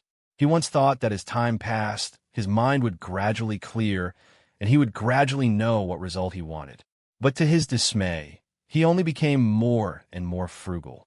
The rented room was very clean, spotless even. He spent almost all his time tidying up this less than 10 square meter room. It was as if by cleaning this temporary residence, he could sweep away the fog in his heart. Or, as if by laboring over housework like her, he could understand what she really thought. He cleaned every corner of the room, except for himself. Habitually, he made himself a bowl of instant noodles and lit a cigarette, waiting quietly. But when he opened the lid, the familiar smell of the noodles made him nauseous. He then realized that he had been eating instant noodles for several days in a row. Sighing, Zhang Fan put down his chopsticks. Every now and then, he would go out to improve his meals, but it was only a plate of fried rice noodles or soup noodles. It wasn't breakfast time yet, so there should still be egg pancakes. Casually grabbing a jacket, Zhang Fan touched the stubble on his cheeks and went out. Upon opening the door, Zhang Fan was stunned. The usually quiet floor was now filled with many strangers who were skillfully fiddling with some equipment that Zhang Fan couldn't understand, and some were even setting up tracks on the ground. Zhang Fan frowned, but noticed a notice posted on his door. The general content was simple. A film crew had rented some of the single apartments for interior shots of a certain drama. The filming period was expected to be 10 days, and they apologized for any inconvenience caused to the original residents during this period. Zhang Fan shrugged. This kind of thing was very common in a city like Hangzhou, especially in rented apartments. Ignoring the busy crowd, Zhang Fan silently walked towards the elevator. But during the process, his mind was shaken, because he couldn't help but think of a certain person who was also related to the film crew. Was she all right? Zhang Fan would actually inadvertently think of Su Xian, think of the short and absurd time he spent with her, and think of her equally terrible marriage. But it was only a fleeting thought. Sighing slightly, Zhang Fan leaned against the elevator, waiting for it to come up. Ding! The elevator's notification sound rang, and Zhang Fan looked down at his feet, waiting for the people inside to come out. He lived on the top floor, so if there were people in the elevator, they would naturally be coming out. Very beautiful shoes, very beautiful legs. Looking down at the beige high heels and black cropped pants in front of him, Zhang Fan couldn't help but think of that person again. They both seemed to like wearing high heels, and they both seemed to have such beautiful and charming calves. Thinking about it, Zhang Fan guessed that this should be an actress. But those feet only subconsciously lifted when the elevator door opened, and then returned to their original position, just staying there motionless. Zhang Fan hesitantly looked up, and his eyes instantly widened. Su Xin? What a coincidence! The person standing in the elevator was actually Su Xin. At this moment, Su Xin was wearing a well-fitting black suit jacket, and she also stared at Zhang Fan with wide eyes, her face full of disbelief. Full of stubble, disheveled hair, sallow complexion, and thin cheeks. What had he been through? In just a moment, all the previous dissatisfaction in her heart was thrown away by Su Xin. Sister Xin, can you stay a little longer? They should be here soon. Standing behind Su Xin, a short, stocky man spoke cautiously. Zhang Fan then noticed that there were other people in the elevator. He was not tall, wearing a wide-brimmed sun hat and a vest with many pockets. Sorry, I have other arrangements today. I must leave. Su Xin looked at Zhang Fan again seriously, as if confirming that she wasn't seeing things. No, Sister Xin, I mentioned it to you yesterday. The other party has already shown an intention to withdraw their investment. They are coming today to basically make a statement. If you don't show up, there's really nothing to talk about. The cruise funds have been delayed for a long time. If the other party decides to withdraw their investment, then not to mention the actors, other personnel may also leave. Once the crew collapses, the money you invested in the early stage will also. Didn't I say it? My part will definitely be in place soon. You can just tell them. Su Xin sighed. The tight frown between her eyebrows made Zhang Fan realize that she had not been doing well these days. The key is that they don't believe it. You are the bellwether. The reason why they are reluctant to transfer the money is because you. The short, stocky man spoke urgently, but halfway through, he realized that he had misspoke. I really have something to do today. Su Xin turned her head and looked back at Zhang Fan, her tone surprisingly helpless. But I can't. Can my assistant do it? Su Xin suddenly raised her eyebrows. Yes, as long as he can represent you, it's fine. Actually, he doesn't need to do anything. Just make a statement to reassure the other party. Let them believe that you won't withdraw your investment. Then you talk to him. He is my assistant. Are you free today? Su Xin suddenly raised her hand and pointed at Zhang Fan, who had been standing at the elevator door. Ah! The two men inside and outside the elevator exclaimed in unison. Didn't you say to call you if you needed me? Su Xin's eyes suddenly turned cold, and the long-suppressed resentment gathered in her eyes. Zhang Fan was speechless, not knowing how to answer. I have a court hearing today. I must go. You stay here for me. Remember to turn on your phone. Su Xin snorted coldly, her tone unquestionable. He's really your assistant? The short, stocky man seemed to have understood something. At least he could be sure that this was not a conversation between strangers. He can fully represent me. Su Xin turned her head and gave the short, stocky man a look.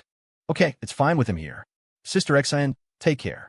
The short, stocky man reacted quickly, stepped out of the elevator, and stood respectfully beside Zhang Fan. Zhang Fan opened his mouth to say something, but the elevator door was quickly closed. Are you really Sister Xion's assistant? After the elevator went down, the short, stocky man re-examined Zhang Fan's down-and-out appearance. If she says so, then I am. What do you need me to do? Zhang Fan sighed helplessly, thinking about what Su Xian said about the court hearing. Was it a divorce case? Actually, you don't need to do anything. Another investor will come to the crew later. You just need to represent Sister Xian and greet them. Just be a little arrogant. My name is Xie Junwei, and I'm a director of this crew. What should I call you? Xie Junwei licked his lips, seeming to accept this result. Honestly, for him, the investors were all big shots. That investor was difficult to deal with, but Sister Xian was even more difficult to deal with. He just didn't understand why Su Xian, who had always been known for her generosity, had a problem with the investment funds this time. Zhang Fan, so I just wait here? No. We have prepared a few lounges. Come with me. Wait, I need to get my phone. Thinking of Su Xian's words, Zhang Fan hurried to his rented room. Although Xie Junwei said he didn't need to do anything, he had never experienced this kind of thing before, and was afraid of delaying Su Xian's work. Xie Junwei didn't understand, so he followed behind Zhang Fan. When he saw Zhang Fan take out the key and open one of the rented rooms, he hesitated again. There was a notice posted on the door of this room, indicating that it was originally occupied by a tenant. "You live here?" Seeing Zhang Fan come out with his phone, Xie Junwei's mouth twitched. "Yes." Zhang Fan nodded, but found that the phone could not be turned on. After all, he had never charged the phone for almost a month. "Can you change your clothes?" And maybe. Xie Junwei suddenly raised his eyebrows and pointed to his own face. Zhang Fan then realized his current image. "Sorry, I'm on vacation." Zhang Fan pouted and reopened the door, saying this because he didn't want the other party to misunderstand Su Xian. I understand. Then I'll wait for you in 803. Xie Junwei chuckled. Zhang Fan entered the room and first charged his phone, then washed his hair, shaved his beard, and changed into a suit. This suit was something he specially brought when he packed his luggage, thinking that he might need to find a job. But after going out, he gave up on this idea and kept it in the suitcase.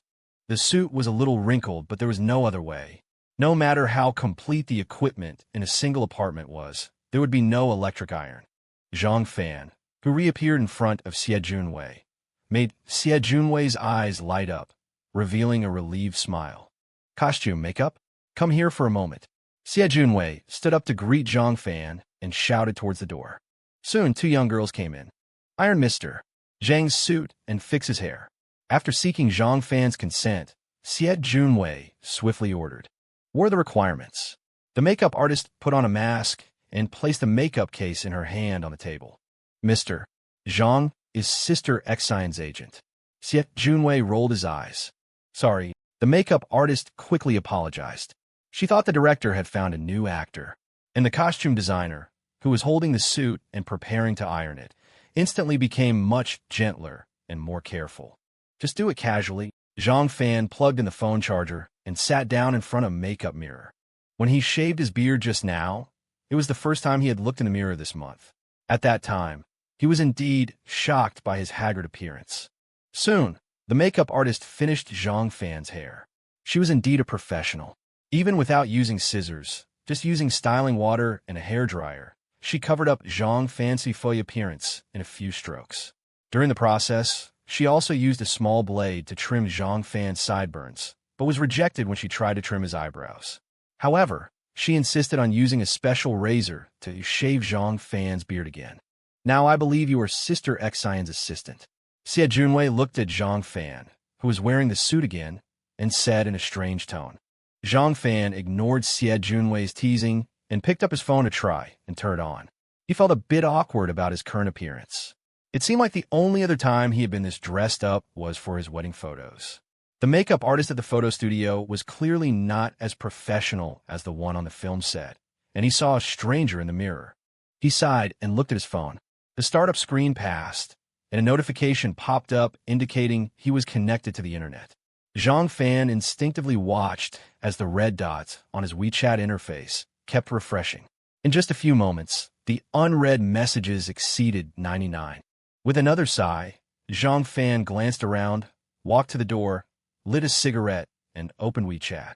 There were many messages from classmates, friends, colleagues, and family, but the most numerous were from Shen Qiao. Staring at the familiar profile picture, a long-lost heartache returned. Just looking at her WeChat profile picture seemed to pull Zhang Fan back to reality. With a flick of his finger, Zhang Fan swiped left on Shen Qiao's profile and chose to delete her. He still wasn't ready to face her. Puffing hard on his cigarette, Zhang Fan scanned through the other messages one by one. But after reading only a few, he chose to delete them all. He had read messages from several classmates and friends, and all of them were asking where he was. And the reason? They had all been contacted by Shen Qiao, asking about him. If it weren't for the need to stay in contact with Su Xian, Zhang Fan would have just turned off his phone. After finishing his cigarette, Zhang Fan looked at the busy crowd around him and thought of Su Xian again. Was she in court right now? How were things going with her and Qin Huaibei?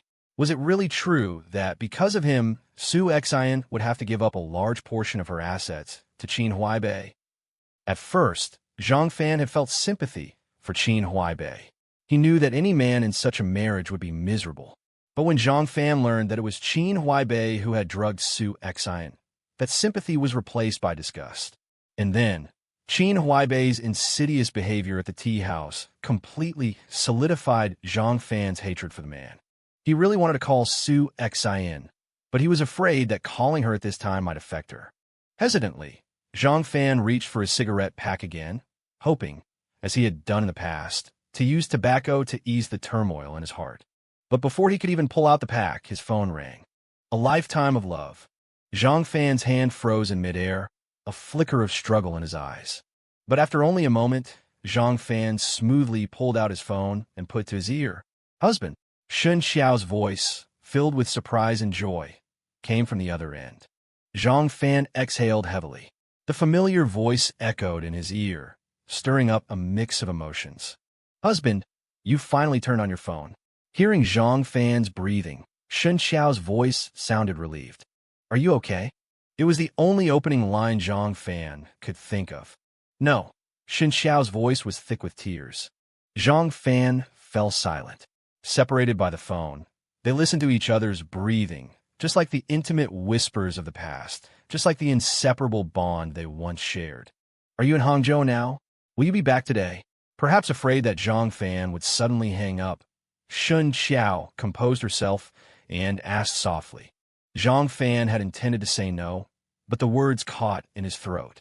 After nearly 1,000 miles of separation, when this voice reappeared in his ear, he was still so vulnerable. You come back first. Mom is here. What? Your mom is here? She came last week. I didn't know what to tell her, so I just said you were on a business trip. But she kept asking why your phone was off. I'll be back for dinner tonight. Zhang Fan sighed softly. It seemed that what needed to be faced still needed to be faced. Okay, I'll go grocery shopping now. I'll wait for you to come back tonight. Shen Qiao's words were filled with unconcealed joy. Okay. Love you. Moi. After Shen Qiao said this, they remained silent for a long time. Zhang Fan knew what Shen Qiao was waiting for. See you tonight. Zhang Fan hung up the phone. Why could she act like nothing had happened? Did she really not care at all? But her tone, just now, was she faking it again? Shaking his head vigorously, Zhang Fan didn't even feel like smoking anymore.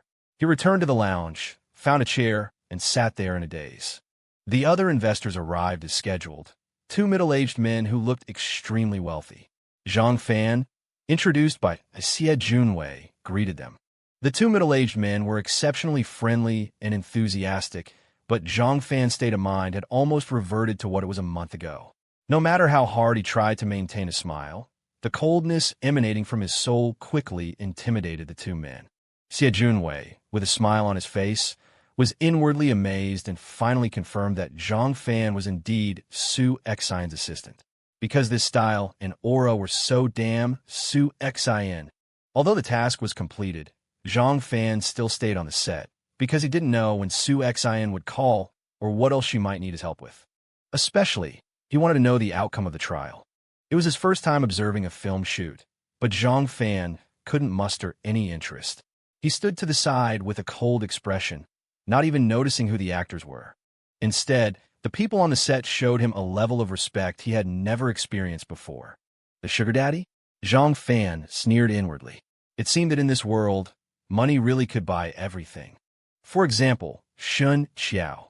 Involuntarily thinking again about this matter he had been avoiding, Zhang Fan's face darkened further. Fortunately, the call he was waiting for finally came. But after the call connected, Su Xian only said 2 sentences. Everything okay over there? It's divorced. Zhang Fan really wanted to ask about the divorce process and how much Su Xian had lost. But Su Xian didn't give him a chance and hung up directly. Holding the phone, Zhang Fan gave up the idea of asking further. What was done was done. What was the point of asking? Could he compensate her? With what? Laughing at himself, Zhang Fan said goodbye to Xie Junwei and headed for the elevator. Su Xian had ended her marriage. Now, he had to give himself closure. Returning to his long-missed home, he was greeted by his mother's resentful and angry eyes. Shen Qiao timidly emerged from the kitchen, but just stood quietly at the kitchen door, her body trembling uncontrollably, wanting to come over but not daring to. Zhang Fan forced a smile and was forced to sit on the sofa by his mother, who scolded him severely. During this time, his gaze didn't even dare to look towards the kitchen. And Shen Qiao, after only looking at him for a moment when he entered, retreated back into the kitchen until the meal was served. You child, you're not young anymore. You haven't even called home in so many days. Setting down chopsticks for her son, Zhang Fan's mother couldn't help but scold him. Mom, I told you, this training was very strict. We had to turn our phones. Zhang Fan lowered his head and shoveled rice into his mouth. It had been a long time since he had eaten a proper meal like this. All right, you're so capable now. Your wings have hardened. You two eat first. I'll call your dad. I'm going back tomorrow. You're leaving tomorrow? Zhang Fan looked up from his bowl. If you hadn't suddenly become unreachable, would I have come all this way? Your dad has urged me several times, just like you. He can't even handle a few chickens and ducks. Zhang Fan's mother glared at her son angrily and walked towards the study, rubbing her hands. Zhang Fan looked glum. If it were any other time, he would have liked his mother to stay a few more days, but under the current circumstances, he couldn't bring himself to ask. Drink more soup. This chicken was brought by Mom, and she waited for you to come back before stewing it.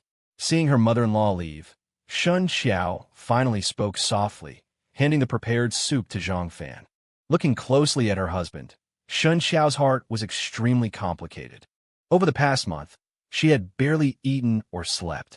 She couldn't understand why her husband would suddenly do something so childish. Running away? To put it bluntly, it was a very irresponsible thing to do. How was it different from abandoning his family? But in her impression, Zhang Fan was a very responsible man. What was the reason for doing this? In the time immediately after Zhang Fan left home, she had searched almost everywhere she could think of and contacted everyone she could. She even went to that tea house twice, and she even considered calling the police. But looking at her husband now, all of Shen Qiao's concerns were wavering.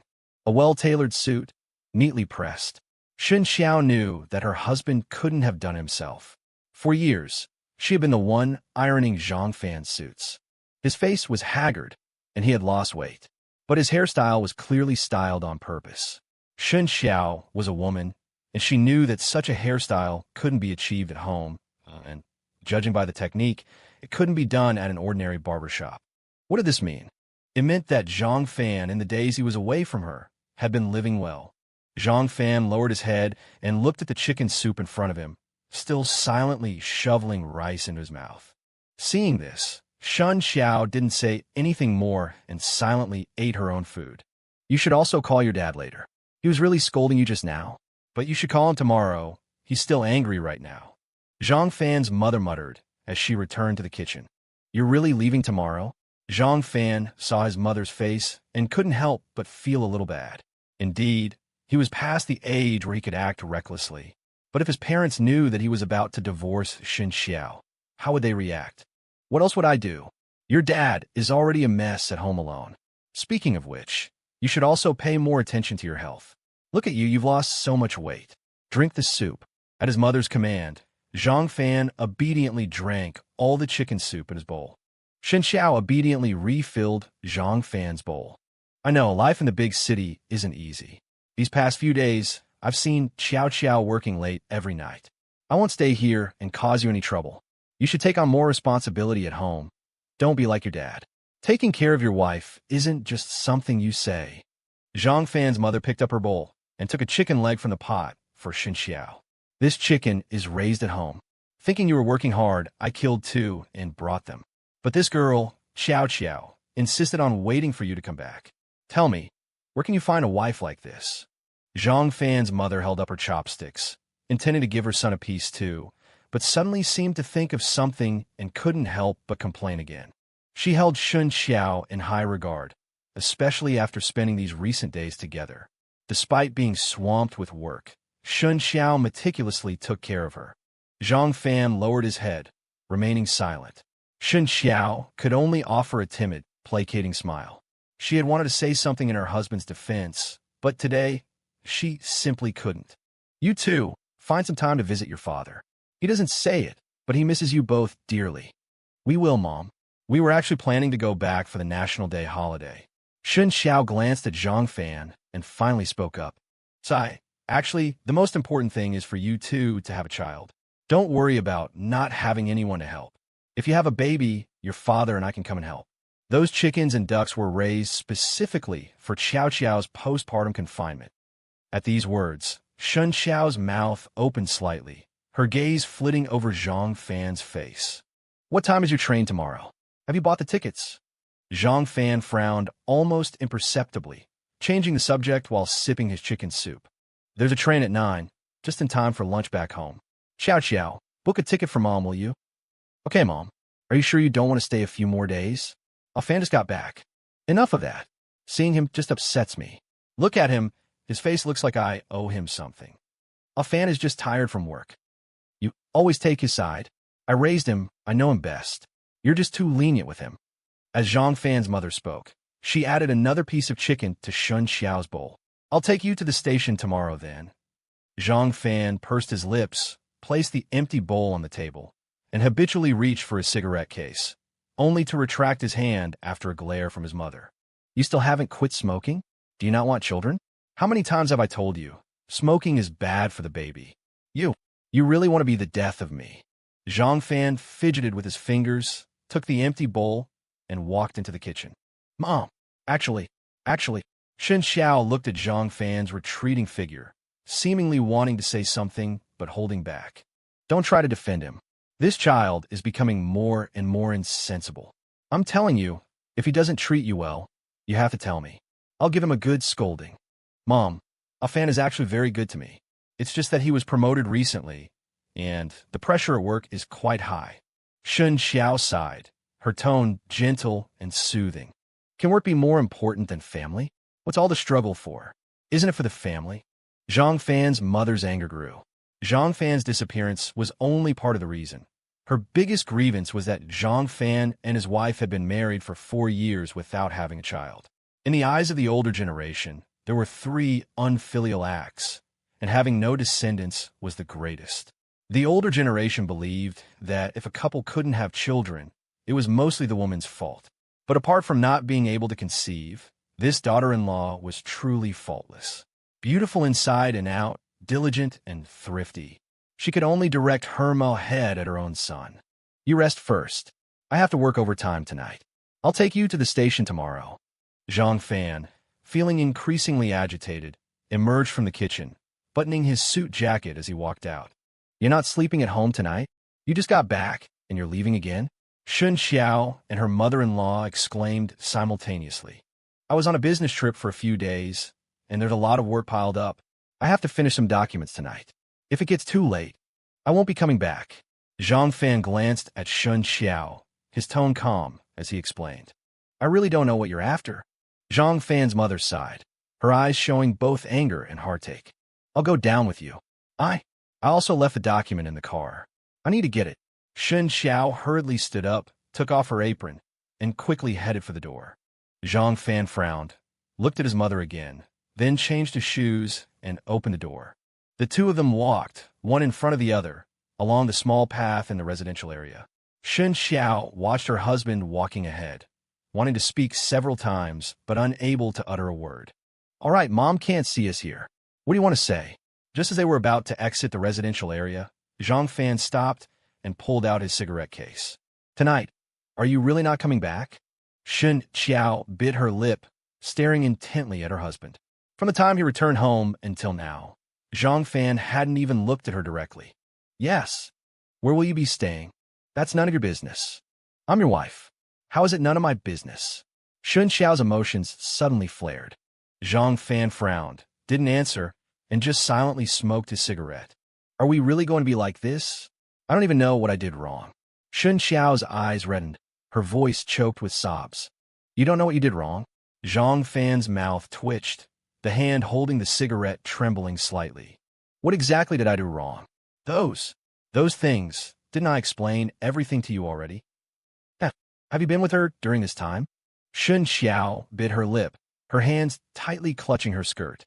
Zhang Fan took a deep drag from his cigarette, suddenly feeling that everything was so tasteless. He was the one who betrayed the marriage, yet he still had the nerve to question her like this. He should really introduce Shen Qiao to Sue Xian sometime. She was a natural actress. You're admitting it? Shen Qiao's eyes widened unconsciously, and she took a half-step back without being noticed. The hands clutching her skirt were almost digging into her flesh. Is there anything else? If not, I'm leaving. I'll leave the car for you. Tomorrow, I'll take a taxi to take my mother to the station. Zhang Fan extinguished his cigarette, put his hands in his pockets, and adopted a cold demeanor. I'm pregnant. What? Zhang Fan's hand trembled. I'm pregnant. My period was half a month late. I went to the hospital for a checkup last week, the day before your mother arrived. Tears welled up in Shen Qiao's eyes, but she stubbornly held them back. Zhang Fan was stunned. He couldn't have imagined that coming home today would lead to such an outcome. They had been trying to conceive for 2 years, even going to the hospital for numerous checkups. Normally, he would be overjoyed at the news of Shen Qiao's pregnancy, but right now, he couldn't feel any happiness at all. Pregnant? Whose child is it? Zhang Fan wanted to ask, but he found that he couldn't. Seeing Zhang Fan's complex expression, yet he said nothing, Shen Qiao hesitantly handed over the test report she had been clutching in her hand. Zhang Fan numbly took the report and carefully read it twice, then fell silent again. Do you know how happy I was when I found out I was pregnant?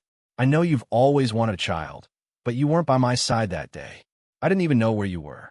Do you know how awful I felt then? Mom came, and I had to pretend that nothing had happened and take care of her. Do you know what it felt like when she subtly reminded me to have a child soon? Wanting to tell her immediately, but not daring to? Tell me, what's wrong with you? What do you want? Whose child is it? Zhang Fan finally blurted out, pressed by Shen Qiao's series of questions. What? Shen Qiao's eyes widened, looking at her husband in disbelief. I'm asking you, whose child is it? Zhang Fan's face was grim, his expression almost fierce. You still don't believe me? Shen Qiao's eyes widened, tears streaming down her face. How can you expect me to believe you? Zhang Fan suddenly roared.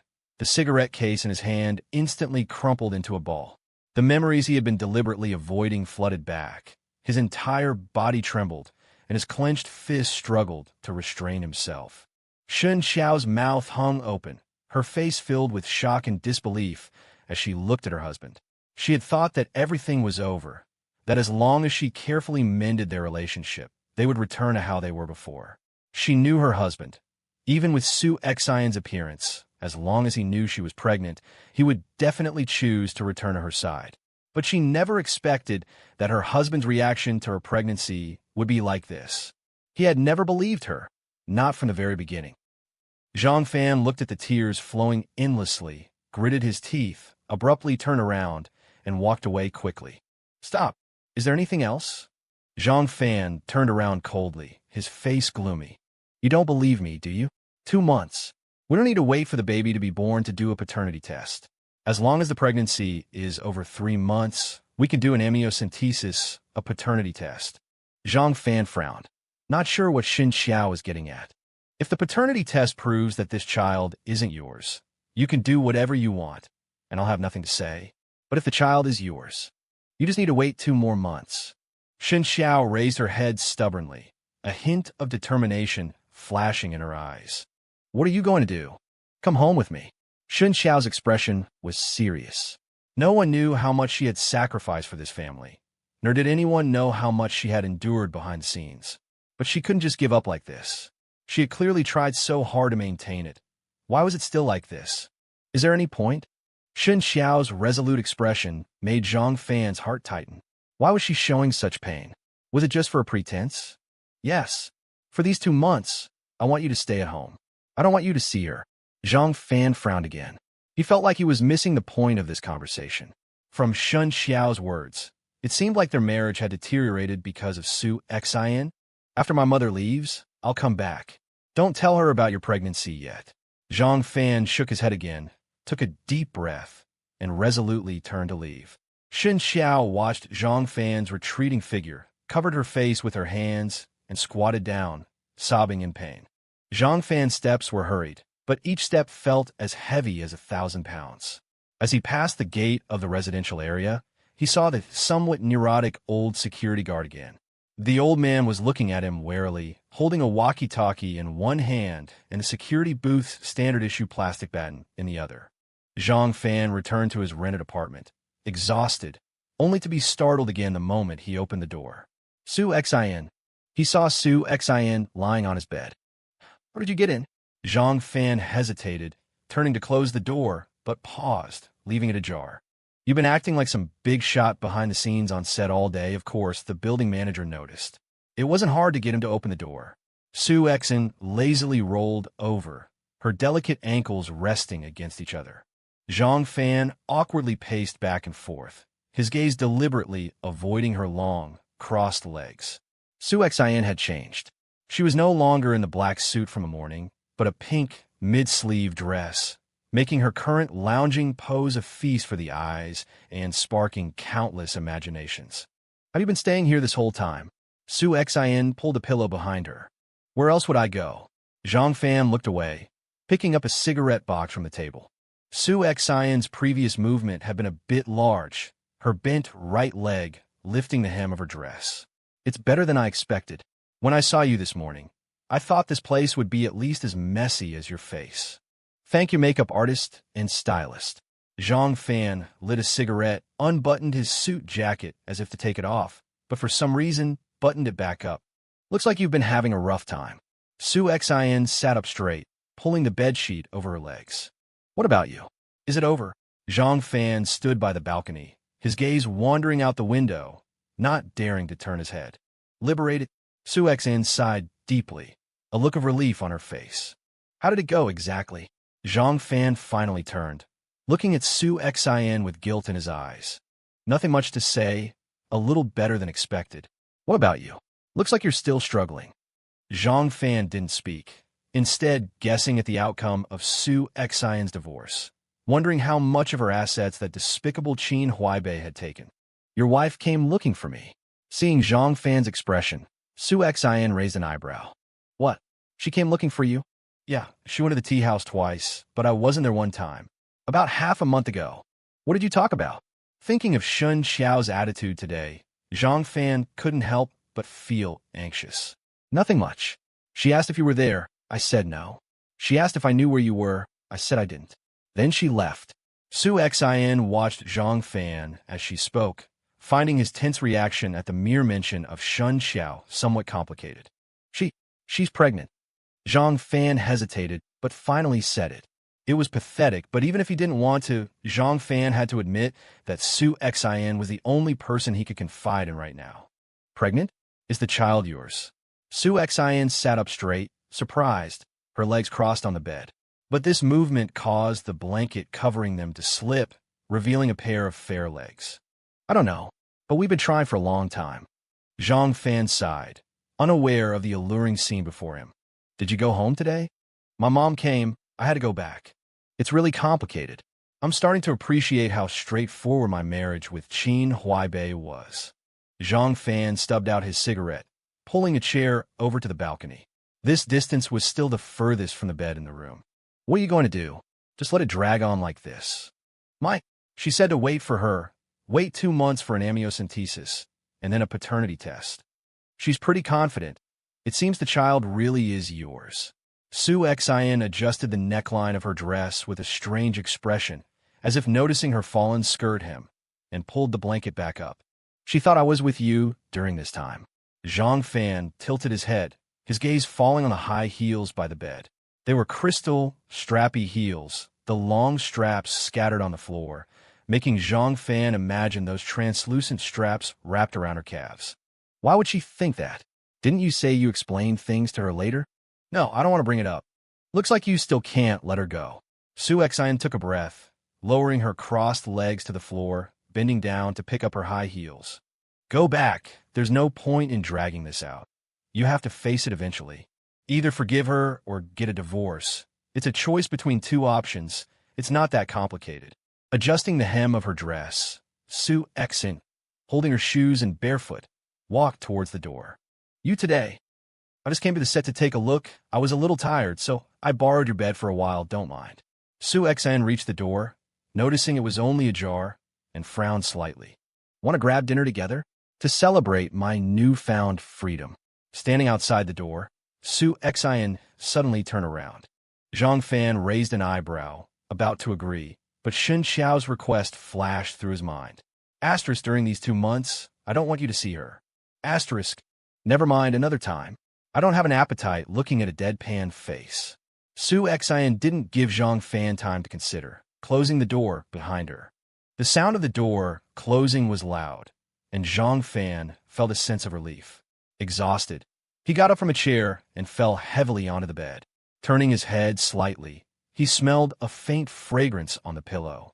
The scent was faint, but it made Zhang Fan even more agitated. He had to get up and light another cigarette, using the tobacco to dispel the fragrance. Early the next morning, Zhang Fan returned home, expecting Shen Qiao to have already gone to work. To his surprise, Shen Qiao had taken the day off, insisting on seeing his mother off at the station with him. Zhang Fan had no reason to refuse, so he and Shen Qiao carried his mother's luggage downstairs. Zhang Fan's mother continued to chatter incessantly, though with less resentment than yesterday, constantly reminding Zhang Fan to take care of himself, to take care of Shen Qiao, and subtly reminding them again to have a child soon. At the mention of this, Shen Qiao subconsciously covered her stomach, but seeing her husband's sudden frown in the rearview mirror, she tightened her grip, biting her lip hard. After leaving the train station, Zhang Fan handed the car keys to Shen Qiao. You take the car. I have something to do. Honey, you should take the car. You know, even though I got my license a few years ago, I haven't driven much. The traffic in Hangzhou is bad, and I haven't been driving much lately. Going to the company? Zhang Fan didn't argue. Regardless of what he thought, Shen Qiao was pregnant, and it wouldn't be appropriate to let her drive herself. Yeah, I only told my boss I'd be late, so I need to hurry back. I'll take you. Zhang Fan put his hand in his pocket, turning towards the parking lot. Thank you, honey. Shen Qiao smiled sweetly, hurrying to catch up, try to link her arm through his, but noticing that Zhang Fan suddenly quickened his pace, subtly avoiding her. They were silent on the way. Shen Qiao had so much she wanted to ask Zhang Fan, but his unapproachable demeanor made it impossible for her to speak. And just as Shen Qiao was hesitating, the phone in her bag rang. It wasn't a ringtone, but a WeChat voice call request. Shen Qiao heard the sound, silently opened her bag, but instead of taking out the phone, she simply rejected the call. Aren't you going to answer? Zhang Fan tilted his head, glancing at Shen Qiao's bag. It's work-related. I'll deal with it when I get to the company, Shen Qiao replied calmly. Zhang Fan twitched his mouth, not saying anything further. The car stopped again at Shen Qiao's company. Zhang Fan rolled down the window, turning his head to look out.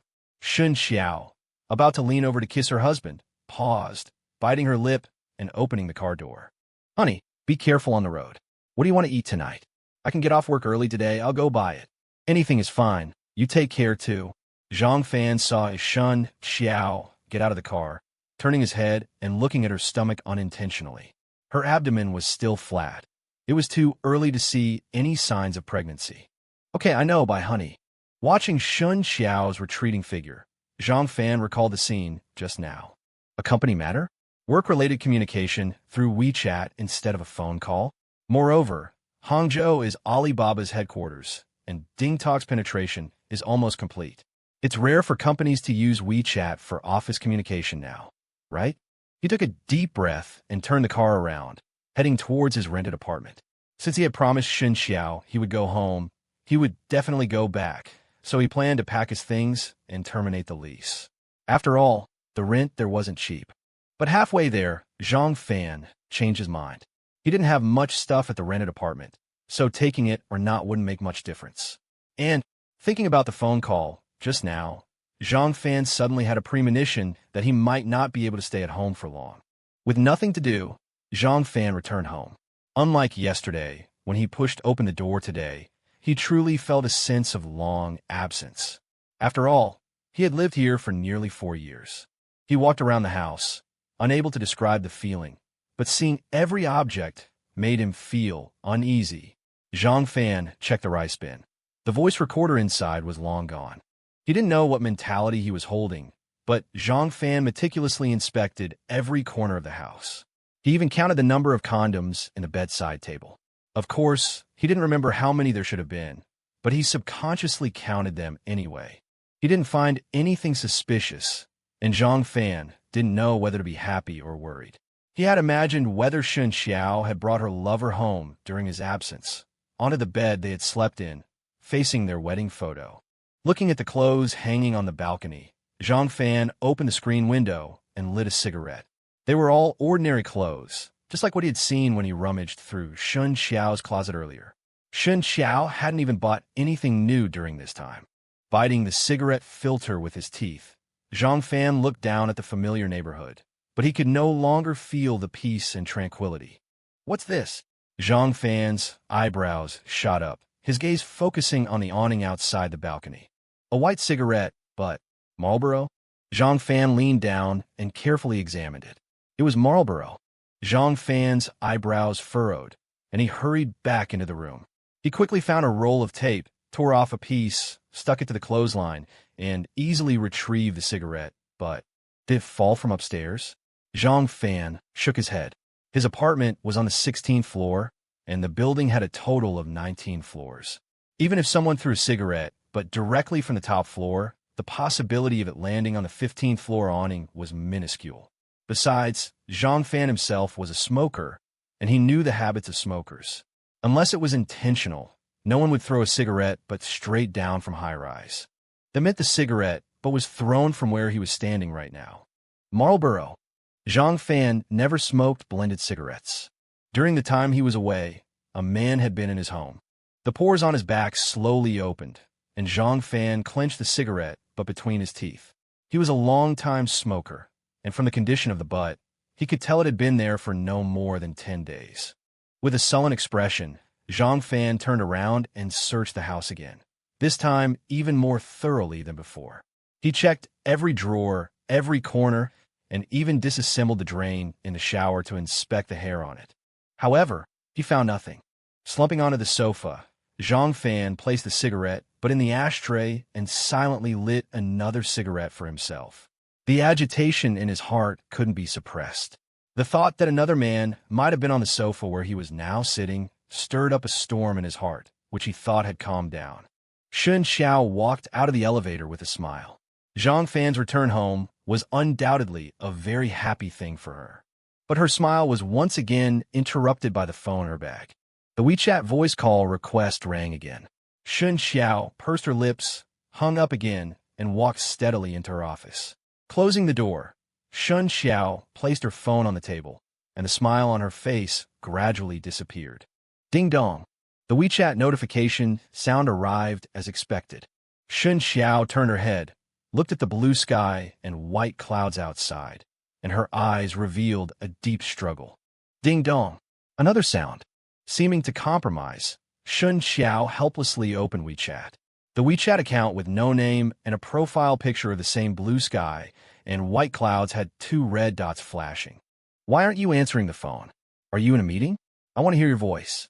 Staring at the screen, Shen Qiao's expression was complex. After a long time, she typed a message on the screen and replied, "Didn't I tell you? Stop contacting me. What's wrong? Isn't it working hours now? Aren't you at the company? My husband is back." Shen Qiao stared at the jumping characters, feeling that each one was so piercing. Your husband is back? Weren't you separated? I never said we were separated, and we will never be separated. I've already made it very clear to you. If you really care about me, don't make things difficult for me anymore. My life is already a mess. After sending the message, Shen Qiao habitually deleted the record, folded her hands, and pressed them on the edge of the table, and rested her head heavily on the back of her hands. The phone remained silent and did not ring again until 3 o'clock in the afternoon. Shen Qiao finished reviewing a report and checked the time. She was preparing to leave work early and go to the supermarket to buy groceries. Although Zhang Fan had also eaten at home yesterday, today was his first day back in the family, and Shen Qiao needed to prepare well. But just as Shen Qiao got up, her phone rang again with a WeChat voice call request. Shen Qiao frowned, a trace of annoyance flashing in her eyes, and without thinking, she hung up the phone. Ding dong. WeChat rang again. Home in room 309 last time.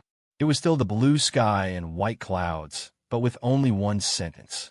Shen Qiao took a deep breath, hesitated for a moment, deleted the record, and prepared to ignore it. But before she could put away her phone, another message popped up on WeChat, this time a photo.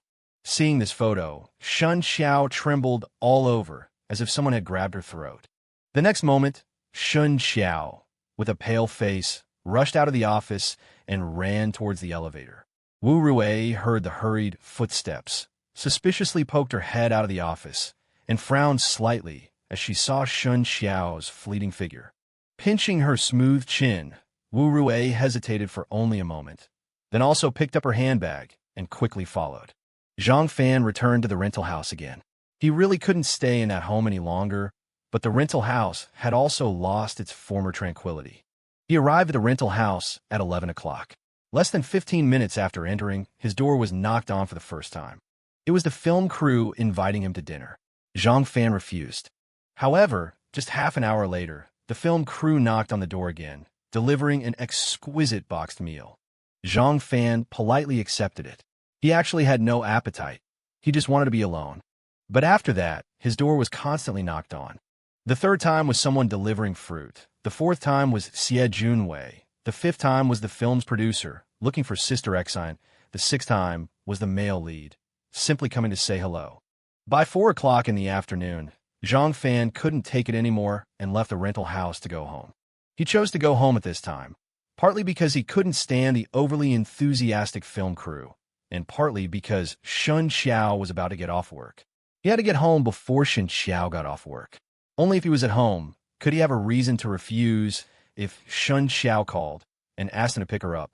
Although this was his plan, Zhang Fan unconsciously drove to the intersection in front of Shen Qiao's company. When he realized his current location, he couldn't help but feel annoyed. He slammed on the accelerator, and with 3 seconds left on the green light, Zhang Fan prepared to rush through and leave this place as soon as possible. It was just that Zhang Fan didn't expect that just as his car crossed the crosswalk, an ambulance with its siren blaring came from the side. Zhang Fan slammed on the brakes in astonishment.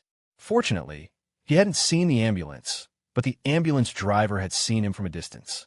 Because of Zhang Fan's timely deceleration, the ambulance swerved at Zhang Fan's front end and narrowly avoided a collision. Phew! Exhaling a long breath, Zhang Fan was secretly relieved. Looking at the receding ambulance, Zhang Fan looked up at the traffic lights again, confirming that he hadn't run a red light. With his legs a little weak, he pulled up the handbrake. His attention had been difficult to focus during this period, and it seemed he needed to be more careful when driving in the future.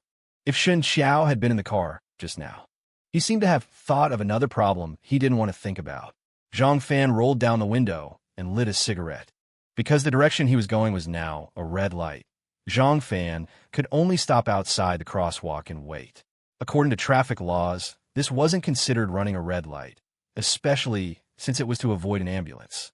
The seconds on the red light ticked down. Zhang Fan intentionally or unintentionally looked at Shen Qiao's company ahead. This intersection was extremely familiar to him, but at this moment, he was very afraid of seeing that figure suddenly appear. The light turned green, and Zhang Fan hurriedly left, driving carefully towards home. Shen Qiao didn't get home until 6:30, which was a big difference from what she had said about getting off work early. But when Zhang Fan saw Shen Qiao enter, he didn't pay attention to the time, but looked puzzled at the clothes Shen Qiao was wearing. "You changed clothes? Weren't you wearing a uniform to work this morning?" Even if he didn't want to talk to Shen Qiao, he couldn't help but ask when he saw his wife suddenly change clothes and come home. "I had some bad luck today. When I was getting off work, a pipe burst at a store on the street, and the ground was full of water. When I passed by, a car drove by without slowing down and splashed me all over."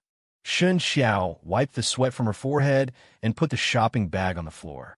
"I originally wanted to come back quickly, but I was soaked and couldn't get a taxi. I had no choice but to buy a dress at the mall downstairs from the company. How does it look? Do you like it?" Shen Qiao leaned against the wall, turned her back, and took off her high heels. "Did you change your underwear too?" Zhang Fan frowned and stepped forward, bending down to pick up the plastic bag on the ground, his gaze falling on Shen Qiao's exposed calves. No stockings. This inevitably made Zhang Fan's imagination run wild. After all, Shen Qiao had a history of this. The key was that Zhang Fan couldn't confirm what underwear Shen Qiao was originally wearing. How was that possible? I didn't fall into the water. Shen Qiao smiled playfully, put on her slippers, and reached out to take the shopping bag. Then wear your change clothes? Zhang Fan avoided Shen Qiao's hand with a blank expression, turned around, and walked towards the kitchen with the shopping bag. The shopping bag contained newly bought vegetables, and it was quite heavy, which made Zhang Fan feel a twinge of reluctance. Not to mention that Shen Qiao was pregnant now. Even in the past, Zhang Fan had never let Shen Qiao carry heavy things while wearing high heels. Because I still had to go to the supermarket to buy groceries after I changed my clothes, I sent them to the laundry nearby. This back and forth wasted a lot of time. I'm sorry, husband, I'm late. Shen Qiao followed behind Zhang Fan timidly. Zhang Fan's action of not letting her carry the shopping bag just now filled her heart with warmth. It was an instinct and also a tacit understanding. As long as this remained, her marriage was not too bad. Be careful in the future, you're now after all. Zhang Fan almost blurted out, but still couldn't say the reason that should have made him ecstatic. I know, I'll be extra careful. Don't worry, I will definitely protect our baby. The smile on Shen Qiao's face became sweeter, and her right hand subconsciously pressed on her belly. Zhang Fan twitched the corner of his mouth, said nothing, and walked to the balcony. Seeing Zhang Fan's reaction, Shen Qiao reminded herself again not to be anxious, took the apron hanging on the wall, and hurriedly started to get busy. But just as she took out the ingredients from the shopping bag and prepared to wash them, she was attracted by the ashtray on the dining table. This ashtray was usually placed in the living room. For some reason, Zhang Fan had brought it to the kitchen. The key was that there were only 3 cigarette butts in the ashtray, 2 yellow and 1 white. Shen Qiao looked up at Zhang Fan's back, then looked down again at the 3 cigarette butts, frowning slightly. Husband, did you have friends over this afternoon? After washing the water spinach, Shen Qiao took the cutting board and asked seemingly casually. No, why do you suddenly ask? Zhang Fan turned around and looked at Shen Qiao meaningfully. I saw a brand of cigarette in the ashtray that you don't usually smoke. I thought it was your friend. Did you start smoking foreign cigarettes? Shen Qiao didn't look up. Her hands were seriously cutting vegetables. You mean that Marlboro cigarette, butt? I picked it up from the awning. Zhang Fan tilted his head, leaned lightly against the window, and stared at Shen Qiao with half-closed eyes. Awning? The balcony awning. Yes, right here, Zhang Fan said, pointing behind him. Oh, I remember now. This must have been left by the guy who fixed the screen window. It's so rude, smoking in a client's house, and even throwing the cigarette butt onto the balcony, Shen Qiao said with an indignant expression. The screen window repairman? Zhang Fan turned around skeptically, examining the screen window behind him closely. But he didn't see any signs of repair. Yeah, the other day the adhesive on the corner of the screen came loose. Since you weren't home, I called a repairman to come and fix it. You need to be more careful about letting strangers in, especially when you're home alone. Zhang Fan examined the edges of the screen, noticing the different colored adhesive. With a sigh of disappointment, Zhang Fan turned and grabbed the ashtray as he passed the kitchen. It was the same story again. Impeccable, making it hard to refute. I know, I booked it through the city services hotline, so it should have been safe. I just didn't expect the repairman to be so unreliable and do something like this. I'll have to file a complaint next time. Shen Qiao moved with practiced efficiency, honed from years of experience in the kitchen. Soon, a table of delicious food was neatly arranged on the dining table. Shen Qiao had clearly put a lot of thought into tonight's dinner. Every dish on the table was practically one of Zhang Fan's favorites. But as the two of them ate, the usual warmth and sweetness were absent. Zhang Fan, in particular, was almost completely silent. Honey, are you still mad at me? Zhang Fan's hand paused while picking up some food, but only for a moment. He continued to pick at his food and eat with his head down. Honey, please don't be angry. I don't even know why you're angry. You don't know. Zhang Fan's hand stiffened again, and he simply put down his chopsticks. He really couldn't understand how long Shen Qiao intended to keep up this act. Did she really think he was a fool? Are you sure you want to keep pretending? What am I pretending? Shen Qiao straightened up. She knew that now wasn't the best time to talk about this, but she hadn't expected Zhang Fan to react so strongly. All right, Let me ask you, how did you get your finance director position? The long-suppressed resentment finally overwhelmed Zhang Fan. He pulled out his chair and looked at Shen Qiao intently. Shen Qiao was momentarily speechless. How was she supposed to answer that? Go on. Zhang Fan sneered inwardly at Shen Qiao's reaction. Director Liang suddenly resigned, and Mr. Wang said it would be difficult to find a reliable replacement in a short time, so he asked me to fill in. Shen Qiao's voice trembled slightly as she met Zhang Fan's aggressive gaze. Suddenly resigned. Did Liang Yu really resign? Zhang Fan had always assumed that since there was some kind of deal, Liang Yu must have had his own arrangements. He couldn't have just thrown away his job for a woman. He really did resign at that time. At that time? And now, Zhang Fan seemed to have caught a loophole in Shen Qiao's words, and a hint of mockery appeared on his face. Director Liang, he died. Shen Qiao suddenly said with a complex expression. What? Liang Yu died? Didn't you see the news? Shen Qiao asked hesitantly. Zhang Fan didn't speak, just stared at Shen Qiao gravely. He had been living almost completely isolated from the world during this time. How would he have been paying attention to the news? Director Liang died in the United States. It seems he was traveling and was shot during a robbery. He died after being taken to the hospital. Shen Qiao lowered her head and answered in a low voice. Zhang Fan was so shocked by the news that he couldn't speak. He immediately took out his phone to search for the news. Staring intently at his phone, Zhang Fan missed the flicker of unease in Shen Qiao's eyes. He's really dead. He clicked on several news articles, and the content was similar. The news only mentioned a Chinese man surnamed Liang, but there was a photo of Liang Yu's ID. Liang Yu was dead. His wife's lover was actually dead. For a moment, Zhang Fan found it hard to accept. He couldn't describe his feelings, but he felt a stifling pressure in his chest slowly dissipating. If Liang Yu was really dead, if the child Shen Qiao was carrying was really his, then, suddenly, Zhang Fan looked up and stared at Shen Qiao intently. The child, it's really not Liang Yu's? How could it be?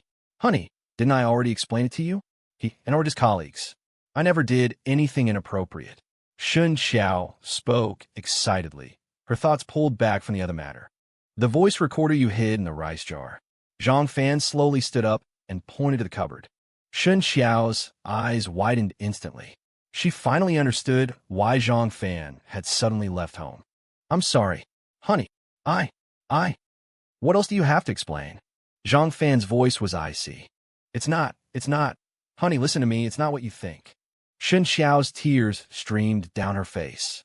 Zhang Fan didn't speak, just looked at his wife coldly. Liang Yu was threatening me. If I didn't do that, So you willingly climbed into his bed and got your finance director position in return? Zhang Fan's voice practically roared. I didn't. Shen Qiao shouted heartbreakingly. Since you heard the recording, I won't hide it from you. Liang Yu was threatening me, and I couldn't think of any other way. But I'm the company's finance officer, and I found problems with the contract he handled. So I pretended to agree to his demands, but on the condition that I would also get a share of the money. I met him that day just to get him to admit to the money laundering. Then I could use that as leverage. I was just trying to get rid of him. How could I do anything to hurt you? Zhang Fan frowned deeply at her words. When he had heard the recording that day, he had been completely overwhelmed. He had only noticed the ambiguous and explicit dialogue between them and had completely ignored their other conversations. What about the recording? Where is it now? Zhang Fan thought for a moment and decided he needed to listen to the recording again. I destroyed it. After I found out about Liang Yu's death, I destroyed it, Shen Qiao said, sobbing softly. Destroyed? Zhang Fan's brow furrowed. Dead men tell no tales? The person was dead, and the recording was destroyed. Honey, everything I said is true. Think about it. If I was really having an affair with him, why would I record it? What was my purpose in recording it? Shen Qiao, seeing that Zhang Fan still didn't believe her, anxiously searched for reasons to defend herself. Zhang Fan stepped back a few paces and took out a cigarette, lighting it. He had actually thought about this point. Given Shen Qiao's cautious nature, she shouldn't have left such obvious evidence, and she shouldn't have even recorded it in the first place. The purpose of the recording. Could it really be as Shen Qiao said? Did his wife and Liang Yu really not have that kind of relationship? You said Liang Yu was threatening you. What was he threatening you with? Was it so serious that you had to take such a big risk?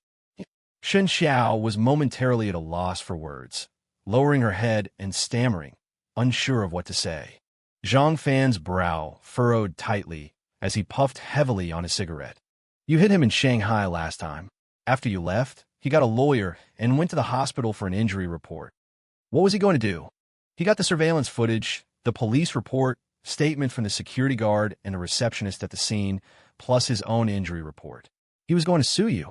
Shen Qiao bit her lip, tears welling up in her eyes again. Then let him sue. Am I afraid of him? You're not afraid, but I am, honey. You had just been promoted at that time. Your career was just starting. He had solid evidence. Malicious injury plus disorderly conduct. You would have been detained. So, I'd be detained. Zhang Fan grunted rebelliously, but his tone was noticeably weaker. An unsettling feeling rose within him. If you were detained, you would definitely be fired. And how would a person with a criminal record find a job in Hangzhou? Your whole life would be ruined. Zhang Fan was speechless. Shen Qiao's words hit him like a hammer blow to the chest. His wife had done all this. For him? Honey, I'm sorry. I know, you did that for me back then, so You and Liang Yu really didn't have that kind of relationship. No, I swear, absolutely not. Shen Qiao answered without hesitation. Looking at his wife's determined gaze, Zhang Fan's mind wavered for the first time.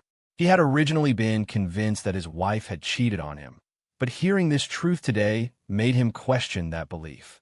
Had he really misjudged his wife? I'm sorry, I need some time to calm down, Zhang Fan said, waving his hand to stop Shen Qiao from approaching him.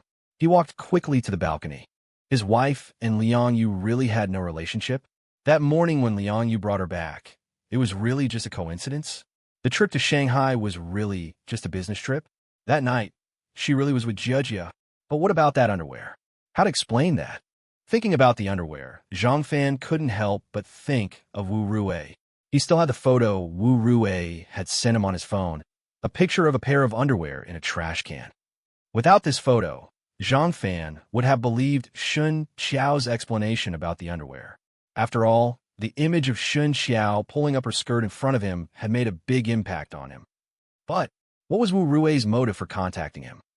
Wu Rui liked Liang Yu. Was it female jealousy? So, Wu Rui's words were not credible. Zhang Fan had carefully examined the underwear in the photo. It was a very ordinary pair of underwear.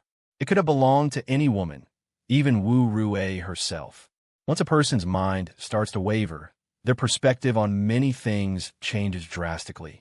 Zhang Fan leaned against the balcony, staring at the faint mark on the awning. If it were him, as a lover going to another woman's house, would he throw a cigarette, but in such a place? So brazen? He shook his head vigorously. All the previously solid evidence began to sway again. But strangely, the anxiety in Zhang Fan's heart gradually dissipated. There was no sense of defeat from being overturned, but rather a sense of relief. And behind this inexplicable relief, there was a vague sense of guilt. Honey, Shen Qiao gently hugged Zhang Fan from behind, pressing her head tightly against his back. I'm sorry, Zhang Fan said softly. No, you have nothing to apologize for. It's me, it's all my fault. Shen Qiao's hands gradually tightened, almost using all her strength to hold Zhang Fan. The feeling of getting him back after losing him almost made her collapse. You should have told me, instead of taking risks yourself. Do you know? If Liang Yu hadn't fallen for it, you might have. I didn't dare to tell you. Shen Qiao started crying again. Zhang Fan's words reminded her of the precarious situation at that time. Why didn't you dare to tell me? I know you. You were already suspecting me at that time. With your temper, if you knew that Liang Yu was threatening me, forcing me to, you would definitely go after him without considering the consequences. I can't lose you. Honey, Zhang Fan was choked up and couldn't speak. Shen Qiao was right. With his temper, if Liang Yu had really coerced Shen Qiao, Zhang Fan might have killed him with his own hands. It's all in the past. Liang Yu is dead. He won't bother us anymore. He got off easy. Honey, Shen Qiao turned Zhang Fan's body around, put her arms around his neck, and looked at him with tearful eyes. When you were gone, I felt like the sky was falling. Don't do this again, okay? I really can't lose you. I really can't bear the days without you. We have a baby now. You always said that a home without children is not a complete home. Now we have one. We should. Zhang Fan didn't say anything. He lowered his head and sealed his wife's lips. Shen Qiao responded passionately, their bodies tightly intertwined. Honey. Shen Qiao was breathing heavily, her eyes blurred, seemingly a little worried about the balcony environment. No, no. Zhang Fan shivered and slowly pushed Shen Qiao away. Shen Qiao's body went soft, and she looked at her husband in confusion. Hadn't he forgiven her in his heart? During the first 3 months of pregnancy, it's very dangerous to do this. It's not good for the baby. Zhang Fan swallowed, looking at Shen Qiao with some regret. Shen Qiao licked the corner of her mouth, revealing a mysterious smile. Half an hour later, Zhang Fan leaned wearily on the sofa, fine beads of sweat appearing on his forehead, a long-lost satisfaction on his face. But as he listened to the sound of toothbrushing coming from the bathroom, a trace of doubt inevitably rose in his heart. He and Shen Qiao had been together for 6 years. It was not an exaggeration to say that they were an old married couple. But Shen Qiao had always been quite conservative when it came to their intimate life. Zhang Fan had asked Shen Qiao for things like this before, and Shen Qiao would occasionally agree, but she always seemed very reluctant. So why was Shen Qiao so proactive today? Was it just to repair their relationship? But why was she so skilled? Recalling the experience just now, Zhang Fan's heart lost its ripples, and instead became more and more uneasy. Liangyu. Undeniably, Zhang Fan once again thought of this man he wished he could kill with his own hands. Even though Shen Qiao's explanation was logical, the thorn in his heart still remained, because there were still too many details that seemed too far-fetched. Fortunately, this man was already dead. Honey, do you want to wash up? Shen Qiao poked her head out of the bathroom, a facial mask already applied to her face. Yeah, I'll just rinse off in a bit. Zhang Fan stubbed out his cigarette, got up, and walked towards the kitchen. Then you go shower first. I'll clean up. You go lie down. You've been working all day. I'll do it. Zhang Fan said, already rolling up his sleeves and starting to clear the table. Honey. Shen Qiao's movements paused slightly, and she looked at her husband's back, somewhat moved. I can't cook, but I can wash dishes. I'll take care of these things from now on. Zhang Fan didn't look up, skillfully busy in the kitchen. Don't underestimate it. His biggest gain this month was learning how to clean. I'll do it. After being moved for a moment, Shen Qiao still walked into the kitchen. You go lie down. You're different now. Zhang Fan turned around and subconsciously glanced at Shen Qiao's belly. Then I'll keep you company.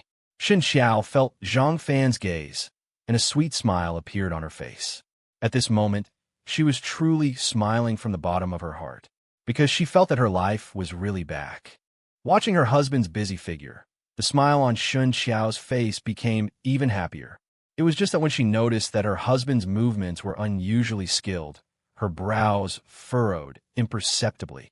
Perhaps Zhang Fan's doubts had been dispelled, but Shen Qiao's worries still remained. Where had her husband been for the past month? Who was he with?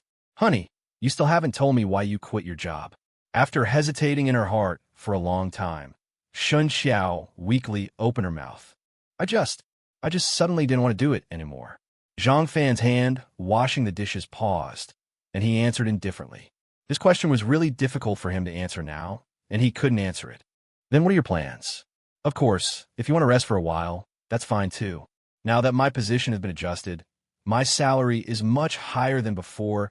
You don't have to worry about the mortgage at all. Yeah.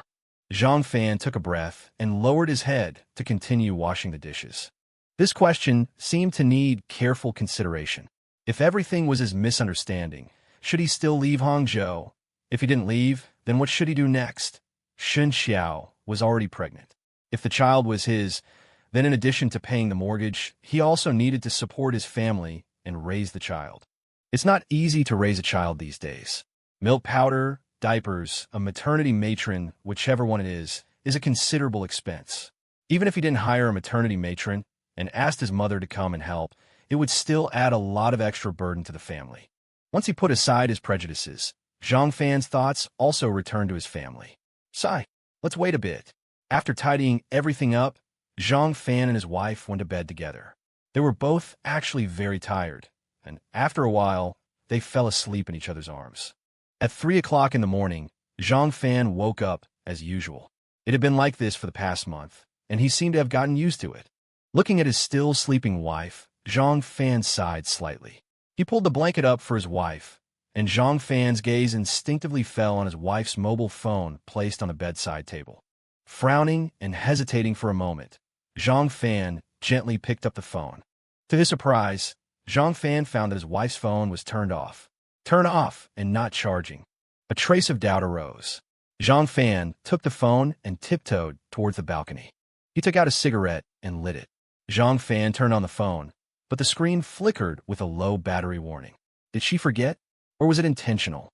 Skillfully unlocking the phone, Zhang Fan carefully browsed through it.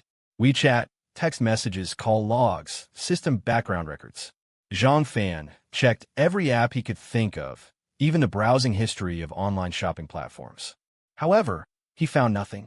He even looked for the call records and feedback records of that citizen service hotline. The system location was still turned on, and the tracking management was also running normally.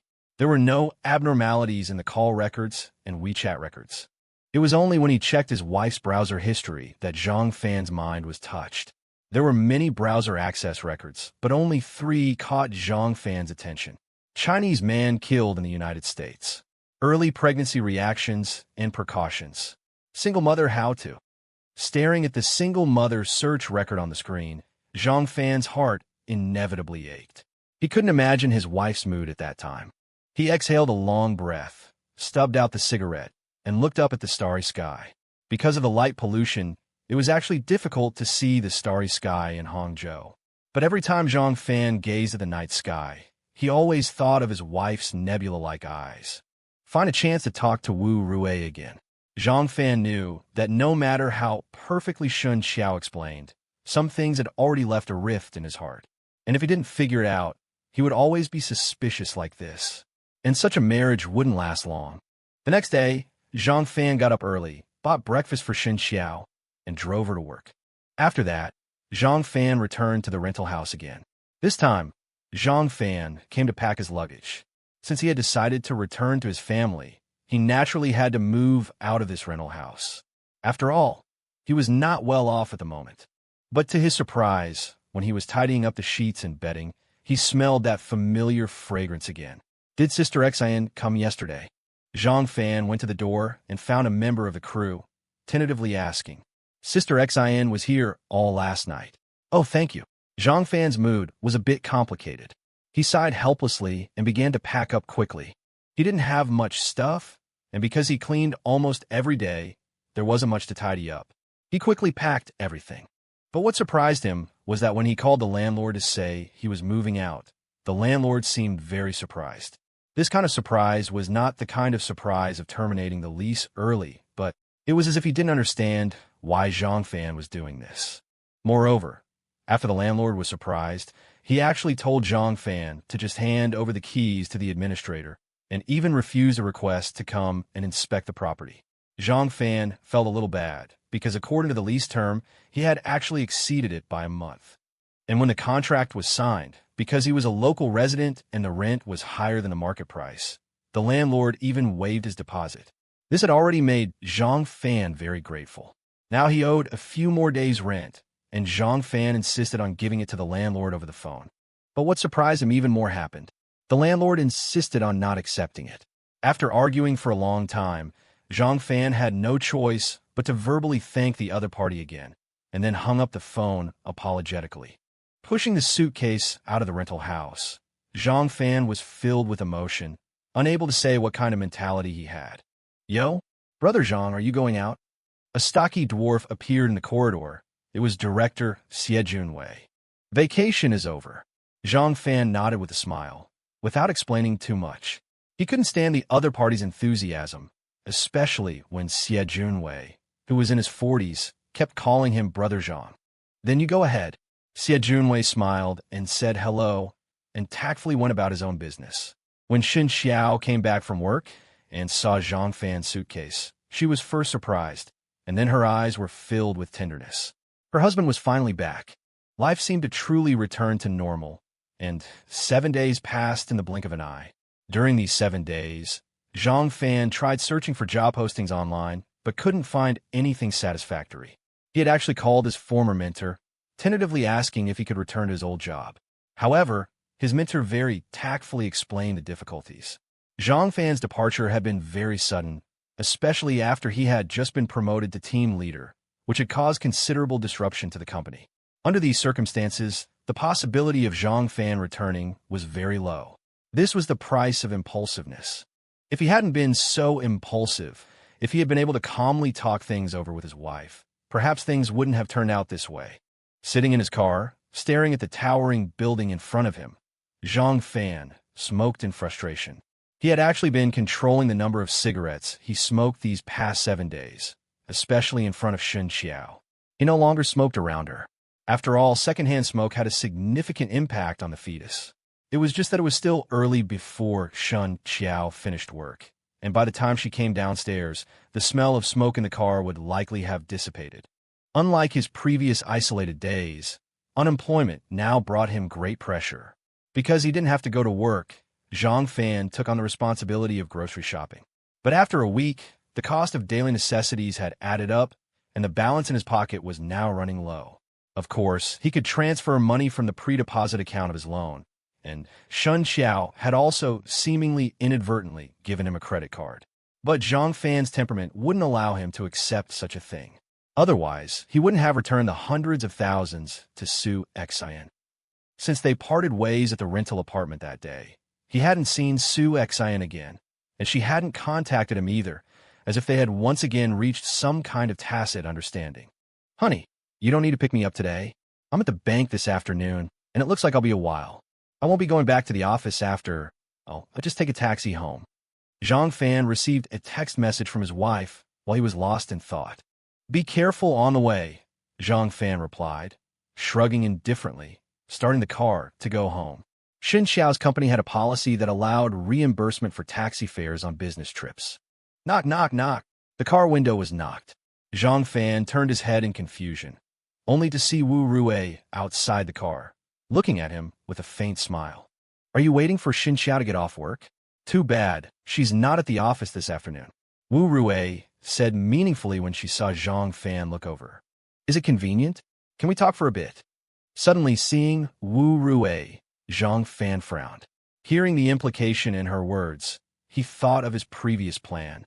"Do you have something to ask me?" Wu Rui raised a charming arc at the corner of her mouth, but she directly walked around the car and sat in the passenger seat. "Want a drink?" Zhang Fan glanced at Wu Rui's raised leg. She was dressed in the company's uniform, a suit jacket, short skirt, and stockings. But unlike Shen Qiao, Wu Rui liked to wear black stockings. "Aren't you afraid of your wife seeing?" Shaking her leg, Wu Rui spoke in a flippant tone. "Didn't she tell you she was going to the bank? She told you she was going to the bank, wasn't she?" Zhang Fan twitched the corner of his mouth.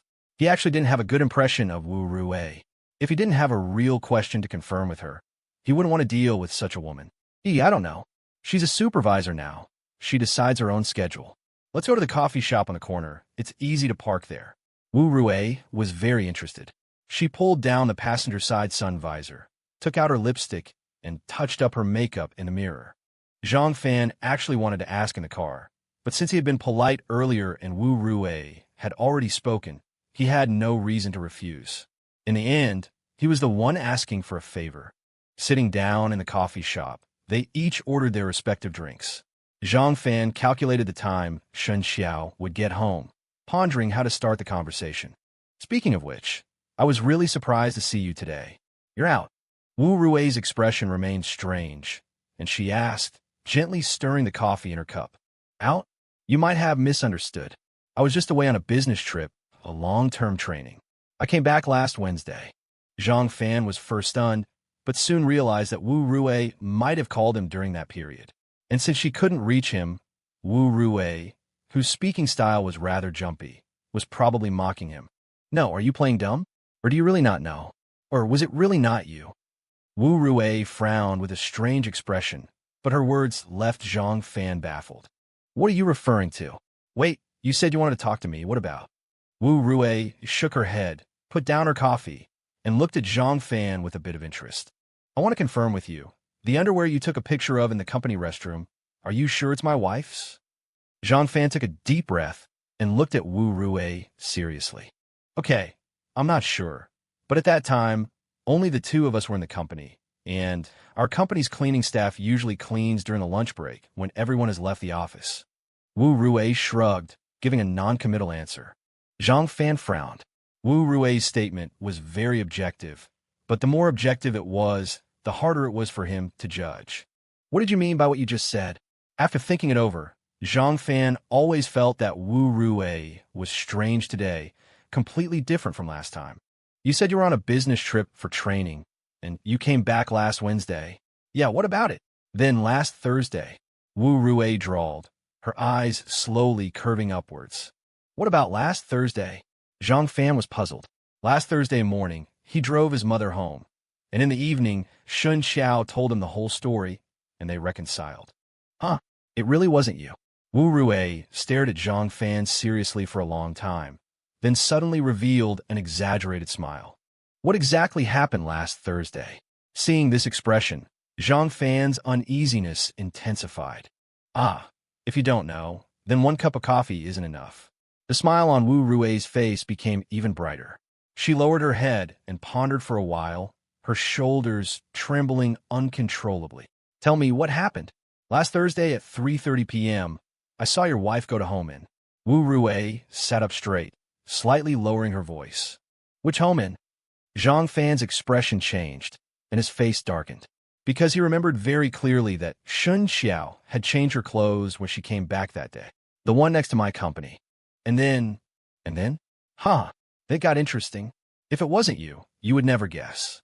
Wu Rui instantly became animated. Zhang Fan took a deep breath, staring intently at Wu Rui, waiting for her to continue. But Wu Rui's current state made him extremely uneasy. But wasn't Liang Yu dead? That day, I saw her rush out of the company, which was very different from her usual behavior. So I followed her. I didn't expect to see her go to the home inn. So I thought, who is she meeting at the hotel? After all, Liang Yu had only been dead for half a month. His body was barely cold.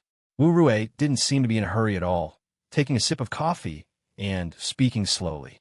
Zhang Fan opened his mouth, wanting to explain the relationship between his wife and Liang Yu, but involved sensitive issues like money laundering, and Liang Yu was already dead, so he held back.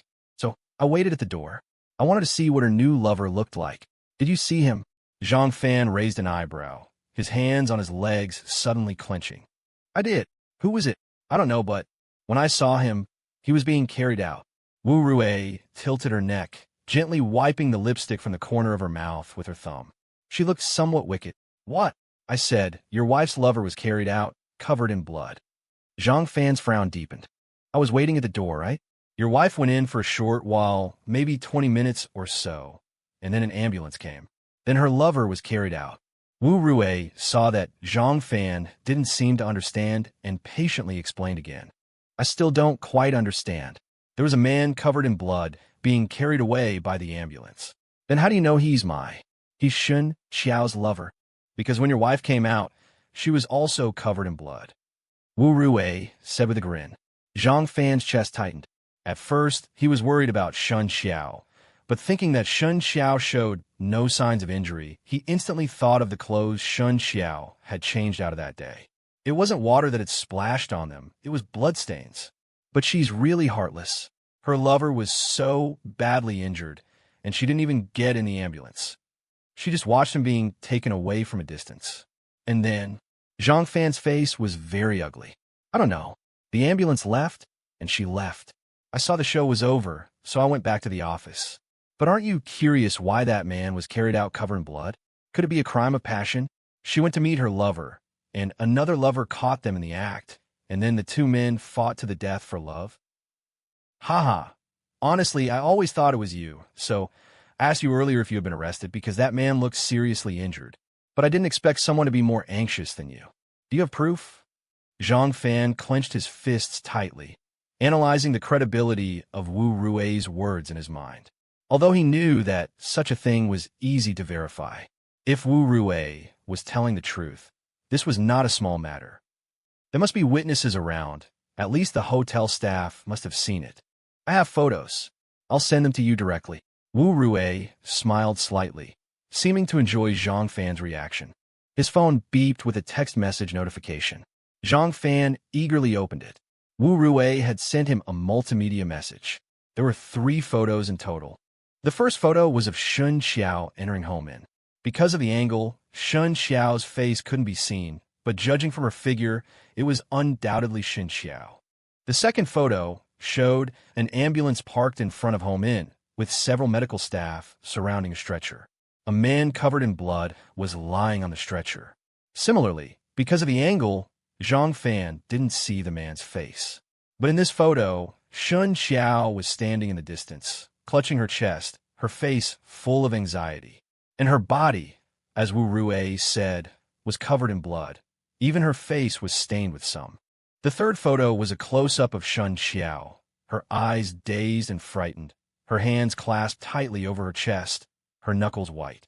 And the bloodstain on her face looked particularly bright and piercing.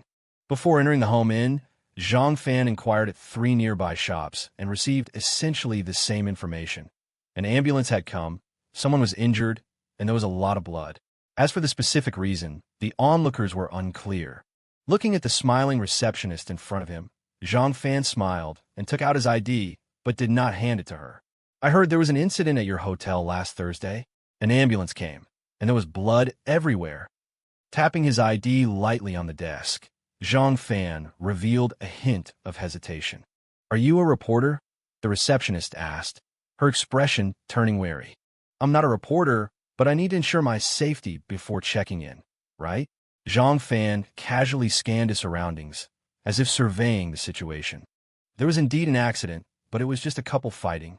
Someone got hurt accidentally. It has nothing to do with the hotel. The receptionist hesitated, then explained reluctantly. A couple fighting? Are couples so ruthless these days? Something struck Zhang Fan, but he forced himself to appear calm. I don't know the specifics. I wasn't on duty that day, but the police came later and confirmed it was a domestic dispute. The receptionist explained patiently. Zhang Fan's eye twitched, and his face turned grim. This indirectly confirmed Wu Rue's suspicions. Sir, do you still need a room? Never mind. I'll try another hotel. Zhang Fan waved his hand, put away his ID, and walked out. A couple fighting, a domestic dispute. Damn it. He felt guilty that night, thinking he had wronged her. Her acting skills were simply superb. Liang Yu was dead, and she already had other lovers, possibly more than one. Dazed and disoriented, Zhang Fan rushed out of the hotel and felt the world go black as he bumped into someone. The person was short but sturdy, and Zhang Fan, with his unsteady steps, was knocked to the ground. Mr. Zhang. Before Zhang Fan could apologize, the man in front of him spoke in surprise and quickly helped him up. Director Xie? This person was indeed the director Zhang Fan had met before, Xie Junwei. You're in such a hurry. Are you also going to see Sister Xian? Su Xian? What happened to her? Zhang Fan, who had been helped up, was stunned. Huh, you don't know? She just called me, saying she had a terrible stomachache, and asked me to take her to the hospital. She sounded like she was in a lot of pain. I thought you were also. Where is she? Zhang Fan interrupted anxiously.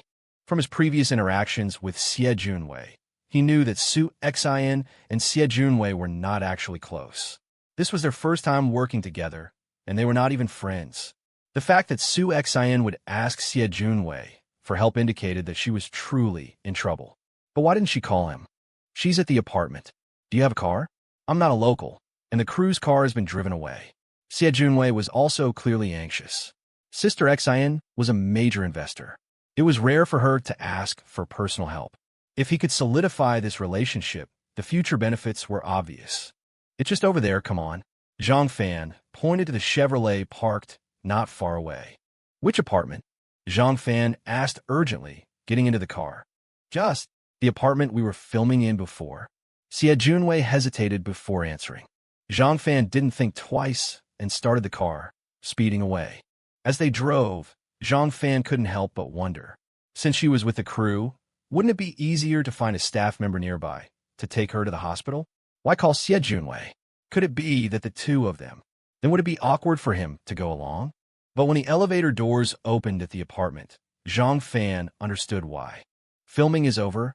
Zhang Fan asked, looking at the empty hallway. Yes, the filming went very smoothly. The scenes here were finished ahead of schedule yesterday, and we've now moved locations. Then why is Su Xian still here? Sister Xian has been staying here for the past few days. Xie Junwei glanced at Zhang Fan suspiciously. Aren't you two in that kind of relationship? You've been living together, haven't you? She's been staying here? Zhang Fan was stunned, but then he saw Xie Junwei lead him directly to his former rental apartment and gently knock on the door. Zhang Fan's doubts grew. Hadn't he already canceled the lease? Did Su Xian rent it again after he moved out? But for a wealthy woman worth hundreds of millions, was it appropriate to rent a studio apartment? Zhang Fan's questions remained unanswered as the door slowly opened. Even though Zhang Fan was somewhat prepared, he was still shocked by Su Xian's appearance. Su Xian's face was pale, her lips were blue, and her forehead was covered in sweat. Her body, wrapped in a small blanket, was still trembling uncontrollably. Are you all right? Seeing Su Xian's pain, Zhang Fan instinctively stepped forward to support her. My stomach hurts a lot. Su Xian was also taken aback by the sudden appearance of Zhang Fan, but then she leaned into him and rested in his arms. It's okay. I'll take you to the hospital right away. Zhang Fan glanced quickly around the room and then scooped Su Xian up in his arms.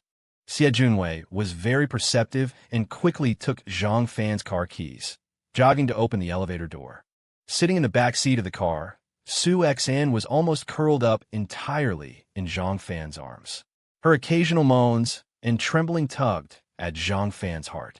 Why did your stomach suddenly start hurting? Zhang Fan instinctively tightened his grip around her and gently asked in her ear. Su Xian didn't answer, just shook her head in pain. They sped all the way, with Xie Junwei driving very fast. We're here. Drop us off at the emergency entrance first, then you can go park. Zhang Fan, seeing the hospital entrance, quickly rolled down the window. But as the car turned into the entrance, Zhang Fan's eyes widened, and he looked in surprise at a taxi on the side of the road. A slender figure was hurrying into the cab. Shen Qiao? Zhang Fan couldn't be sure, because the woman was wearing a mask, but her attire, figure, and hairstyle were all very similar to his wife, Shen Qiao. She said she was at the bank. Why was she at the hospital? Could it be? We're here, Xie Junwei said softly, stopping the car. Zhang Fan didn't have time to think, and once again carried Su Xian, running towards the emergency room. Preliminary diagnosis is acute pancreatitis, but further tests are needed. Let's get her admitted first. I just gave her an injection, so the pain should subside, the emergency doctor said to Zhang Fan while writing the medical record, occasionally glancing at the two hands clasped tightly together. Even though she was lying on the emergency bed, Su Xian did not let go of this hand throughout the doctor's examination, as if clutching a lifeline. Zhang Fan saw the sweat constantly beading on her forehead and naturally couldn't bear to pull away. He also held her hand tightly, providing emotional comfort. I'll go, Xie Junwei, who had been standing by, reacted quickly.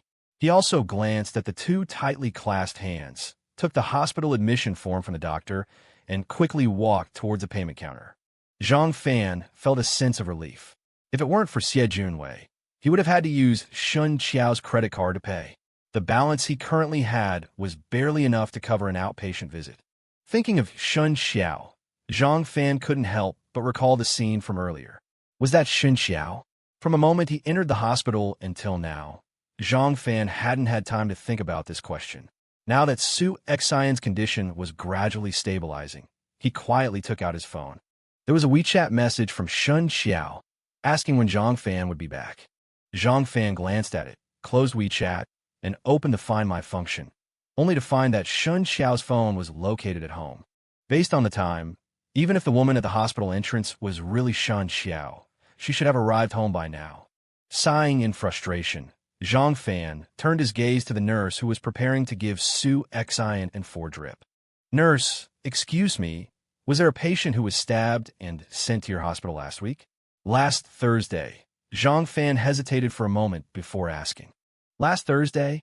I don't think so. Was it during the day or at night? The nurse replied casually, skillfully tying a tourniquet on Su Xian's arm. It should have been around 4 o'clock in the afternoon, brought in by an ambulance. It might have been a stab wound. I don't think so. I was on the night shift that day. If there had been such a patient, I would have heard about it. Hangzhou's security is very good, and there are very few violent incidents these days. The nurse turned her head and smiled slightly, taking out an alcohol swab. Your wife is very beautiful. Don't worry. Pancreatitis is not a big deal. It's just the pain is severe when it first flares up. Seeing Zhang Fan's furrowed brow, the nurse kindly offered comfort. Thank you. Zhang Fan wanted to explain, but noticing their clasped hands, he smiled awkwardly. It wasn't until 8 o'clock in the evening that Su Xian's condition finally stabilized. Under the doctor's arrangement, she was admitted to the internal medicine ward. By this time, Su Xian, exhausted from the prolonged pain, had fallen asleep. During this time, Shen Qiao called Zhang Fan once. Zhang Fan didn't explain much, simply saying that something urgent had come up and he wouldn't be back for dinner. Shen Qiao didn't ask any further questions, just told Zhang Fan to come home early. Mr. Zhang, the crew is still rushing to film. You see. It's okay, I'll stay. You go ahead and do what you need to do. Thank you so much for today, Zhang Fan said politely, seeing Xie Junwei to the door after settling Su Xian in. Should I find someone from the crew to come over? No need. I'm here. We'll talk about other things when she wakes up. Zhang Fan turned and glanced at a patient in the same room as Su Xian. It was a middle-aged man, close to 50 years old. It was unclear what illness he had, but although he looked pale, his eyes had lit up when he saw Su Xian earlier, almost popping out of his head. Zhang Fan didn't feel comfortable leaving Su Xian alone in such a place. Moreover, Su Xian wasn't familiar with Xie Junwei or anyone else from the crew, so Zhang Fan wouldn't feel comfortable either. He owed Su Xian, he owed her a lot. For example, 500 million. At a time like this, there was no way he would leave Su Xian behind. Dude, your wife is something, huh? After seeing Xie Junwei off, Zhang Fan returned to the ward, only to be greeted by the lewd and ambiguous gaze of the middle-aged man in the next bed. Zhang Fan frowned, not bothering to respond to the man, and directly drew the curtain between the two beds. Looking at Su Xian, who looked like a sleeping beauty, Zhang Fan's feelings were complicated. Today, he had also experienced a lot. Or rather, he had experienced a lot during this period, like falling from the sky, then surviving a disaster, and then falling into the abyss again. The nurse said the hospital didn't have such a patient, which meant the man wasn't at this hospital. So, was the woman he saw at the hospital entrance Shen Qiao or not? Their hairstyles and figures were similar, and it was same as their office uniform. Well, it was the standard uniform for office workers, and there would be many similar or identical ones. But with so many coincidences piling up, was it still a coincidence? At 9:30 p.m., the night nurse made her rounds. Are you a family member? Do you have a change of clothes? Her clothes are soaked. If she doesn't change, she'll easily catch a cold, and that wouldn't be good right now. If possible, wipe her body down with warm water. After taking Su Xian's temperature, the nurse gently lifted the blanket covering her. Zhang Fan was suddenly taken aback. This was his first time taking care of a patient. If you don't have any, I can give you a set of hospital pajamas. Also, if you're staying here tonight, you can rent a folding bed and bedding from the service center downstairs. Seeing Zhang Fan's dazed expression, the nurse kindly reminded him. Thank you. Zhang Fan touched his nose and awkwardly thanked her. Soon, the nurse brought a set of patient-specific pajamas. Usually, only patients requiring surgery wore these. Most inpatients rarely did. One reason was hygiene concerns, and the other was that they weren't as comfortable as their own clothes. Taking the clothes from the nurse, Zhang Fan's eyelids twitched, and his heart rate quickened.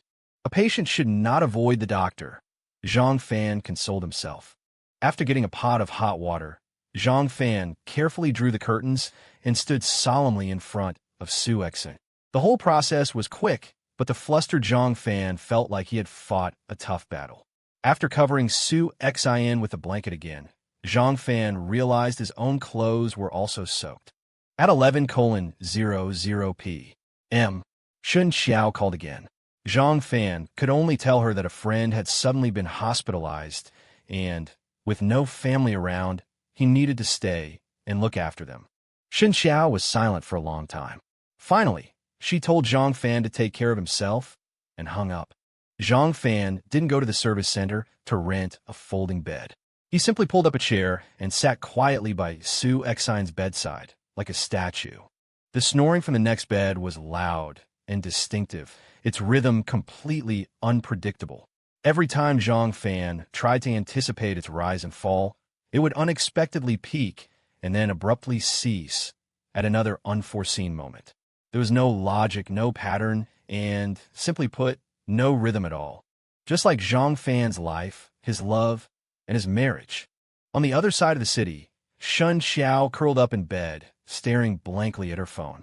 The screen still showed the call interface with her husband. Staring at the affectionate hubby displayed, her pupils drifted, her gaze unfocused. Her husband was with Su Xian. This was a woman's intuition. Her husband rarely lied, or rather, he almost never lied to her. So, she knew the moment he spoke, and her silence in those few seconds was actually waiting for her husband to explain or to choose. But her husband said nothing, choosing silence as well. Since her husband had returned home, Shen Qiao had deliberately avoided this topic for the past few days.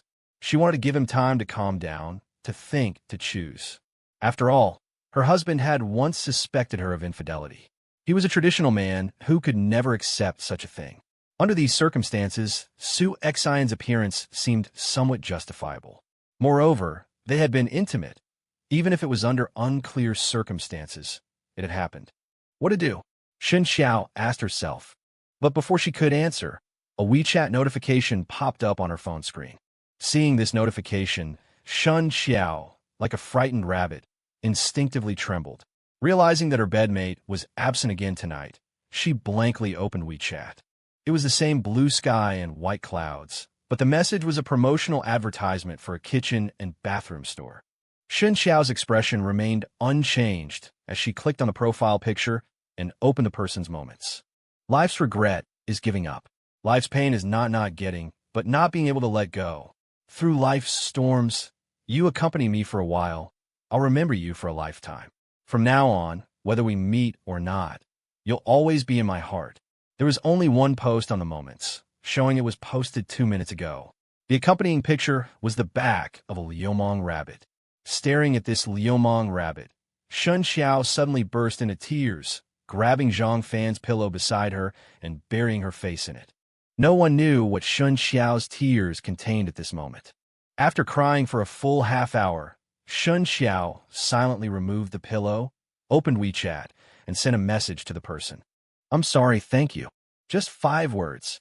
Shen Qiao deleted the record and placed her phone on the pillow. The bedroom fell into darkness again, with only a pair of eyes, like a nebula, occasionally flashing with tears. At 4:00 a.m., Zhang Fan, dozing against the headboard, was startled awake again by the snoring. But this time, he realized a pair of lively eyes were staring at him. You're awake.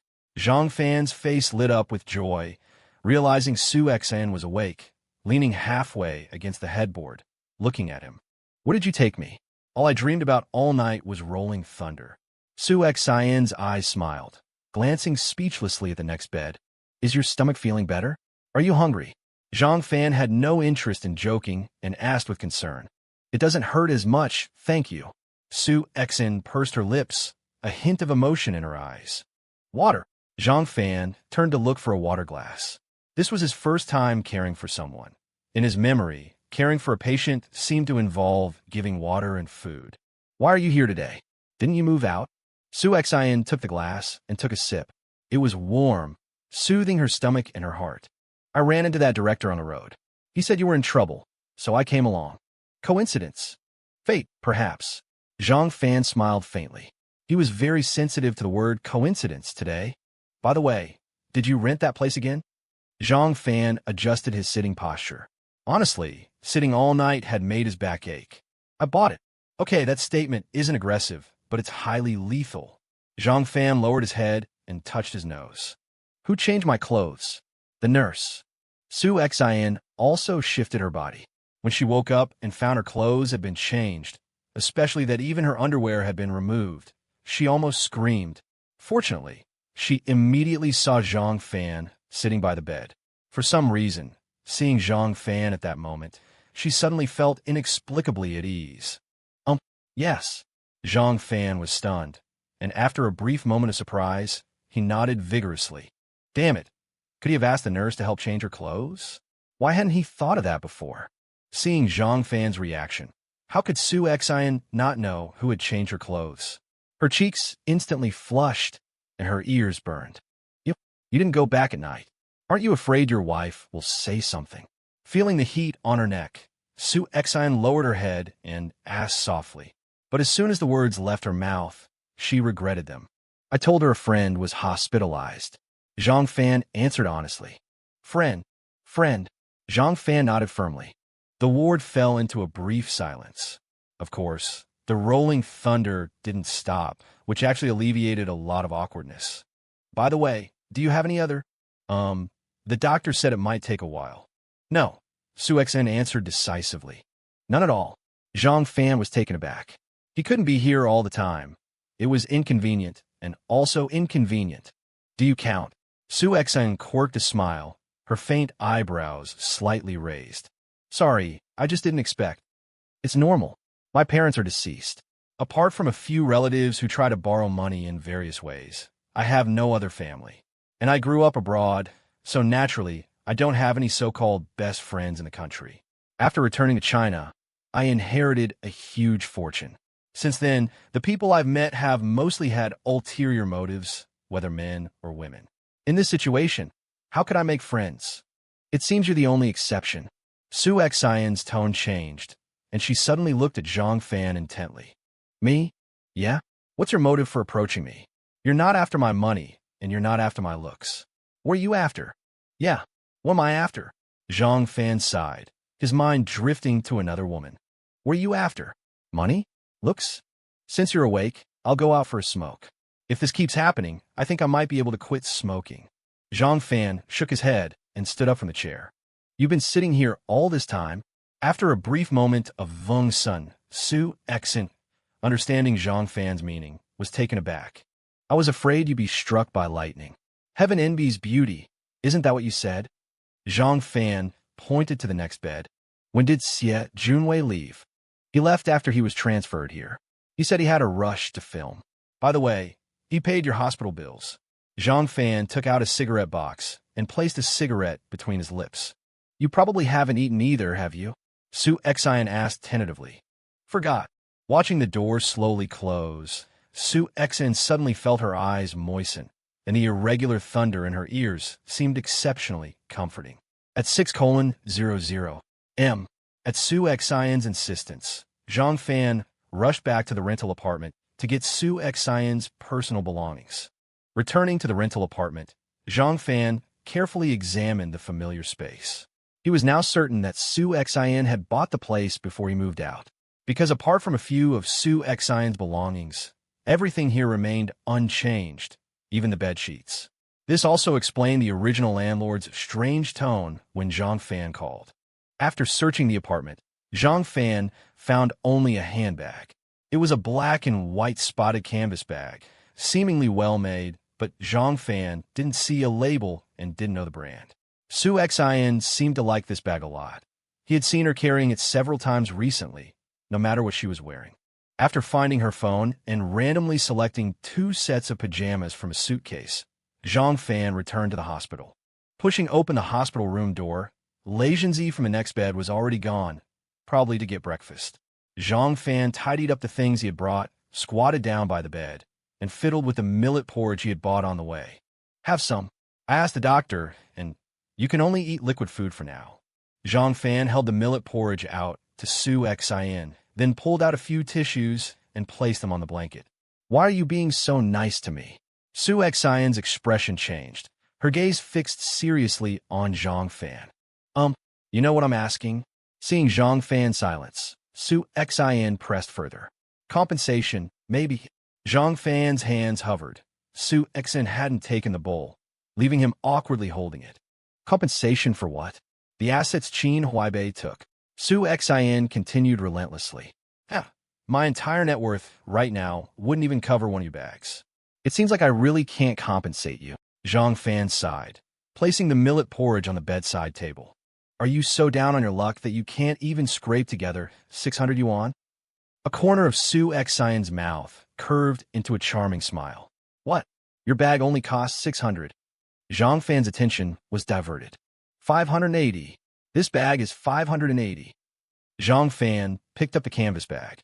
He had seen Su Xian carrying it every day and thought it must be worth at least 80,000, if not 100,000. He hadn't seen many designer bags, but he had a basic concept of luxury goods. Bought at the night market. I even thought it was too expensive. I felt like I could have gotten it for 500. Su Xian sighed, a hint of regret in her voice. Honestly, I'm a bit surprised. I've seen you carry this bag so often. I thought it was some luxury item. This bag is different from the others. Oh, Zhang Fan was intrigued. He knew very little about the world of the wealthy. I earned this bag with my own abilities. Su Xian raised an eyebrow, but a barely perceptible trace of shyness flickered in her eyes. As if your other bags weren't? Zhang Fan pouted. He clearly remembered Su Xian's series of flamboyant moves after inheriting her estate, which had multiplied her assets several times. Otherwise, Qin Huaibei wouldn't have had the opportunity to take advantage. Those were different. Those relied on luck. Give me the porridge and help me raise the bed. Su Xian pushed herself up, stretching lazily. By the way, I spoke to the nurse earlier. They're going to transfer me to a private room soon. They have specialized care there. That's good.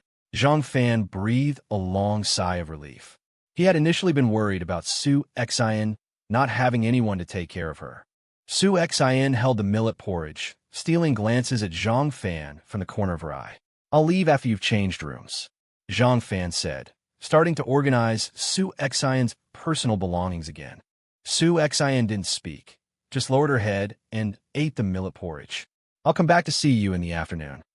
Zhang Fan hesitated for a moment, as if thinking of something. Okay. Su Xian immediately looked up, a sweet smile spreading across her face. A drop of rice soup clung to her still pale and sickly cheek. At first glance, the drop of rice soup seemed crystal clear, but upon closer inspection, it was cloudy. But isn't that how rice soup is? It's not as clear as spring water, nor as fragrant as fine wine. But within its grayish turbidity lies the essence of grains, the myriad flavors of the human world. Indispensable, inseparable. When Zhang Fan returned home, it was already 10 in the morning. Stepping over the familiar threshold, that suffocating feeling he dreaded inevitably resurfaced. Fortunately, Shen Qiao had already gone to work. Exhausted from the night, he took a shower and collapsed onto the bed. His cheek against the pillow, Zhang Fan opened his eyes in confusion. The pillowcase was damp. This discovery instantly banished all sleepiness. Propped up against the headboard, staring at the tear-stained pillowcase, Zhang Fan lit a cigarette. Su Xian, Shen Qiao, one seemingly having experienced all the splendor, yet laughably lonely. The other seemingly frugal and domestic, yet terrifyingly complex. One morning, Shen Qiao was distracted at the company. She picked up the phone several times, wanting to call her husband, but hesitated and put it down each time. Stroking her slightly aching ankles, Shen Qiao sighed softly. It seemed she needed to buy some flat shoes. It really wasn't suitable to wear high heels during pregnancy. Manager Shen, this contract needs a review. A knock on the door, and a sunny young man entered. He Jiang, the company's newly hired cashier, had taken over Shen Qiao's position after her promotion. He Jiang was a very good young man, having just graduated from university this year. He was also a returnee, reportedly having graduated from a prestigious university in Australia. Okay, give it to me. Has the payment to Shanghai been sent? Shen Qiao had intended to stand up, but He Jiang swiftly stepped forward, placing the document in her hands before she could rise. Shen Qiao gave him a grateful smile. In their brief interactions, He Jiang had left a very good impression on Shen Qiao. He was conscientious, meticulous, and diligent in his work. More importantly, he had a sunny disposition and was both refined and considerate. It was settled yesterday. I'll head back then. He Jiang smiled and nodded, exiting the office. Across the hallway, Wu Rui still poked her head out of her office, watching He Jiang leave with a knowing smile, that familiar, intriguing curve at the corner of her mouth. He Jiang, with a smile on his face, left Shen Qiao's office, but instead of going to his own, he knocked on Jiang Zichuan's door. Mr. Jiang. He Jiang's face wore his habitual smile. What is it? Jiang Zichuan frowned slightly upon seeing He Jiang, his tone curt. Nothing major. Just saw that you rarely come to the company and wanted to remind you. It's been over a month. He Jiang's smile remained, and he casually closed the door before sitting down in front of Jiang Zichuan. There's no rush for this matter. Aren't you aware? I'm not in a hurry, but my uncle called me yesterday. He said a sum of money will be coming in soon. When the time comes, will you handle it? Or will I? He Jiang leaned back in his chair, tilting his head back and casually surveying the ceiling. What? Didn't we agree to avoid it for a while? That's not for me to decide. I'm just informing you. But Shen Qiao. I'm just wondering, how come you haven't dealt with her after all this time? Her situation is a bit special. If you ask me, the most direct method is the best for dealing with women, especially someone like Shen Qiao. As He Jiang spoke, he suddenly sat up straight, the smile on his face unchanged, but with a hint of wickedness. Are you crazy? How long has it been since the Liangyu incident? Don't do anything rash. You still have the nerve to mention Liangyu? If you hadn't insisted on using that idiot back then, would we be in this passive situation now? But you can't directly. Wang Zichuan started to say, but hesitated, glancing at the office door and swallowing the rest of his words. In any case, I'll give you 1 more month at most. If you still can't handle her by then, I'll have to use my method. He Jiang lazily twisted his neck, the smile gradually disappearing from his face. Wang Zichuan frowned deeply, his expression extremely unpleasant. At this moment, there was another knock on the door. He Jiang quickly stood up, standing obediently to the side, his face once again displaying a smile as bright as the morning sun. Mr. Wang. Wu Rui appeared at the doorway. Mr. Wang, please continue with your work. I'll be going back then. Glancing at Wu Rui, He Jiang nodded with a smile and respectfully retreated. Zhang Fan arrived at the hospital at 4:30 in the afternoon, carrying many bags of things. There were wet wipes, cotton swabs, various fruits, and some nutritional supplements he couldn't even name. This had almost depleted his entire savings. When he pushed open the door, Su Xin was receiving in 4 drip, and a middle-aged woman in her 50s sat beside the bed. She was dark-skinned and thin, a faint indifference on her lips. How are you? Feeling any better? Zhang Fan put down the things he was carrying. The professional caregiver, seeing Zhang Fan enter, moved aside and gave up her chair.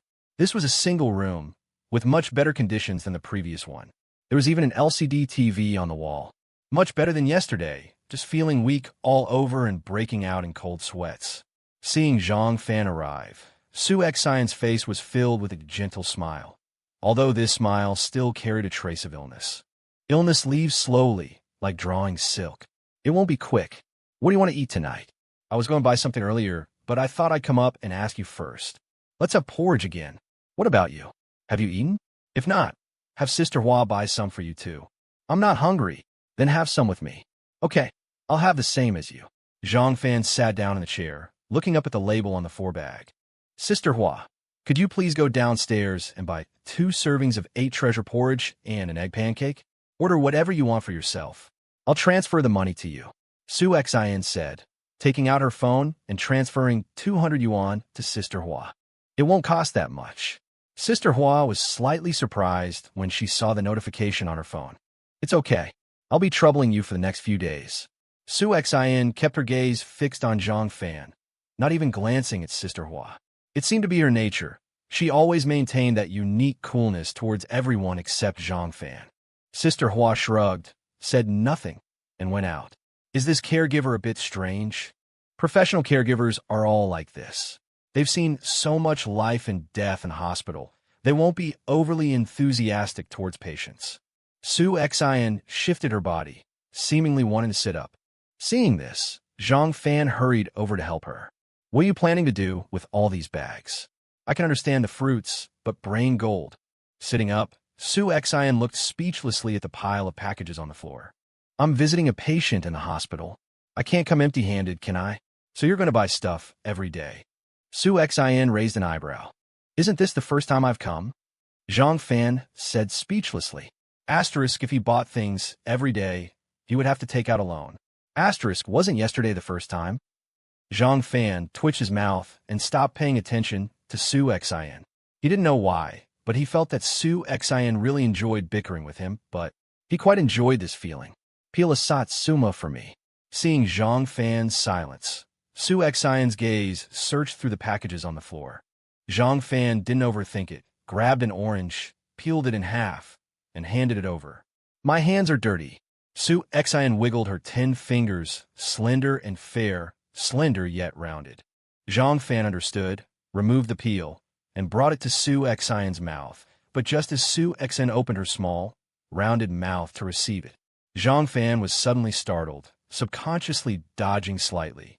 I'd better wipe your hands with a wet wipe. I bought some disinfecting wipes.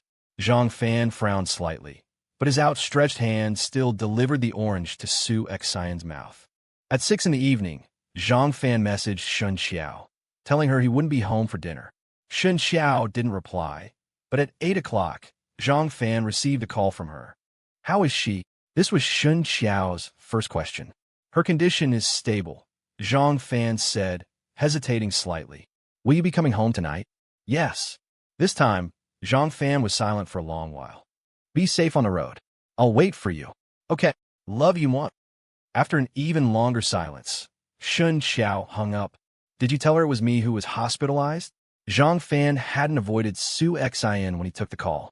Although he hadn't said much throughout the conversation, Su Xian could still sense something from his expression. I didn't, Zhang Fan said, lifting his shoulders forcefully, his expression blank. Your wife is a smart woman. Go home early, especially since she's pregnant. Su Xian said, then lay down flat on the bed quietly. Her words caused Sister Hua, who had been maintaining a cold face the entire time, to finally show a flicker of emotion. Asterisk, so, you two lovebirds aren't actually married? And you vixen, you're the other woman? Asterisk. I'll stay a bit longer, no rush. Honestly, I don't really want to go home. Zhang Fan didn't avoid the topic. Su Xian knew almost everything about his marital problems. He had come to see her as his only confidant. Sister Hua, I have a shopping list here. Could you go to the supermarket for me? I'll transfer you the money. Su Xian took out her phone, sent a list to Sister Hua, and transferred 2,000 yuan. Sister Hua, being an older woman, understood Su Xian's intentions. She said nothing, took the phone, and headed out. Did something else happen? You seemed off yesterday. Well, I heard you moved back in. I thought you two had made up. Liang Yu is dead. The one I always suspected was the other man.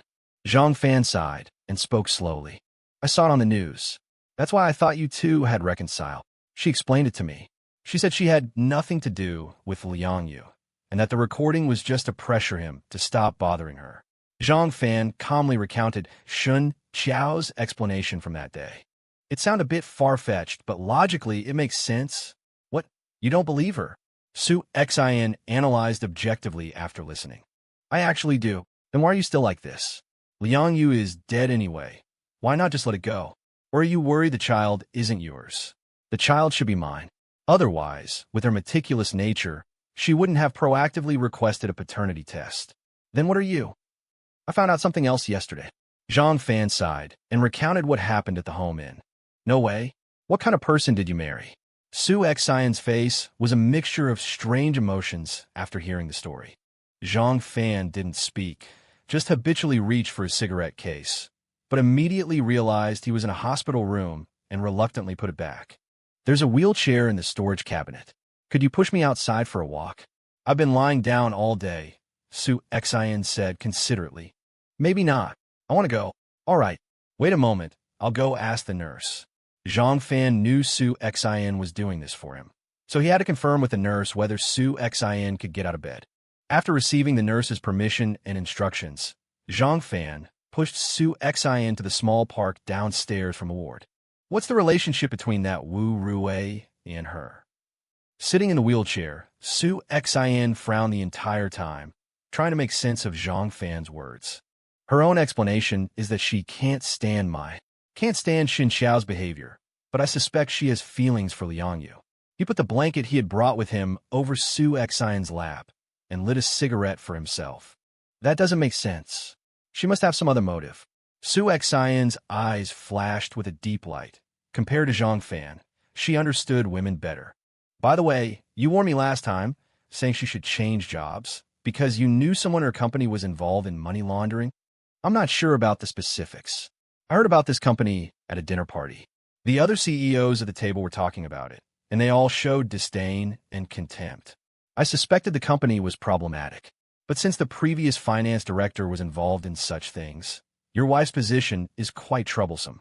If possible, she should change jobs. I don't know how to bring it up. Honestly, it's really hard to find a job right now. Exhaling, Zhang Fan thought about the past few days he had spent browsing job boards, without finding a single job that met his requirements. You could come work for me? Su Xian blurted out. Huh. Zhang Fan didn't say anything, just let out a dry laugh. Actually, based on the information you have, even if she was at the scene, it doesn't mean she was involved in the assault. I suggest you go home and ask her directly, see how she answers. I feel like there are a lot of misunderstandings between you two. Zhang Fan didn't speak, just silently smoked his cigarette. You said earlier, she guessed you were with me. Did she say anything? No. Does she trust you then? Su Xian raised an eyebrow. Probably, Zhang Fan answered in a low voice, his mind filled with the image of the pillow soaked with tears. He didn't even know why his wife had cried all night. Was it because he hadn't come home? Or was it because of the man who had been stabbed? Go home early and have a good talk with her. Seeing Zhang Fan's pained expression, Su Xian felt a hollowness inside. Even with Su Xian's advice, Zhang Fan stayed at the hospital until 11 o'clock. Because it was a special care ward, the nurse didn't say anything. Sister Hua, however, repeatedly hinted that the patient needed to rest early. Close to midnight, Zhang Fan pushed open the door to his home, and as expected, Shen Qiao wasn't asleep. She sat blankly in the living room, without the TV on, not playing with her phone. Honey, you're back? Are you hungry? I made soup today, I'll go get you some. Seeing Zhang Fan, Shen Qiao hurriedly got up and headed to the kitchen. You knew I was at the hospital with Su Xian? On the way home, Zhang Fan had thought a lot, so he chose to speak directly. Yes. Shen Qiao's movements stiffened, but she still walked into the kitchen without turning her head. Why is it that you know I'm with another woman, and you don't care at all? Zhang Fan followed her into the kitchen. I trust you. You wouldn't do anything to betray me. Shen Qiao lowered her head to serve the soup, her tone as calm as ever. This answer made Zhang Fan uncomfortable. This kind of unconditional, absolute trust made him feel incredibly conflicted. You're very good to me, and you take care of this house very well. I see all your efforts for this family, but I don't understand. If you cheated, why are you still so good to me? And if you value this family so much, why would you cheat? I can't even think of a reason why you would cheat. Zhang Fan took the chicken soup Shen Qiao handed him, gently placed it on the dining table, and stared at Shen Qiao intently. Because I didn't cheat. Never have, never will. Don't you believe me about Liang Yu? Shen Qiao straightened up and met Zhang Fan's gaze calmly. I have a friend who saw you at the home inn. Last Thursday afternoon.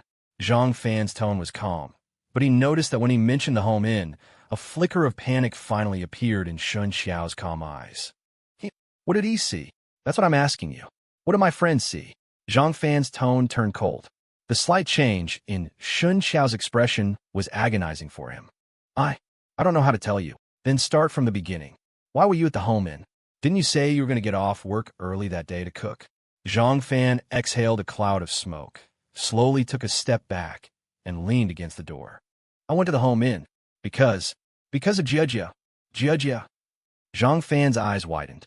He really didn't expect his wife to use Jia as a shield again. Yes, I want to find Jia. Then tell me, why would Jia go to a hotel near your company for no reason? Zhang Fan sneered. What? Can't make it up? Or are you afraid I'll call Jia right now to verify? It's not that, it's just, I don't know how to say it. Then, take your time to think. I'll wait. Let's hear what kind of script you have this time. Jia is working as a private model. Shen Qiao gritted her teeth and said in a low voice. What? Zhang Fan was stunned. This explanation was beyond his expectations. He didn't expect his wife to slander her best friend like this, to shirk responsibility. Recently, Jia has been working as a private model, the kind that... She's your best friend, Zhang Fan reminded her coldly. Precisely because she's my best friend, I want to find her that day to try to persuade her to stop being so reckless. Zhang Fan frowned deeply, his face filled with disappointment. I know you don't believe me. See for yourself. Shen Qiao seemed to be forced into a corner and helplessly went into the bedroom, took out her phone, and found a photo. Looking at the photo on the phone, Zhang Fan was completely shocked. The person in the photo was indeed his wife's best friend, Jia, and the photo was very explicit. Although it didn't show everything, it was definitely the kind of photo that would be censored online. Jia was short, not even 6 meters tall, but she had a very striking figure and a baby face. This was a so-called lowly with big boobs. In the photo, Jia's movements were fiery, her posture alluring, her eyes full of charm, and her gaze flirtatious. Jia, how could she? Zhang Fan was speechless. The visual impact of the photo was huge. That day at noon, I talked to Jia on the phone.